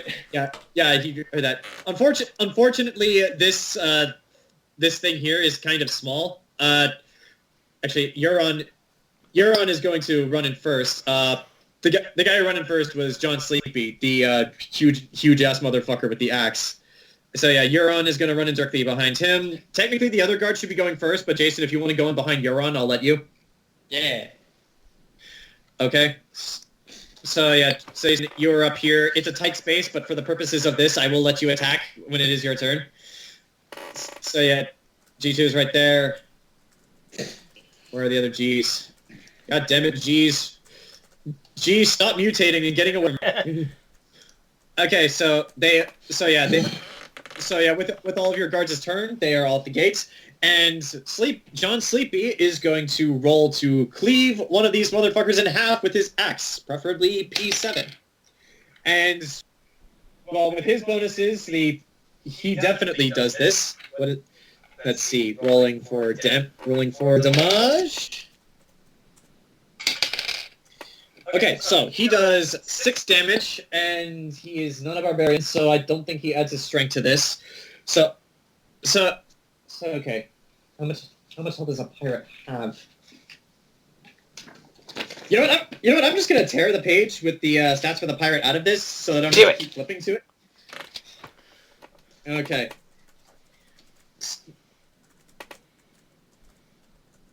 Oh dear God! He cleaves him in half. Yeah, boy. No, he doesn't. Ah. I did the math wrong. Like, you got me excited. The average CR for the average challenge rating for a pirate is 1, so I had to increase it because you guys are level 9. So make them Buccaneers. So yeah, you watch as John Sleepy just runs in, like swings up over the axe and like cuts P7, the guy you didn't know, Burchill, the guy who was threatening you, like just across the chest, like this huge gash, and his attention is no longer focused on you. Euron is going to, with his halberd, go for P6, and he unfortunately misses. And Euron, you drunk son of a... I'm not drunk now, you idiot. And one of the other guards is going to do that. Actually, Bond, who is usually with Sleepy, is going to... He's actually going to stay back here and fire a crossbow at P6, which hits. That's a D6 for that. And he does 3 damage. Okay, so P6 has been hit in the arm, and P7 has been gashed. Rowan, who do you want to attack? It looks like P7 is the only one I really can. If you have just enough movement to like squeeze through and get onto the ship itself, if you want to. I'll focus on P2. Okay. Take 7. Okay, P2, you just push Burchill out of the way, get in front of him, and you're standing in between him and Cooper now. Roll to attack. Start swing. Oh god. 21. Their AC is 15. That hits. Yeah. All the damage. 86. Is 7 plus my strength. 11 damage. Oh dear God. Cooper is looking a little bit more than worse for wear. So you got him good. So does rust. Mm-hmm. So that brings us to Lita. You are not on the ship. You are not on the ship yet. You just saw all the city guardsmen with you run on board. I follow. Oh, you're going on the ship? Yeah. Okay. Even though it's crowded here, you can squeeze through them and to actually get on the ship itself. Where do you want to move to? P5 is technically an enemy, right? Yes. I'm going to attack P5. Okay, so I'll just put you right here so that. Actually, no. I'll put you right here. What are you attacking with? Your sword? Yeah, my sword. Okay, roll to hit. That does not hit. You go to swing your sword, but he blocks it. Like these guys are pirates; they're used to sword fighting, especially on ships. So, with that, it is now the pirate's turn. One of the pirates is going to attempt to shake the blindness. Does not succeed. Cooper, not really liking that he has suddenly been attacked by this random half-elf guardsman that came out of nowhere, is going to try to attack you, Rowan. And think about my race. Well, they are all humans. Base attack +1. Does a 15 hit you? No, sir. 18. Okay, so he goes to swing, but you hold up your two deftly block it as well. Like, they're pirates, but you're a trained swordsman. God damn it. And let's see. And yeah, P6, the guy who did not get blinded, is going to attempt to attack you, Burchill. And with does a 14 hit you? My AC is 19, so no. No. But yeah, he goes to swing, and you just very, you just very nimbly duck and then draw your sword. Actually, if you want to, you can go for 2 and draw both your sword and your crowbar. I do have quick draw. All right, so yeah, you just very quickly draw both your weapons, and because there are more pirates, they get to go one more turn. And this one is actually going to attack Sleepy, and he does not. Sleepy's a big motherfucker. His AC is high, so he swings his sword and it just skids across his armor, and Sleepy with like all 7 feet of him with like his like Tom Selleck mustache is down and going. And that is the pirate's turn. It is now Burchill's turn. The one try to attack me, I'll just swipe at him with my sword. All right, roll to hit. What's the bonus to attacking we get into combat? That's so rarely, I don't remember. For melee, add your strength modifier and then add your base attack. Wait, base attack? Base attack bonus. It's your class. It comes with your class. Oh yeah, there it is. I forget that. So bad. Yeah. So yeah, add your strength and add your base attack. And because you're a ranger, you can attack twice. That'll be a 15 for the sword. 15 just hits. That's their AC. Okay, so for damage, that's only 1 point of damage. Okay. If you would like to swing the crowbar, go right ahead. Yeah. Okay. You do have a -2 penalty to hit with the crowbar as an offhand weapon. Oh yeah, two weapon fighting rules. I forget. Yeah. 7. That does not hit. Like you do manage to scratch P6 across the face with your sword, but then like when you go to swing the crowbar, because of the first nick, he was ready for that and leans back. And now because you blew the whistle at the start of this whole thing, Don't I get movement or the? you do, but you are surrounded. So if you move, you will take attacks of opportunity. Okay, I'll just stay. I'll just stay. Yeah. Yeah, P6 isn't blinded. Yeah, and neither are all these guys over here, so you won't just get attack of opportunity from one guy. Okay, so because you did this at the start of your round, suddenly from the sky, I can't do a lion roar. Roar. So screwed now. As he lands on the ship. Unfortunately, he had to use his turn to get here, so he cannot do anything currently. But Horace is very much on the ship, and as he lands, like all the pirates that are in front of him just turn around and they go, "What the fuck?" All the blind guys they saw the thing as I tried, he blew a whistle, the bright lights happen, screaming, they hear screaming and the sound of swords, and all of a sudden a lion's roaring, thump! What the fuck? They are so confused. Nox, we are back to the top of the round. It is your turn. Well, Clay, this is what happens when you don't want to be friends with Burchill. How do you feel about ice damage instead of fire damage? It won't spread. Don't burn the ship, please. The map's on here. Okay, I'll just freeze it. I'm gonna aim for... And then you'll freeze the map. I'm just kidding. That won't do anything to it. You All can right, thaw now- out paper, maybe. Alright, I'm going full Granado here for...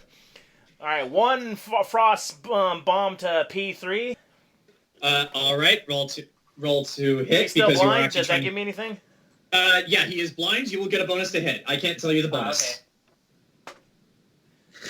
Okay. I'm transformed, so... Oh, okay. 19. That hits. Roll for damage. And my bombs now do... And this is splash damage, too, so the other guy will probably take some as well. Let's see. Yeah, okay. My bombs now do... Holy shit. 5d6 plus my intelligence modifier plus 1. Roll it. I need to buy more d6s. So, 7.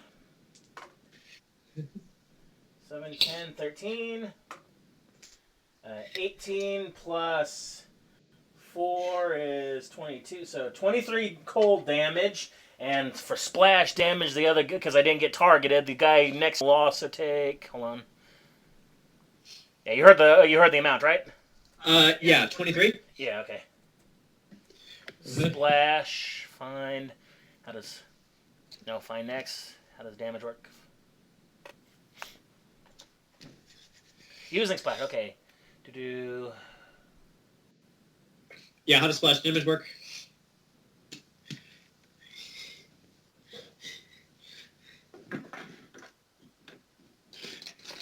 It's different for fire, but I don't know if it works the same. Hold on. What are the rules for fire? We'll just use that. Let me go to that. Fire bad.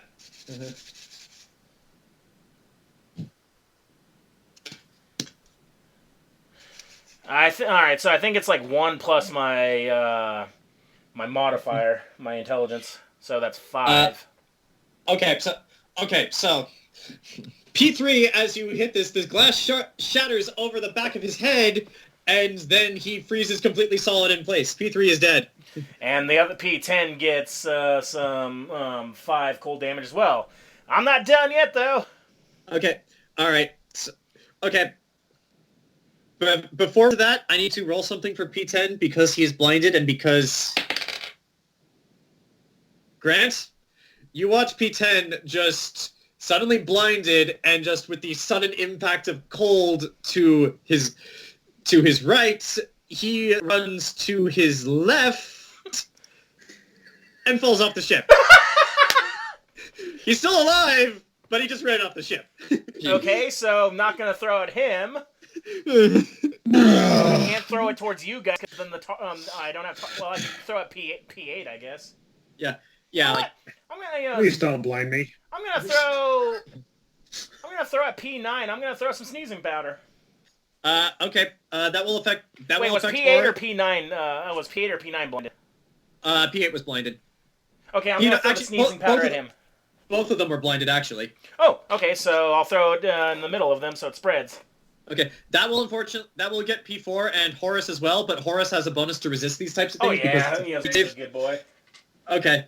So what's the DC for sneezing powder? Oh right, I forgot. Since I'm not aiming at them. Go to sneezing. God damn, my bombs do a lot of damage. I gotta make sure I don't catch y'all. Fine, next. There we go. Sneezing powder. Fortitude save of 12. 12? Okay. So. And it's a splash damage, so I don't know how far it spreads to... Alright. I think it's 10 15 feet. What's their fortitude? Plus 4. Yeah, plus 4. P8 just makes it, but he's blind, so it really doesn't matter. Okay. P9 fails. Alright, now he will be uncontrollably sneezing for 3 rounds. And... P6 and P4 both succeed. Yeah, because the adjacent squares only have to make a fortitude of 8. It's whoever the guy I hit with directly that has to make the 12. Yeah, and Horus rolled a 15, but his fortitude bonus is crazy because he's a fucking griffin. So yeah, Horus is completely unaffected. So yeah, he is considered poison. He's uncontrollably sneezing, and he every round he can try to save out of it, but at that time he's whatever the poison condition is. All right. Do you want to move? Oh, where am I? You're here on the corner of the ship where you go. I think I'm pretty good where I'm at. It would take them a while to get to me, wouldn't they? Yeah, but they'd also have to realize you're there, and they have not realized that yet. Well, technically, I still got 2 other shots to do because I got rapid shot and extra attack. How many times can you attack in one round? Now 4 right now until higher levels. All right, so yeah, do the you bomb want the bomb rules are pretty... I looked them up. I'm like, damn, they stack. Okay. For the sake of simplicity, do you want to attack 2 more times, or do you just want to move? I'm gonna make more people sneeze. All of these guys are clustered together, so you run the risk of hitting your own party. Yeah, but they only have unless the people that aren't directly hit have to only make a DC of 8. Okay. So I'll hit P6. Okay. Since you directly specified a target, roll to hit P6. Shit, that's probably not gonna hit. That's low. That's a 9. Okay, it arcs past P. It actually arcs past P6 and Let me see where it lands. Okay. Okay, here's north. 1, 2, 3, 4. 1, 2, 3. Ah, god damn it. What? It's gonna hit the guard in front of Belmont, whatever his name is. Okay. That's John Sleepy. Okay, so it lands it actually lands and hits him in the chest, and he's like, dude, what the fuck? He only has to make a DC 8, though. Yeah, so can Jayson and... Yeah, Lita actually is just out of its range. So Ken and Jayson, I need you to make Fortitude saving throws. The DC is 8. Oh, you are lucky. Okay. Okay, so 26. Sleepy and Euron make as his Bond. Okay. P7 does not, and he is now uncontrollably sneezing. And yeah, that's it. Well, fuck! I don't have any more sneezing power, so I'll just throw my last bomb as a flash grenade at P8. Okay. Or no, wait, P8's sneezing, right? Yes, he is. So I guess P9. Okay. There's so much stuff that'll hurt everybody. I don't want to hurt everybody. Well, that's what happens when all the enemies cluster together. So yeah, P9, flashbang. That was 13. Okay, so 13. That actually not it. So where does it go? No. The DC of 13. I didn't know you wanted me to roll. Okay, sorry. Oh, yeah. Roll to hit because you specified a target. Me. That's probably not gonna hit. That's fuck. That's 14. God damn it. Wait, 14? Yeah. I'm actually gonna say that hits because he is currently blind and he's sneezing. Thank God. What is this? Another flash? Yeah, that's just a flash. I'm out of powder.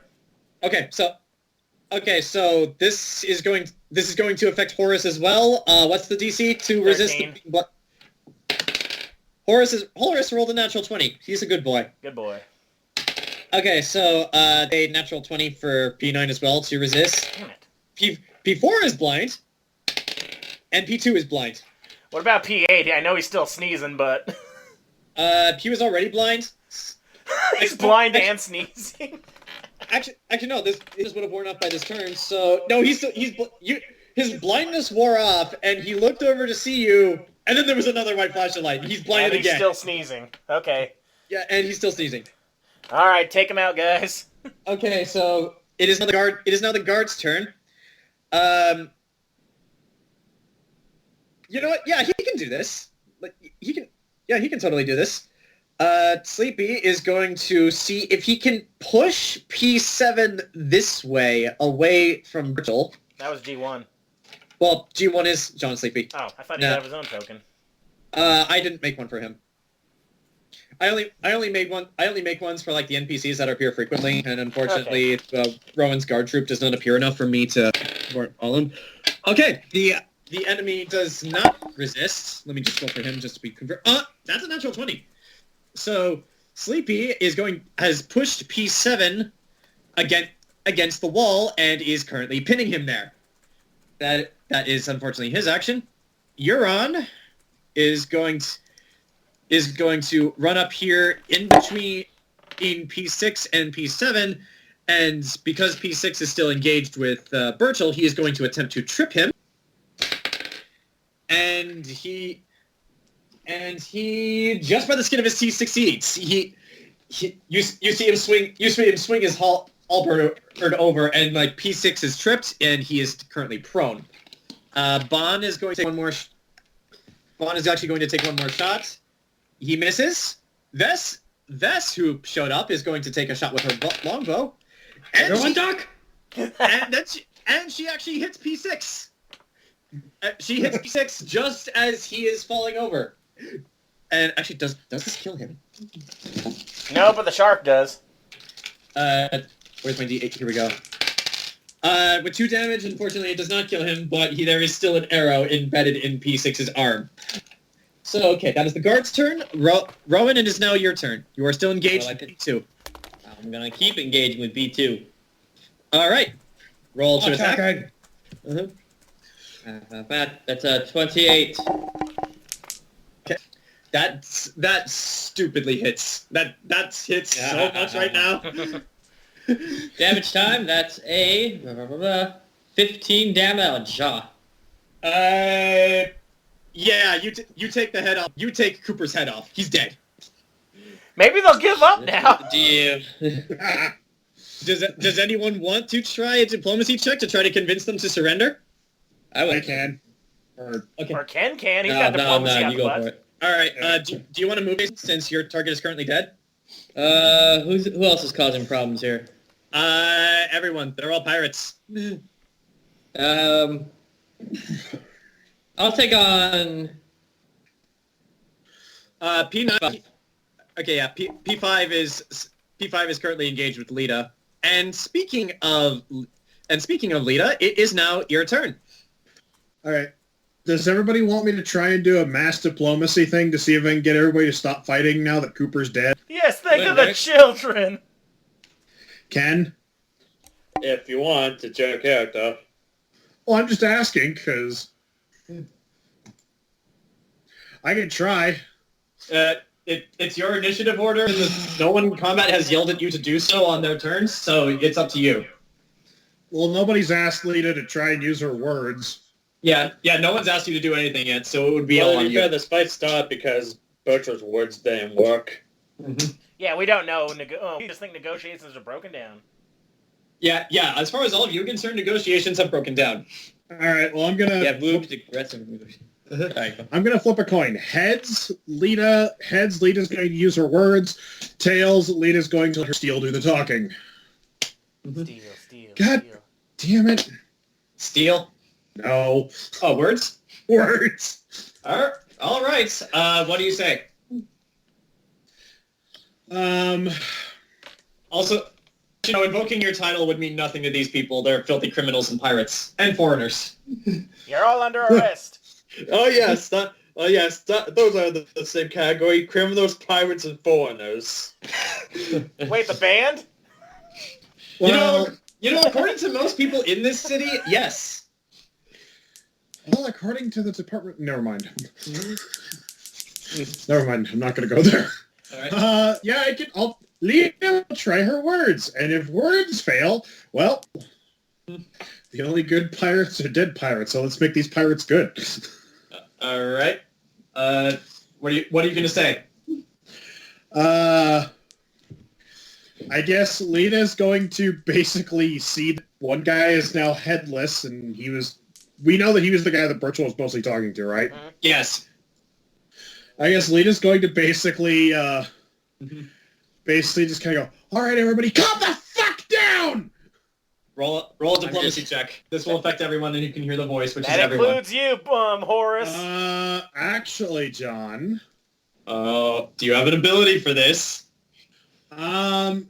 Alternatively, you can cast Honey Tongue before making a diplomacy check. Oh, that's gathering information. Never mind. So yeah, roll diplomacy. Yes, will what's affect going everyone on who can here? She says as she plunges a knife into another pirate.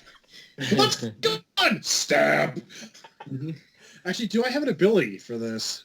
Play your guitar. Hold on.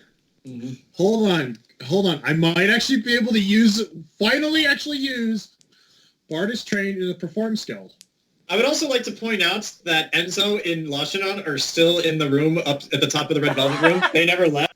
Yeah, let them have their fun. Give me 1 second, John. I'm checking something really quick. All right.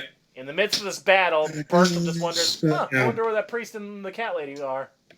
The priest and the cat lady are the priest and the cat lady are currently making their money's worth off of each other. Anaris has gone off somewhere, probably home. Yeah, no, Lita's going to. So it's probably good that Anaris isn't seeing you all murder these pirates. She'd bitch anyway.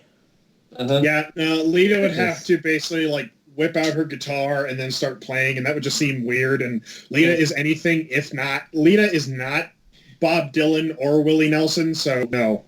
Although you could be if you wanted to. Why would I want to be Bob Dylan? He sucks. Well, Willie Nelson doesn't suck. Yeah, the best. Yeah. I mean, I mean, Bob Dylan, he gave us 2 songs that are better sung by other people. Yes. All right, hate so Bob Dylan. but yeah, so roll a diplomacy check. Well, Bob Dylan hates you too, Zach. I don't care. He specifically Bob knows Dylan. that you hate him, so he's like, he goes on Twitter all the time and says, "Fuck Zach." Fuck this tiny asshole. Yes. Hyena, what? No. My last name, anyway. That's a 36. Okay. Everybody, calm the fuck down! Okay. What's the rating at? Pirates have shit. Even Rowan, Pirates have even shit. Rowan's like, God. Pirates have shit charisma, and so they have to try to beat that. Yes, but you need to confess towards redemption. You have a dream. You're here to tell. Inside every pirate is a rainbow. Okay, Zach, here's what I'm going to give you. Every single pirate who is on the deck heard you, and they all fail their decks. So what I'm going to do, because now it is the pirate's turn, I'm actually going to roll before each and every one of their attacks, and that will influence what they do. Throw your hands in the air like you just don't care. P10, but before that happens, P10 is going to use his movement to climb up onto the dock, because he fell in the water. And he had ice damage too. That cannot have felt good. It did not. It didn't. Like there's still a bit of frozen chunks on the side of his face there. Now I need to roll to see. I need to roll to see what he does.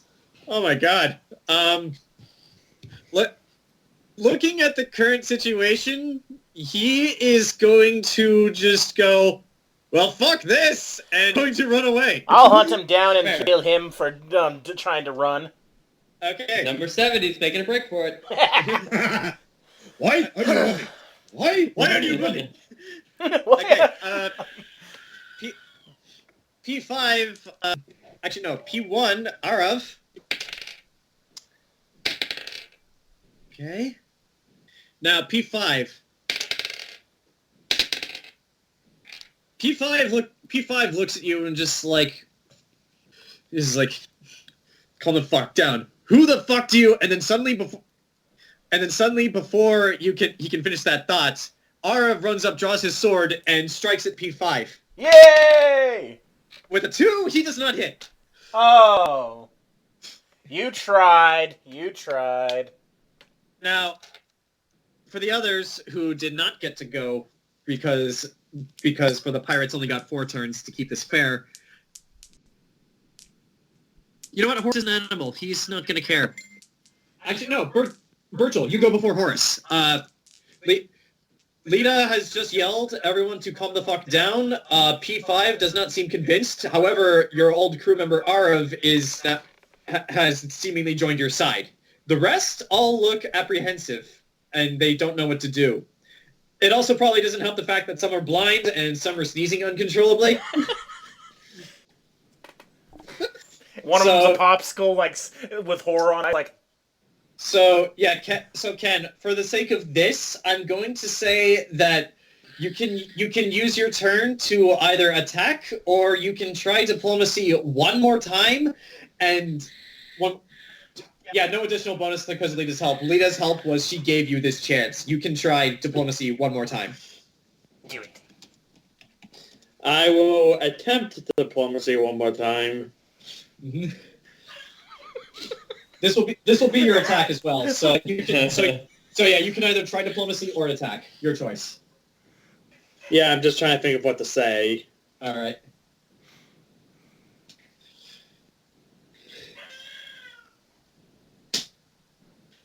Look, I meant what I said before I heard this turn sideways. All I'm asking for is just one chance to. Has one chance to give you guys a better life. Roll for diplomacy. 14. Okay. That one rolled off, so... Okay. Did I mention pirates have shit charisma? I mean, Okay. you would too if you've been at sea for months at a time.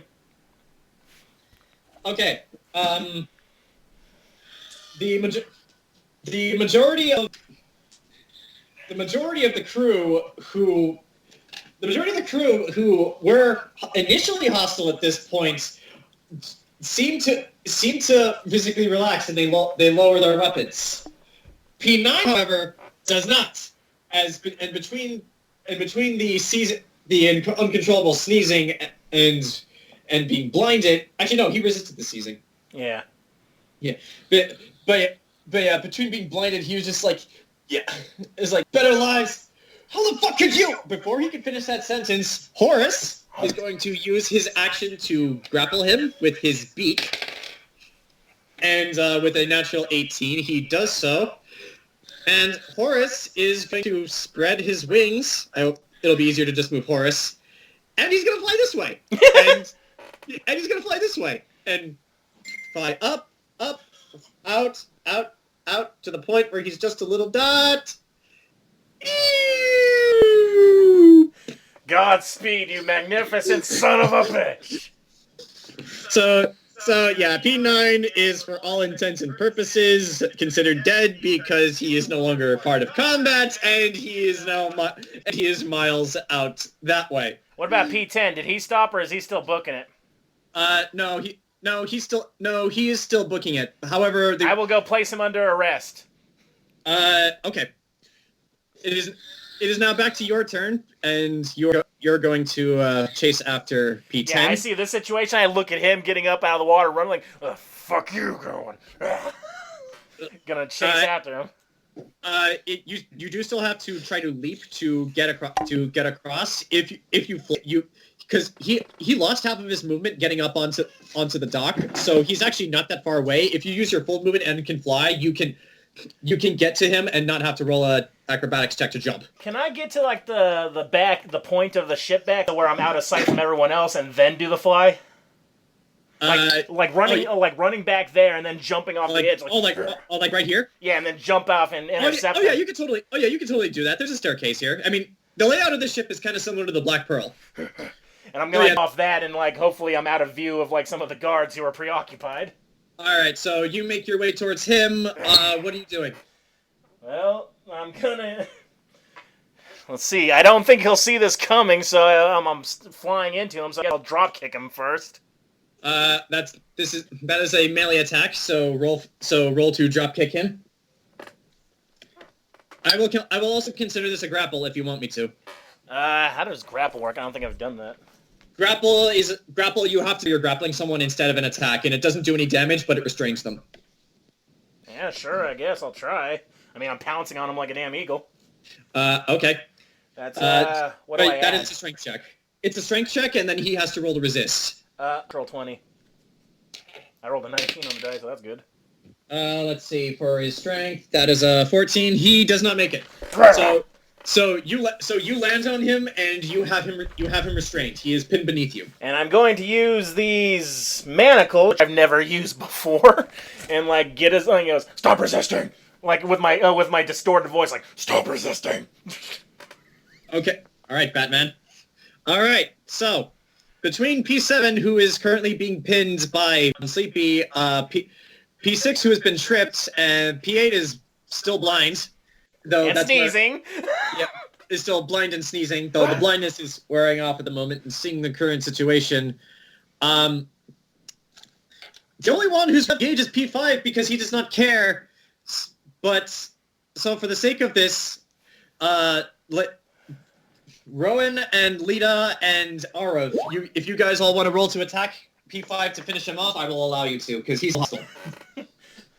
Yeah. All right. Roll to attack, because you would go before him anyway. Unnatural 20. Okay, roll for damage. 12.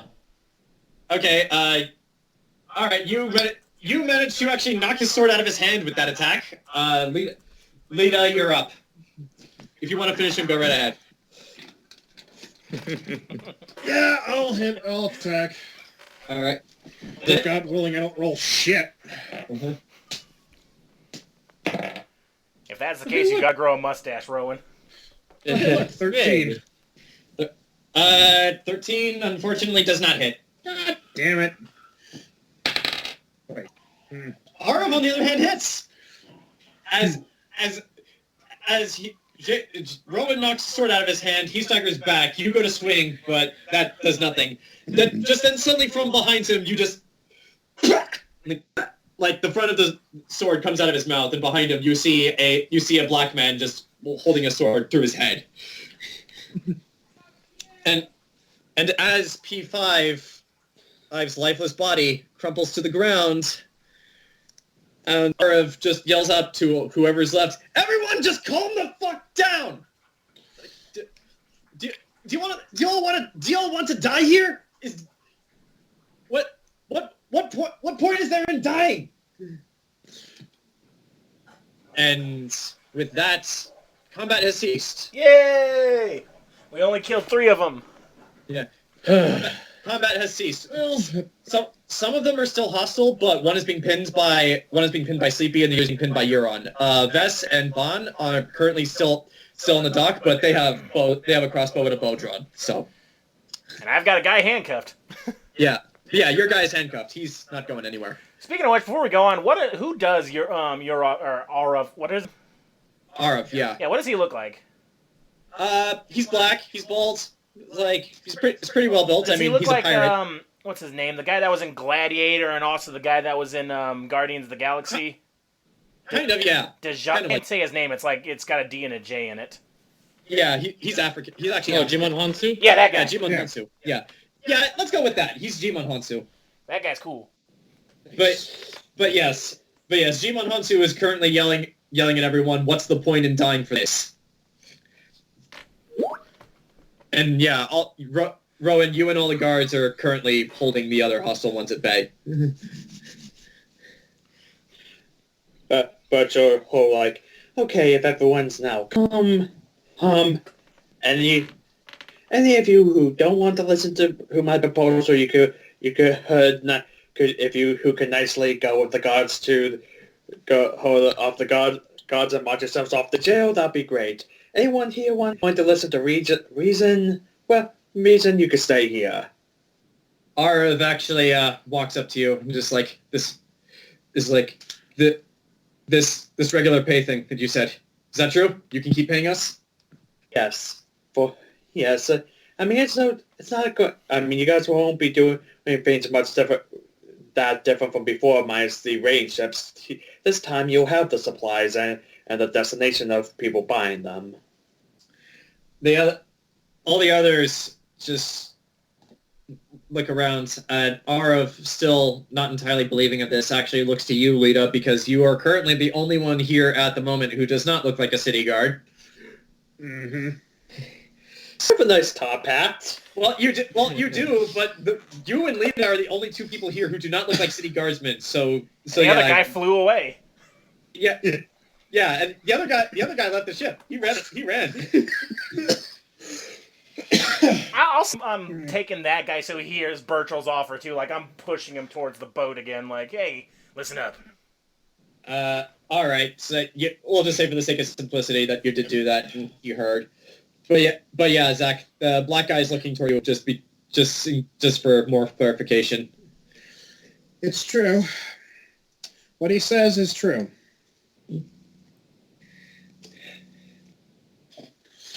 He's not lying. We do have a chance for employment and an organization to help you if you do not want to work for Robert here. We do have the chance for you to find other employment in the city. Through me. One of them actually asks, like, not mean or anyway, but he sounds like a pirate, so it's kind of insulting anyway. So he just says, "And who are you?" I am Lita Ford, Lady of House Ford.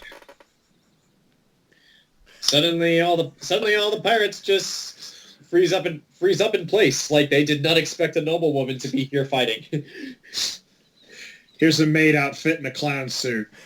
You didn't want to work for Robert. This is the alternative. Wait, so are they wearing both, like a sexy clown maid? Ah, God.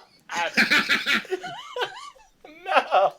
That's up to Lita, I think. Featuring the Wonder Chicken. Well, I mean, you do know those sexy horror statues. I think there's a Pennywise one coming out. No, God, why? All right, I think Nash or what the fuck is wrong with you put it best. Who the fuck wants to fuck Pennywise? Well, when the first movie came out, according to Tumblr, a lot of people apparently.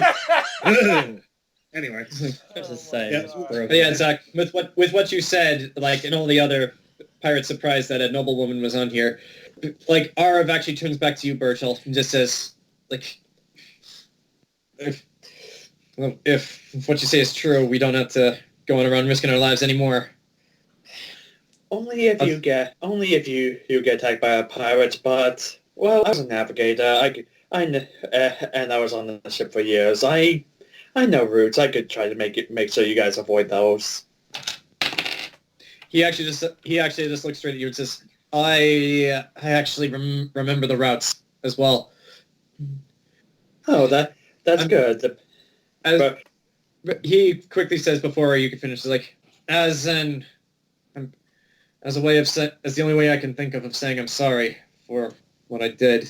I'll take you up on your offer, Burchill. My life and my services are yours.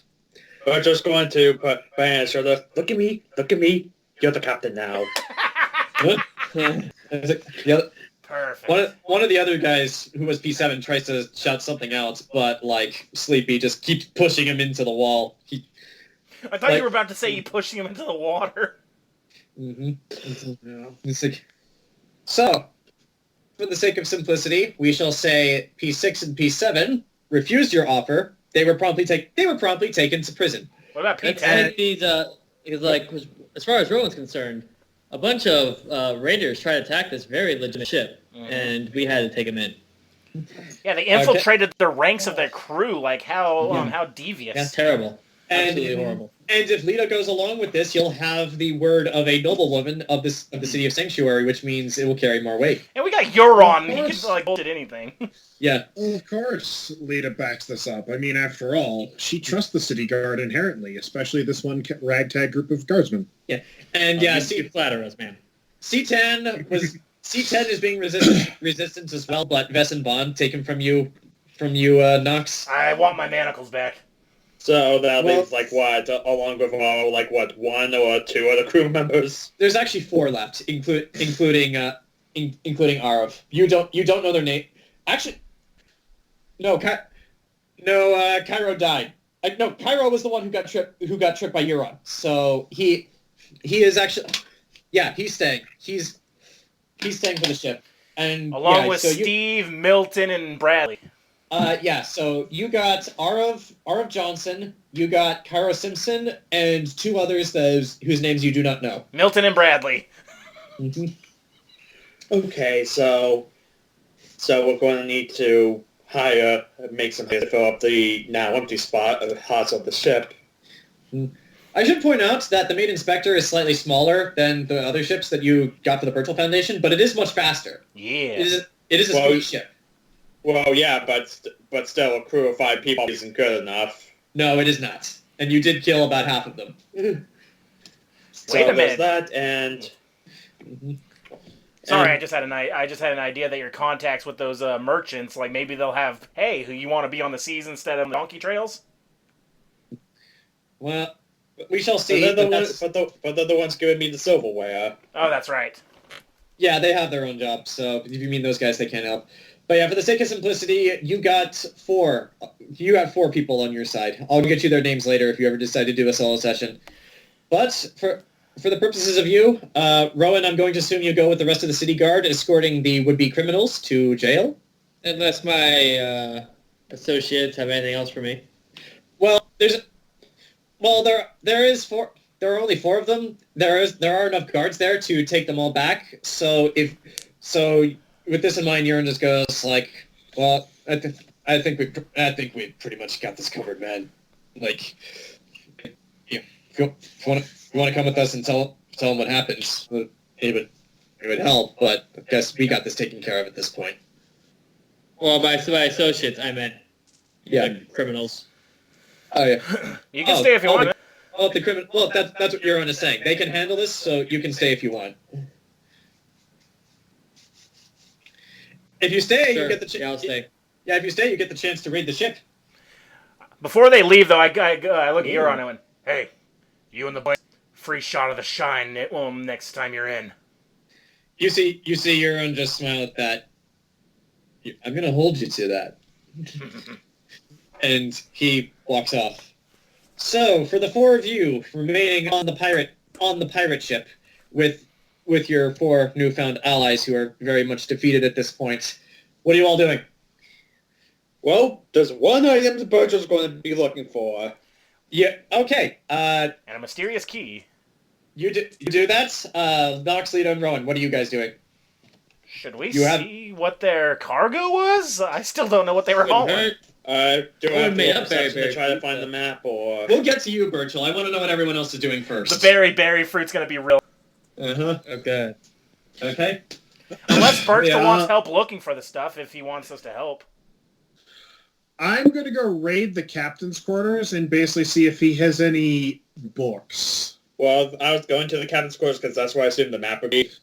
So Burchill and Lita are going to the captain's quarters. Rowan, where are you going? I'm actually gonna check out the cargo just to be safe, just to... Yeah, me too. I'll go help Rowan. Actually, I'm gonna call one of the pirates there. Like, he goes, "Hey, help!" He goes, anything down there that we need to be worried about? Arav actually goes down there with you, and he just says, "No, we actually moved all the important cargo already. All that's the only things that are really left are a bunch of rum and just a few other things we got from previous hulls.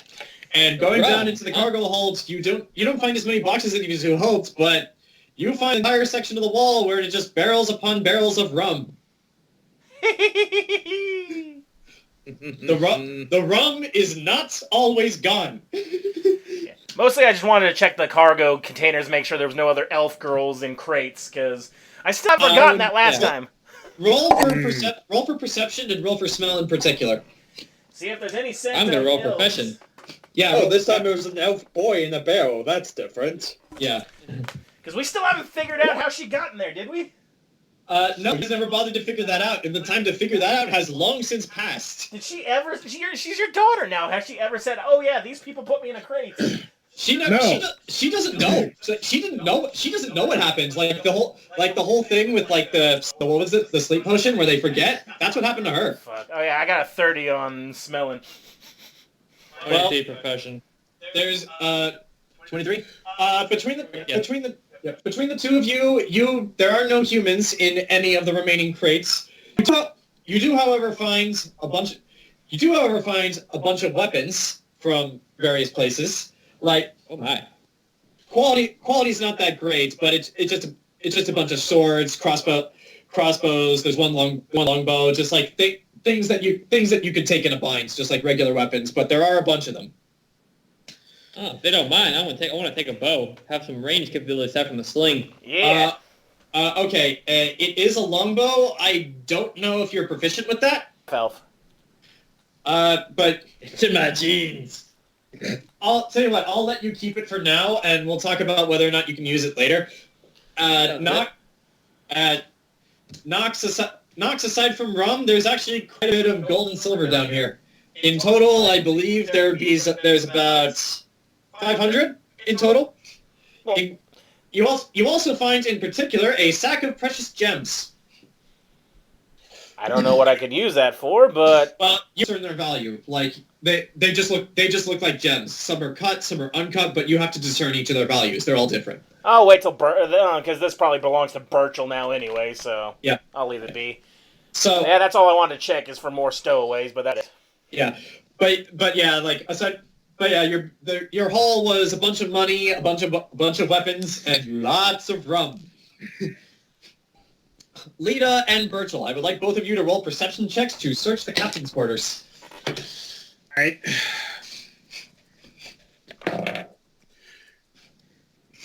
$15. 27. All right. Burchill, you're kind of semi-distracted at the moment. like walking back into the captain's quarters, you get this like intense wave of nostalgia. This kind of feels like home. It's completely unchanged since you left it. And like Honestly, what if Alex were redecorated? surprisingly, he did not. Even your desk is the same. But yeah, like all the books on the wall are like all the ones that were there before. You actually find a bunch of books of maps, like apparently, and Alex has actually drawn in a lot of them, planning out new routes for something. You'll have to compare this. You'll have to compare this to other notes to see what these routes are and how they're significant. Because knowing Alex and knowing your history, they're probably like intercept routes to raid ships. Mm-hmm. But yeah, it did look like Alex was planning something, but you're unable to discern what from the books. Lita, insert desk. You find a bunch of personal supplies, and a single drawer towards the top that is locked. I have a key. Mm-hmm. Do you pull it out to Burchill? Well, I was looking at the books too, but yeah, all right. You see everything. Your eyes like galaxy brain. Okay, who's opening the drawer? Well, I'm gonna pull. I just kind of go, Burchill, we've got a secret drawer here. Knocks on it. And I pull out the key I took from Alex. Okay, how lucky are you? Wrong key. Okay, All right, Burchill, are you going to open the drawer? Yeah. So you're opening the drawer. Yes, I'm unlocking the drawer to open it. Uh-oh. You didn't check it. I need you to roll a reflex saving throw. Yep. You're getting a knife to the hand. I mean, I don't have a check option, so... Do we both have to roll, John, or just... No, just Ken, because he's the one opening it and he's writing right in front of it. You said you wanted to check out the books. 24. Ooh. Okay, the good news is you don't take any damage as you open the drawer. Suddenly there's like a huge burst of flame. It's not that huge, but it's like it would be enough to singe you if you were just standing there when it happens. But you very successfully back away, just like it kind of reminded you of like one of Nox's bombs. Why would he rig it like this? He's the only one that had the key.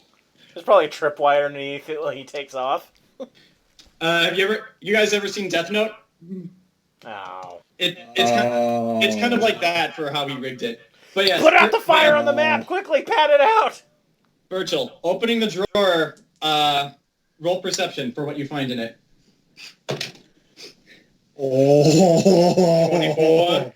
Burchill, you find, in no particular order, you find what looks like a pearl about the size of a tennis ball. Whoa. It's been charred black due to the aforementioned explosion. Damn it.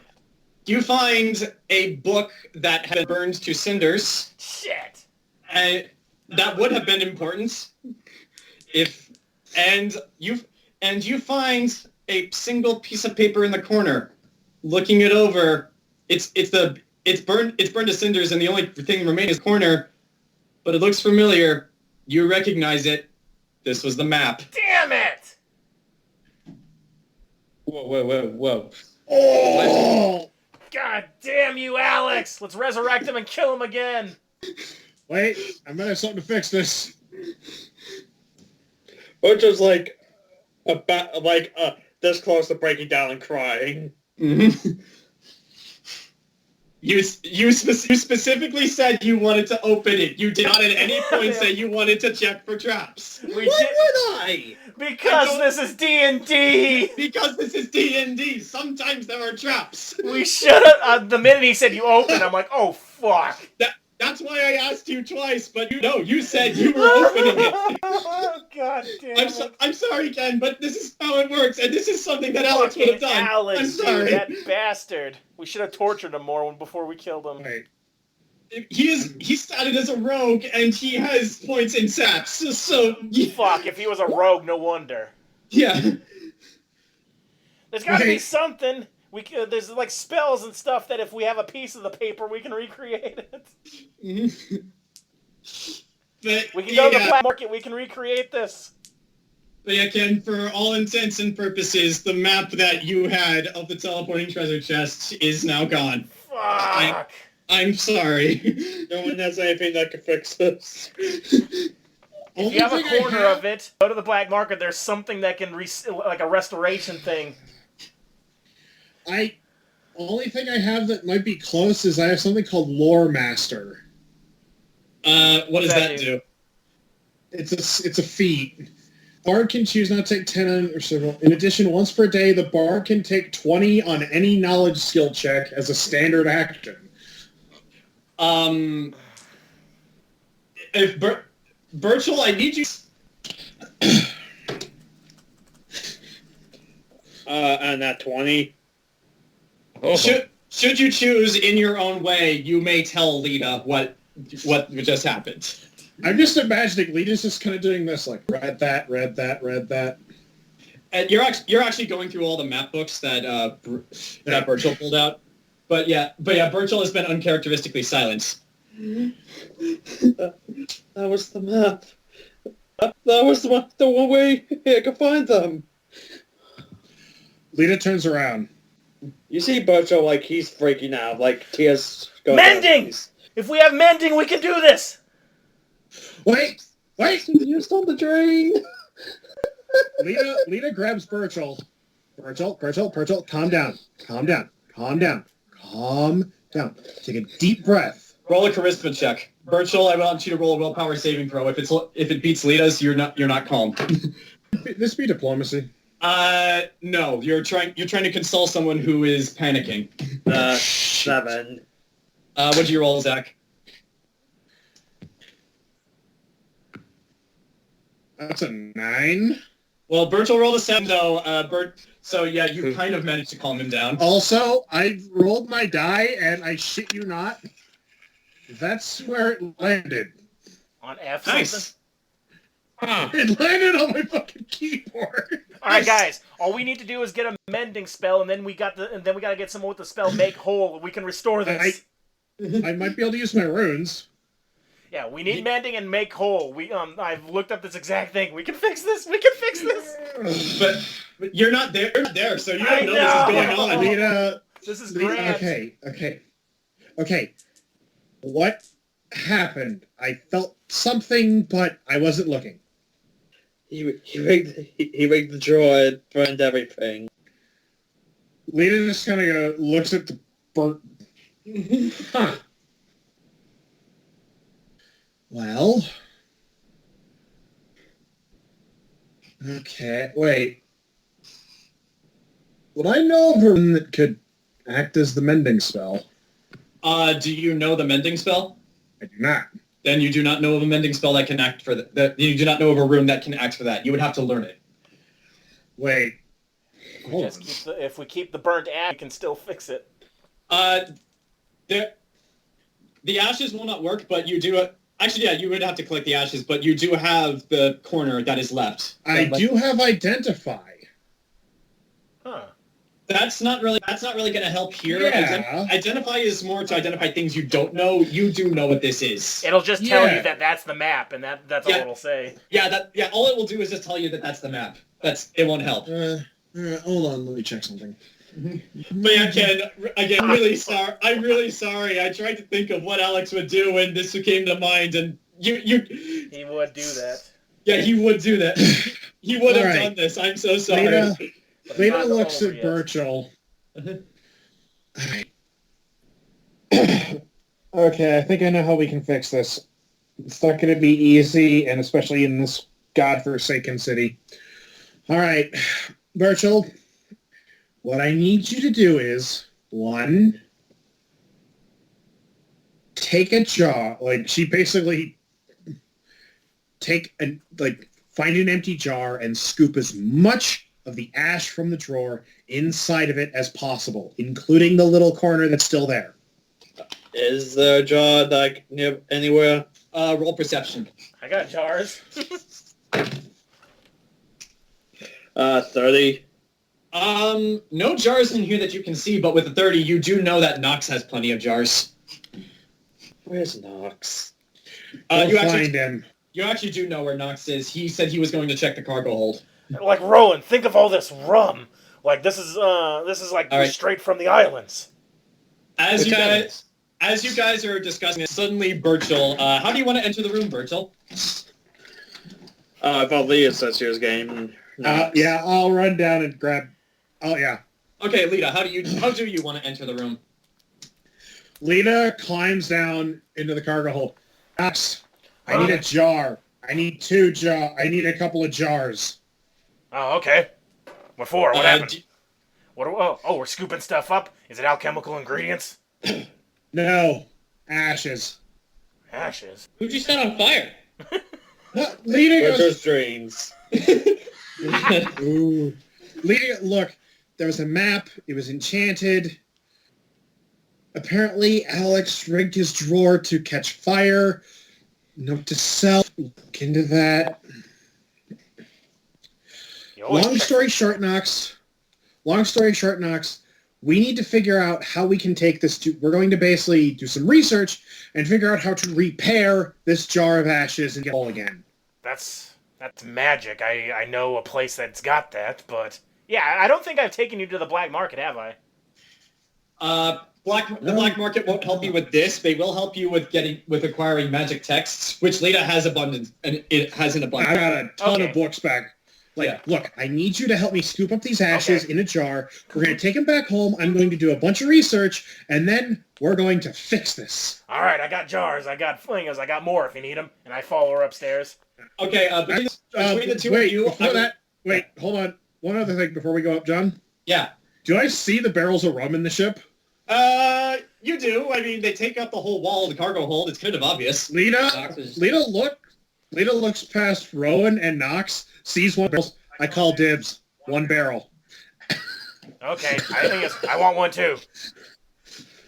If you're having some, I'll have some. All right. Think about it. Rum shine. Okay. God. That's some alchemy I can get.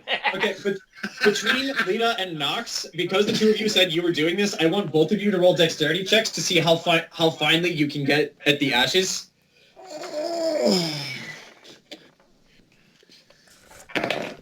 And 20... Okay.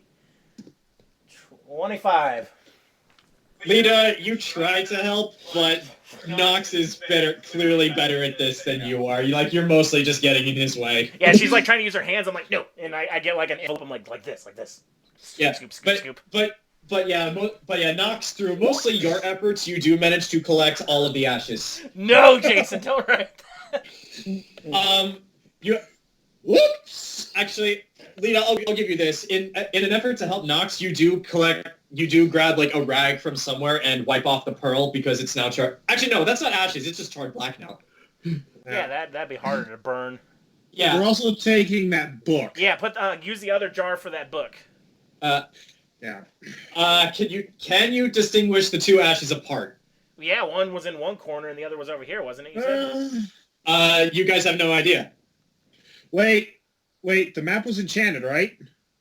You have no idea. It was just a map. Identify! Right. Identify no, the ashes. Burchill has told us before that this map was enchanted, right? Yes, because it's the X to where the chest is constantly moved on the map.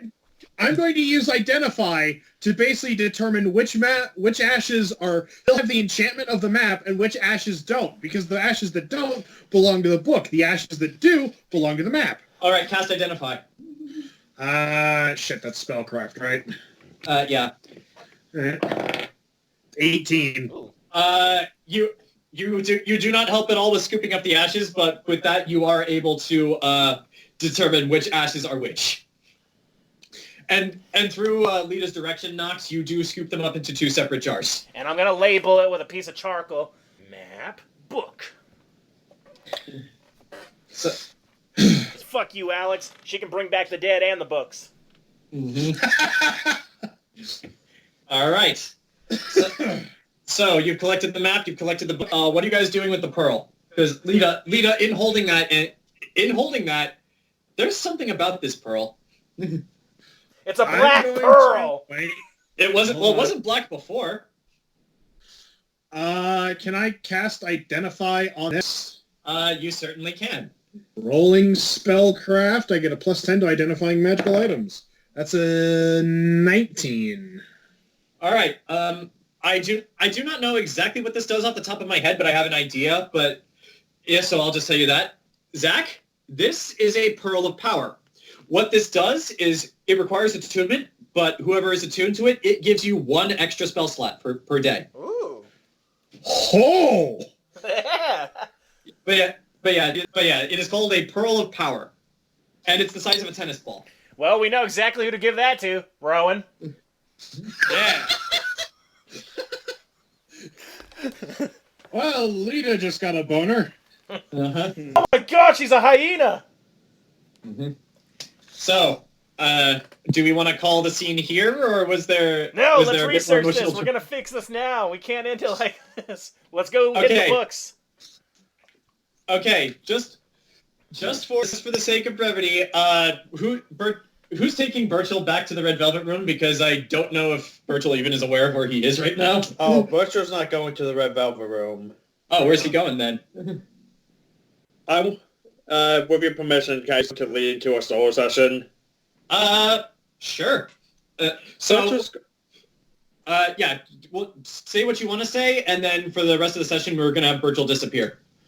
Burchill's going to go off the ship, and he knows these dogs well.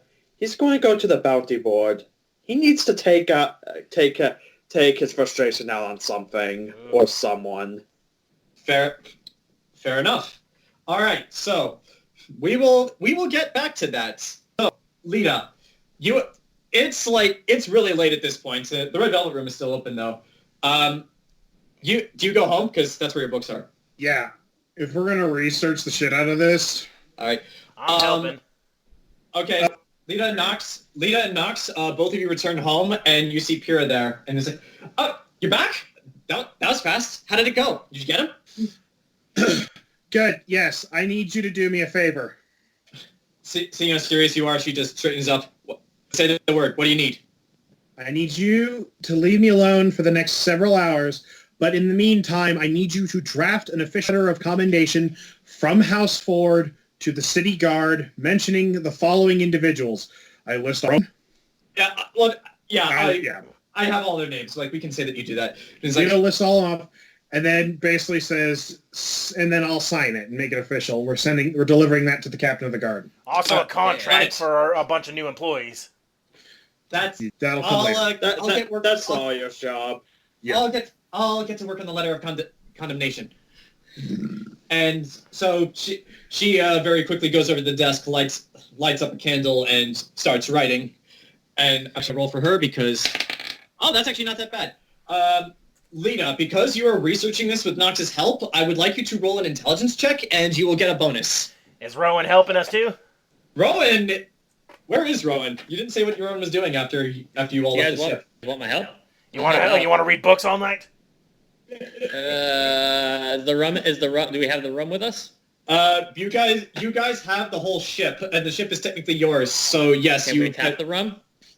If you want to bring one of the barrels with you, sure. Like they're not I'm that. in. Okay, I won't make you roll strength to bring the rum. Yeah, it's just on his shoulder. I'm in.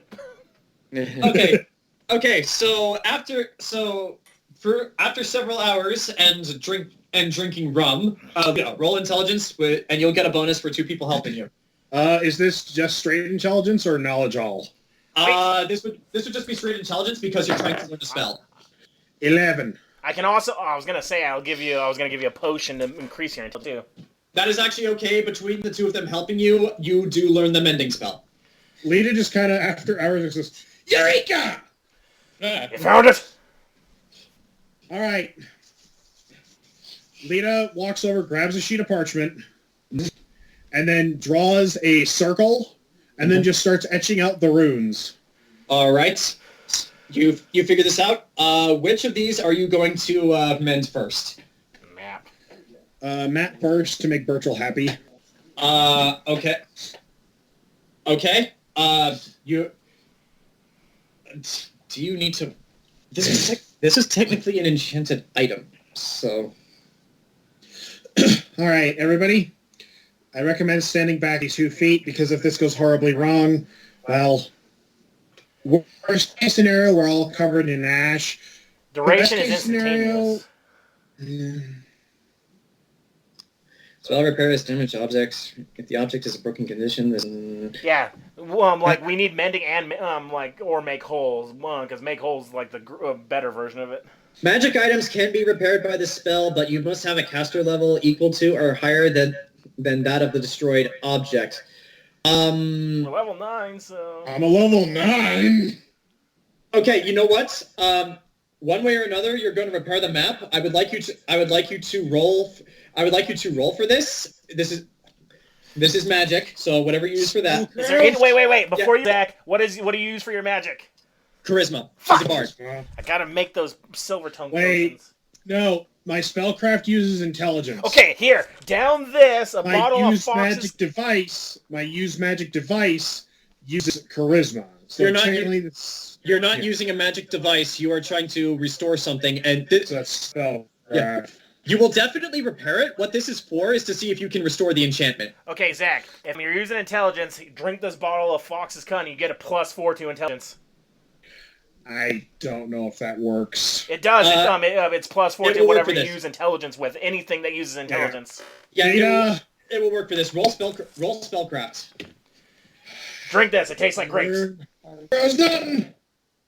Let's see. That's +4, plus 15, 24. Ooh, that's good.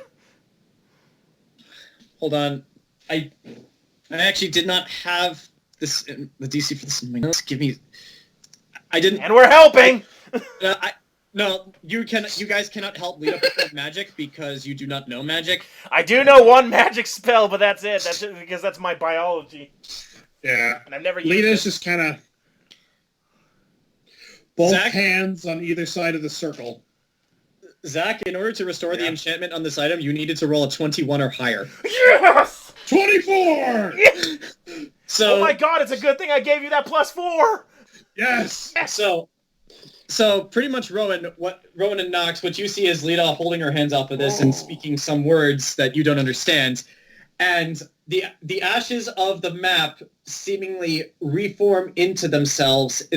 Eventually it becomes like this black piece of paper with just that one unburned corner in the corner there, and then suddenly it becomes not black as the ashes restore themselves, and then you see a map. Like, it's actually not that big. It's about the size of this piece of paper here, but it does. But it is a map of the entire. It is a map of the entire world. Like on this, you can see the country of Syria, the country of Skarngard. You can see up here across the way. None of these countries are labeled, by the way. Like it's just the continents, and like there's no labels on them. And as if to confirm that the enchantment, you do see an X somewhere on the map over way past Ulfir, like it basically a country equivalent to India. But then suddenly, Zach, you see that X. It slowly fades from the map, and then reappears somewhere very far south of Skarngard. Yes! Cheers. Lita just kind of goes, "Oh, thank the creator." He goes, I hand everyone a mug of rum. Thank the God. Meanwhile, I guess as we maybe find out the sources of Burchill, maybe murdering someone right now. We'll get to that. But yeah, Zach, you will not have to roll anything to restore the other book because that's just a book. Lita rolls up the map, takes the piece of parchment, burns it. Actually, no, Zach. As it is whole, if you want, you can cast Identify on this again to more specifically learn the nature of this enchantment and what it is. All right, yeah, I'll roll Identify on So don't throw away the parchment yet. We got to restore the book too. Well, I was going to make a new one because I don't want to... Lita's kind of superstitious when it comes to her magic. Yeah. All right. Identify, that is spellcraft of 19. This is indeed what Burchill said it was. It is a map to a teleporting treasure chest. And the nature of this enchantment is it's some kind of tracking mechanism. I guess the best way to explain it, the chest it's tracking has a very particular magic signature or sense, and like this map is somehow able to figure out where it is anywhere in the world. So like this very particular magic signature, it can trace that. You also, but yes, actually in identifying this, you'll also discover the nature of the spell, and with a bit more research, you could probably recreate it. Basically, what is kind of an equivalent to like track magic item, but this is high level magic stuff. Like, so yeah, it would take a bit of research, but like knowing the nature of the enchantment now that you've restored it and you've properly identified it, you might be able to do something with this. And Lita has a thought. Oh, you do, however, gain no information on the magic item it's tracking. Right. Lita has a thought though. All right. What? If we can manipulate. If Lita can understand the enchantment and manipulate it, Lita supposes this, saying this out loud to Burchill, or not to Nox and Rowan, if this thing is tracking something, all things inherently have patterns. If we can figure out a spell of attunement to track the pattern, we can figure out an enchantment to replicate the map that will predict the path of the object. I would also like to point out, Burchill did tell you what this does. That supposedly, this is a test that will grant you a single wish. I mean, he's been looking for it, so he deserves it. It's the wish. It's the wish spell, but in a treasure chest format. I wish the god of eternal fire didn't exist. Well, Grant, you caused a black hole. If one wishes for a deck of many things, I'm ending the game. Lita, one of you steals Burchill's wish, he's going to beat you to death. Burchill goes, I wish, and then suddenly Anaris, I wish for a deck of many things. You got it. I wish for 2 pennies. Here's a wish that I saw. Like, have you ever seen that Cyanide and Happiness comic where the genie's like, I will grant you one wish, and he says, I wish he had taste buds in his asshole, and the guy just his face goes.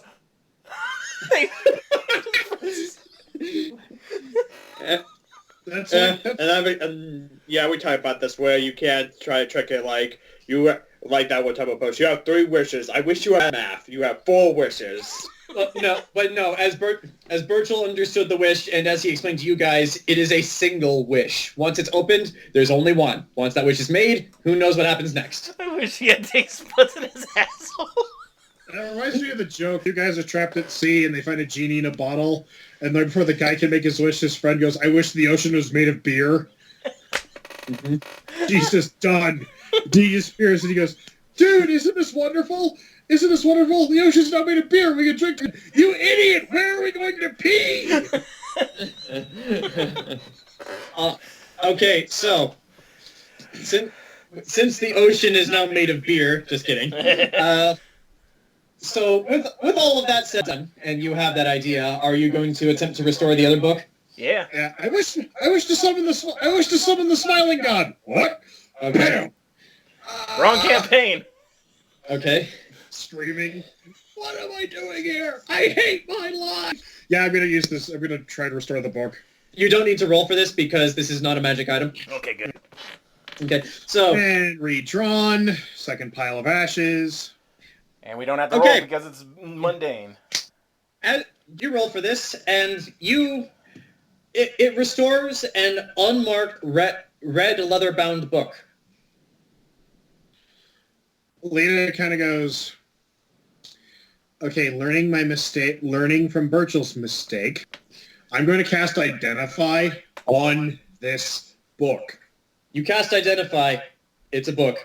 There's nothing magic. There's nothing magical about it. There are no traps that any of you can see. There is no magic. It is just a book. But if you open it, it has the voice of Whoopi Goldberg.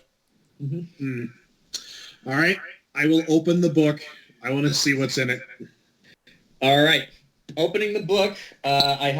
Me and Rowan are like over your shoulders with mugs of rum. Like, you actually do want to be paying attention for this because. Zach, this is a ledger. This contains handwritten notes, supposedly by Alex, of all of their recent dealings. Oh, it just kind of goes, okay, good news and bad news. Good news, it's a ledger. The bad news, it's written in handwriting. Oh, the worst kind. You can read the handwriting. If only someone invented some sort of radar that could type. Hey, before we read this, I know it's like early in the morning. We've been up all night. You want me to go find Burchill? You actually cannot find Burchill. He is in the solo session right now. Yeah, Lita's kind of like, let him do his thing. And besides, Lita just kind of goes, yeah, no. Let's just say at the end of his solo session, after he's done killing things, I'm like, great news! We fixed everything! And he's just covered in blood. Lita's got a coffee mug with a crazy straw in it full of rum. All right. I just drank through the night and did research, you nerds. I should point out that you guys are getting pretty drunk by this point, though that's not inebriating your ability to perform magic checks at this point. Drunk magic is best magic. Yeah, how'd you spend yesterday? Well, we killed one man, sent 2 to jail, killed a few people on a pirate ship, and then did a bunch of black magic while drinking rum all night. How can you tell that drunk magic is... No, go on. I was saying, that was the plan going right. And here's proof that drunk magic is best magic. The platypus. I've heard tales of this creature. I think it terrifies me like no other. All right, so Zach, reading through this ledger, you find, surprisingly, it's not written in any code or cipher. I do suppose Alex, in his arrogance, just assumed that no one other than him would be able to open that drawer without it exploding. And in a way, he might have been correct. But yes, there are no names anywhere. There are no names anywhere in this ledger. It just has items and it has a destination. So for some of it says, for some people it says gold. It's like gold Skarngard. Like it's like people Shandagar. People. It seems. Yeah. People. Yeah. God. According to this, it did seem like Alex engaged in human trafficking, and he did a Shandagar. Yeah, motherfucker. Good. Burchill would never do that. Well, you're not. Alex is not Burchill, and Burchill would never have rigged his desk drawers to explode. That's where I keep my scissors. I'm gone for a few months, and you guys become slavers. Unbelievable. However, Lita, you do find at the very end, again, no names, only the items and the destination, Scardian military uniforms, sanctuary. That's all it says. Lita just looks. Isn't that the country that we're at war? This country's at war with? Yes, but as Lita pointed out to you guys, they're currently in peace talks. Oh! Tempest! Hello, sweetie. Scar and Guardian military uniforms. Sanctuary. Son of a bitch, he's already going for it. No. There has to be somebody that received this. And also, Nox and Rowan, Arav did tell you that they already unloaded all of the important cargo before you guys had arrived. Well, we gotta figure out who they gave it to. Maybe we can check with the dock manifest or whatever, see who they passed off their cargo to. Rowan, roll a profession check. All right. Don't worry, being drunk will not take away anything from this roll. 14. The odds of, you're not entirely certain, but the odds of that are very, very unlikely, considering one important fact. Let's just ask the pirates that are on our side now. Hey, where'd you send these? Mm-hmm. Yeah, we could ask them who to hand them off to, because if they were dealing in illicit goods, they probably handed off the real stuff to the to the customs officials, and then the actual cargo to whomever was there. They're gonna try to keep this conflict going. Mm-hmm. All right. Well, I know what we're doing, boys. Telling Burchill the good news? But Lita takes another swig. We have a little bit of investigation to do. Actually, hold on. I'm gonna roll for luck. Hey, Rowan, do you do you remember earlier in that session you confiscated an earring off of one of the pirates? Oh, snap, yeah. Whoa, what's got you all happy? There's this really weird earring thing, and it had this weird stuff on it, and I... Let me see that. Lita, roll That's perception. All right, let me You take should a definitely gander. put it in your ear. That's a 30. That's what I thought. Lita, hold on. Grant, you're familiar with Critical Role, right? Yeah. Like, Oh! this is a message earring. How? Alex had an earring too, but Burchill's got it. Yeah, this is a message earring. It exists in a pair, and it allows you to send and receive messages from each other via the mail. Hey, Burchill! It comes out of his pocket. And yeah, there is no limit. There is no limit to how many times this can be used per day.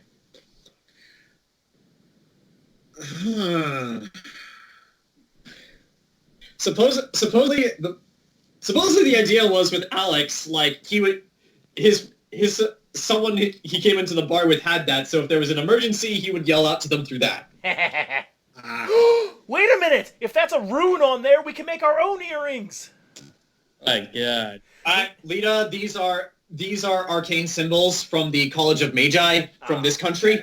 You do not know these. You only know Ulfuric runes. Darn it.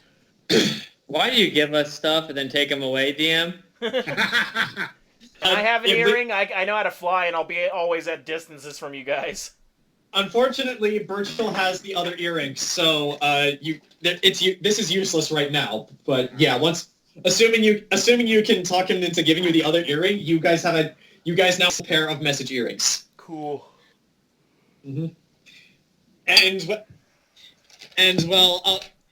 I'll just say what this is now, so that we don't have to waste time in a solo session identifying this. Burchill, that ring you, Alex, that is a ring of protection +1.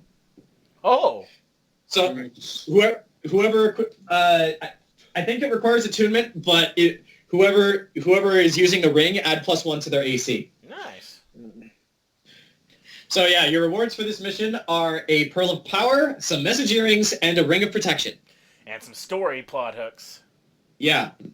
Well, you were gonna get that regardless. Hey, can we just fluff it so at the end of his solo, the three of us show up and go, "Hey, buddy, guess what?" I don't know, what if I roll terribly in my solo session and end up dying? Then we can tell your corpse. Oh my God!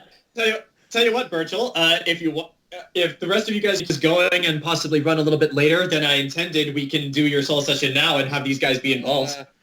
Yeah, I've got to go to work tomorrow. I'm covering a shift, so I'm working from 5 to 5 tomorrow. So I got to go to bed soon. All right. But I just wanted, I had the idea that he's all angry, he just killed somebody, and then we come in all smiles and smelling of rum. Mm-hmm.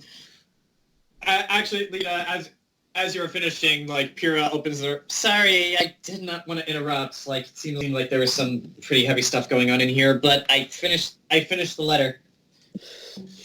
Rowan, your name is nice at the top. All right. Commissioner Rowan. Mm-hmm. I like the sound of that. Lita. Pleasure doing business with you. Pleasure doing Likewise. business with you. Mm-hmm. Lita takes out her quill, dips it in ink, and then signs Lady Lita Fort. Yeah. As you're doing this, Nox, Pyrrha just goes over to you and just asks, "Hey, what's that stuff you guys are drinking?" Rum. How old are you? Are you allowed to eat drink? No. There is no legal drinking age here in the city of Sanctuary. And in the words of Lita, no.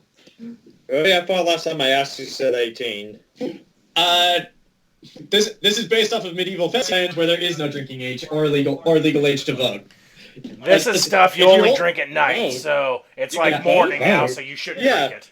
Yeah, people get the votes. Not in this country. But yeah, you only get to drink whenever you're not. It's not a morning drink. We were drinking in the night though. It becomes a morning drink. Rowan, you hear this too. Lita, you're too busy signing it. Can I have some? Should we be the cool uncles or not, Jayson? I'm gonna roll for it. No, I got a nat one. Not a good idea. I got 17, so I guess I can my name out. I look at her and go, have you ever Nox, tried... to potentially earn more of Lita's ire, you may give her a drink of rum. I could be like the dad that says, oh, you want to try this, do you? Make him take a sip and she'll spit it out like, yeah, that's what that is. Like maybe she won't touch it no more. It's up to Nox. Lita is currently signing the thing. You only have 10 seconds to decide. I'm also 9, sealing it with a wax seal, but 8, I've had commit. 7. Well, he goes 6, 5. Sure. If she spits it out, then we'll know that she won't touch. She doesn't spit it out. She would have to roll a nat 1 for that. But yeah, she drinks a bit of it and just goes, What is that? It burns. That's for adults only. You don't till you're ready, you little miss.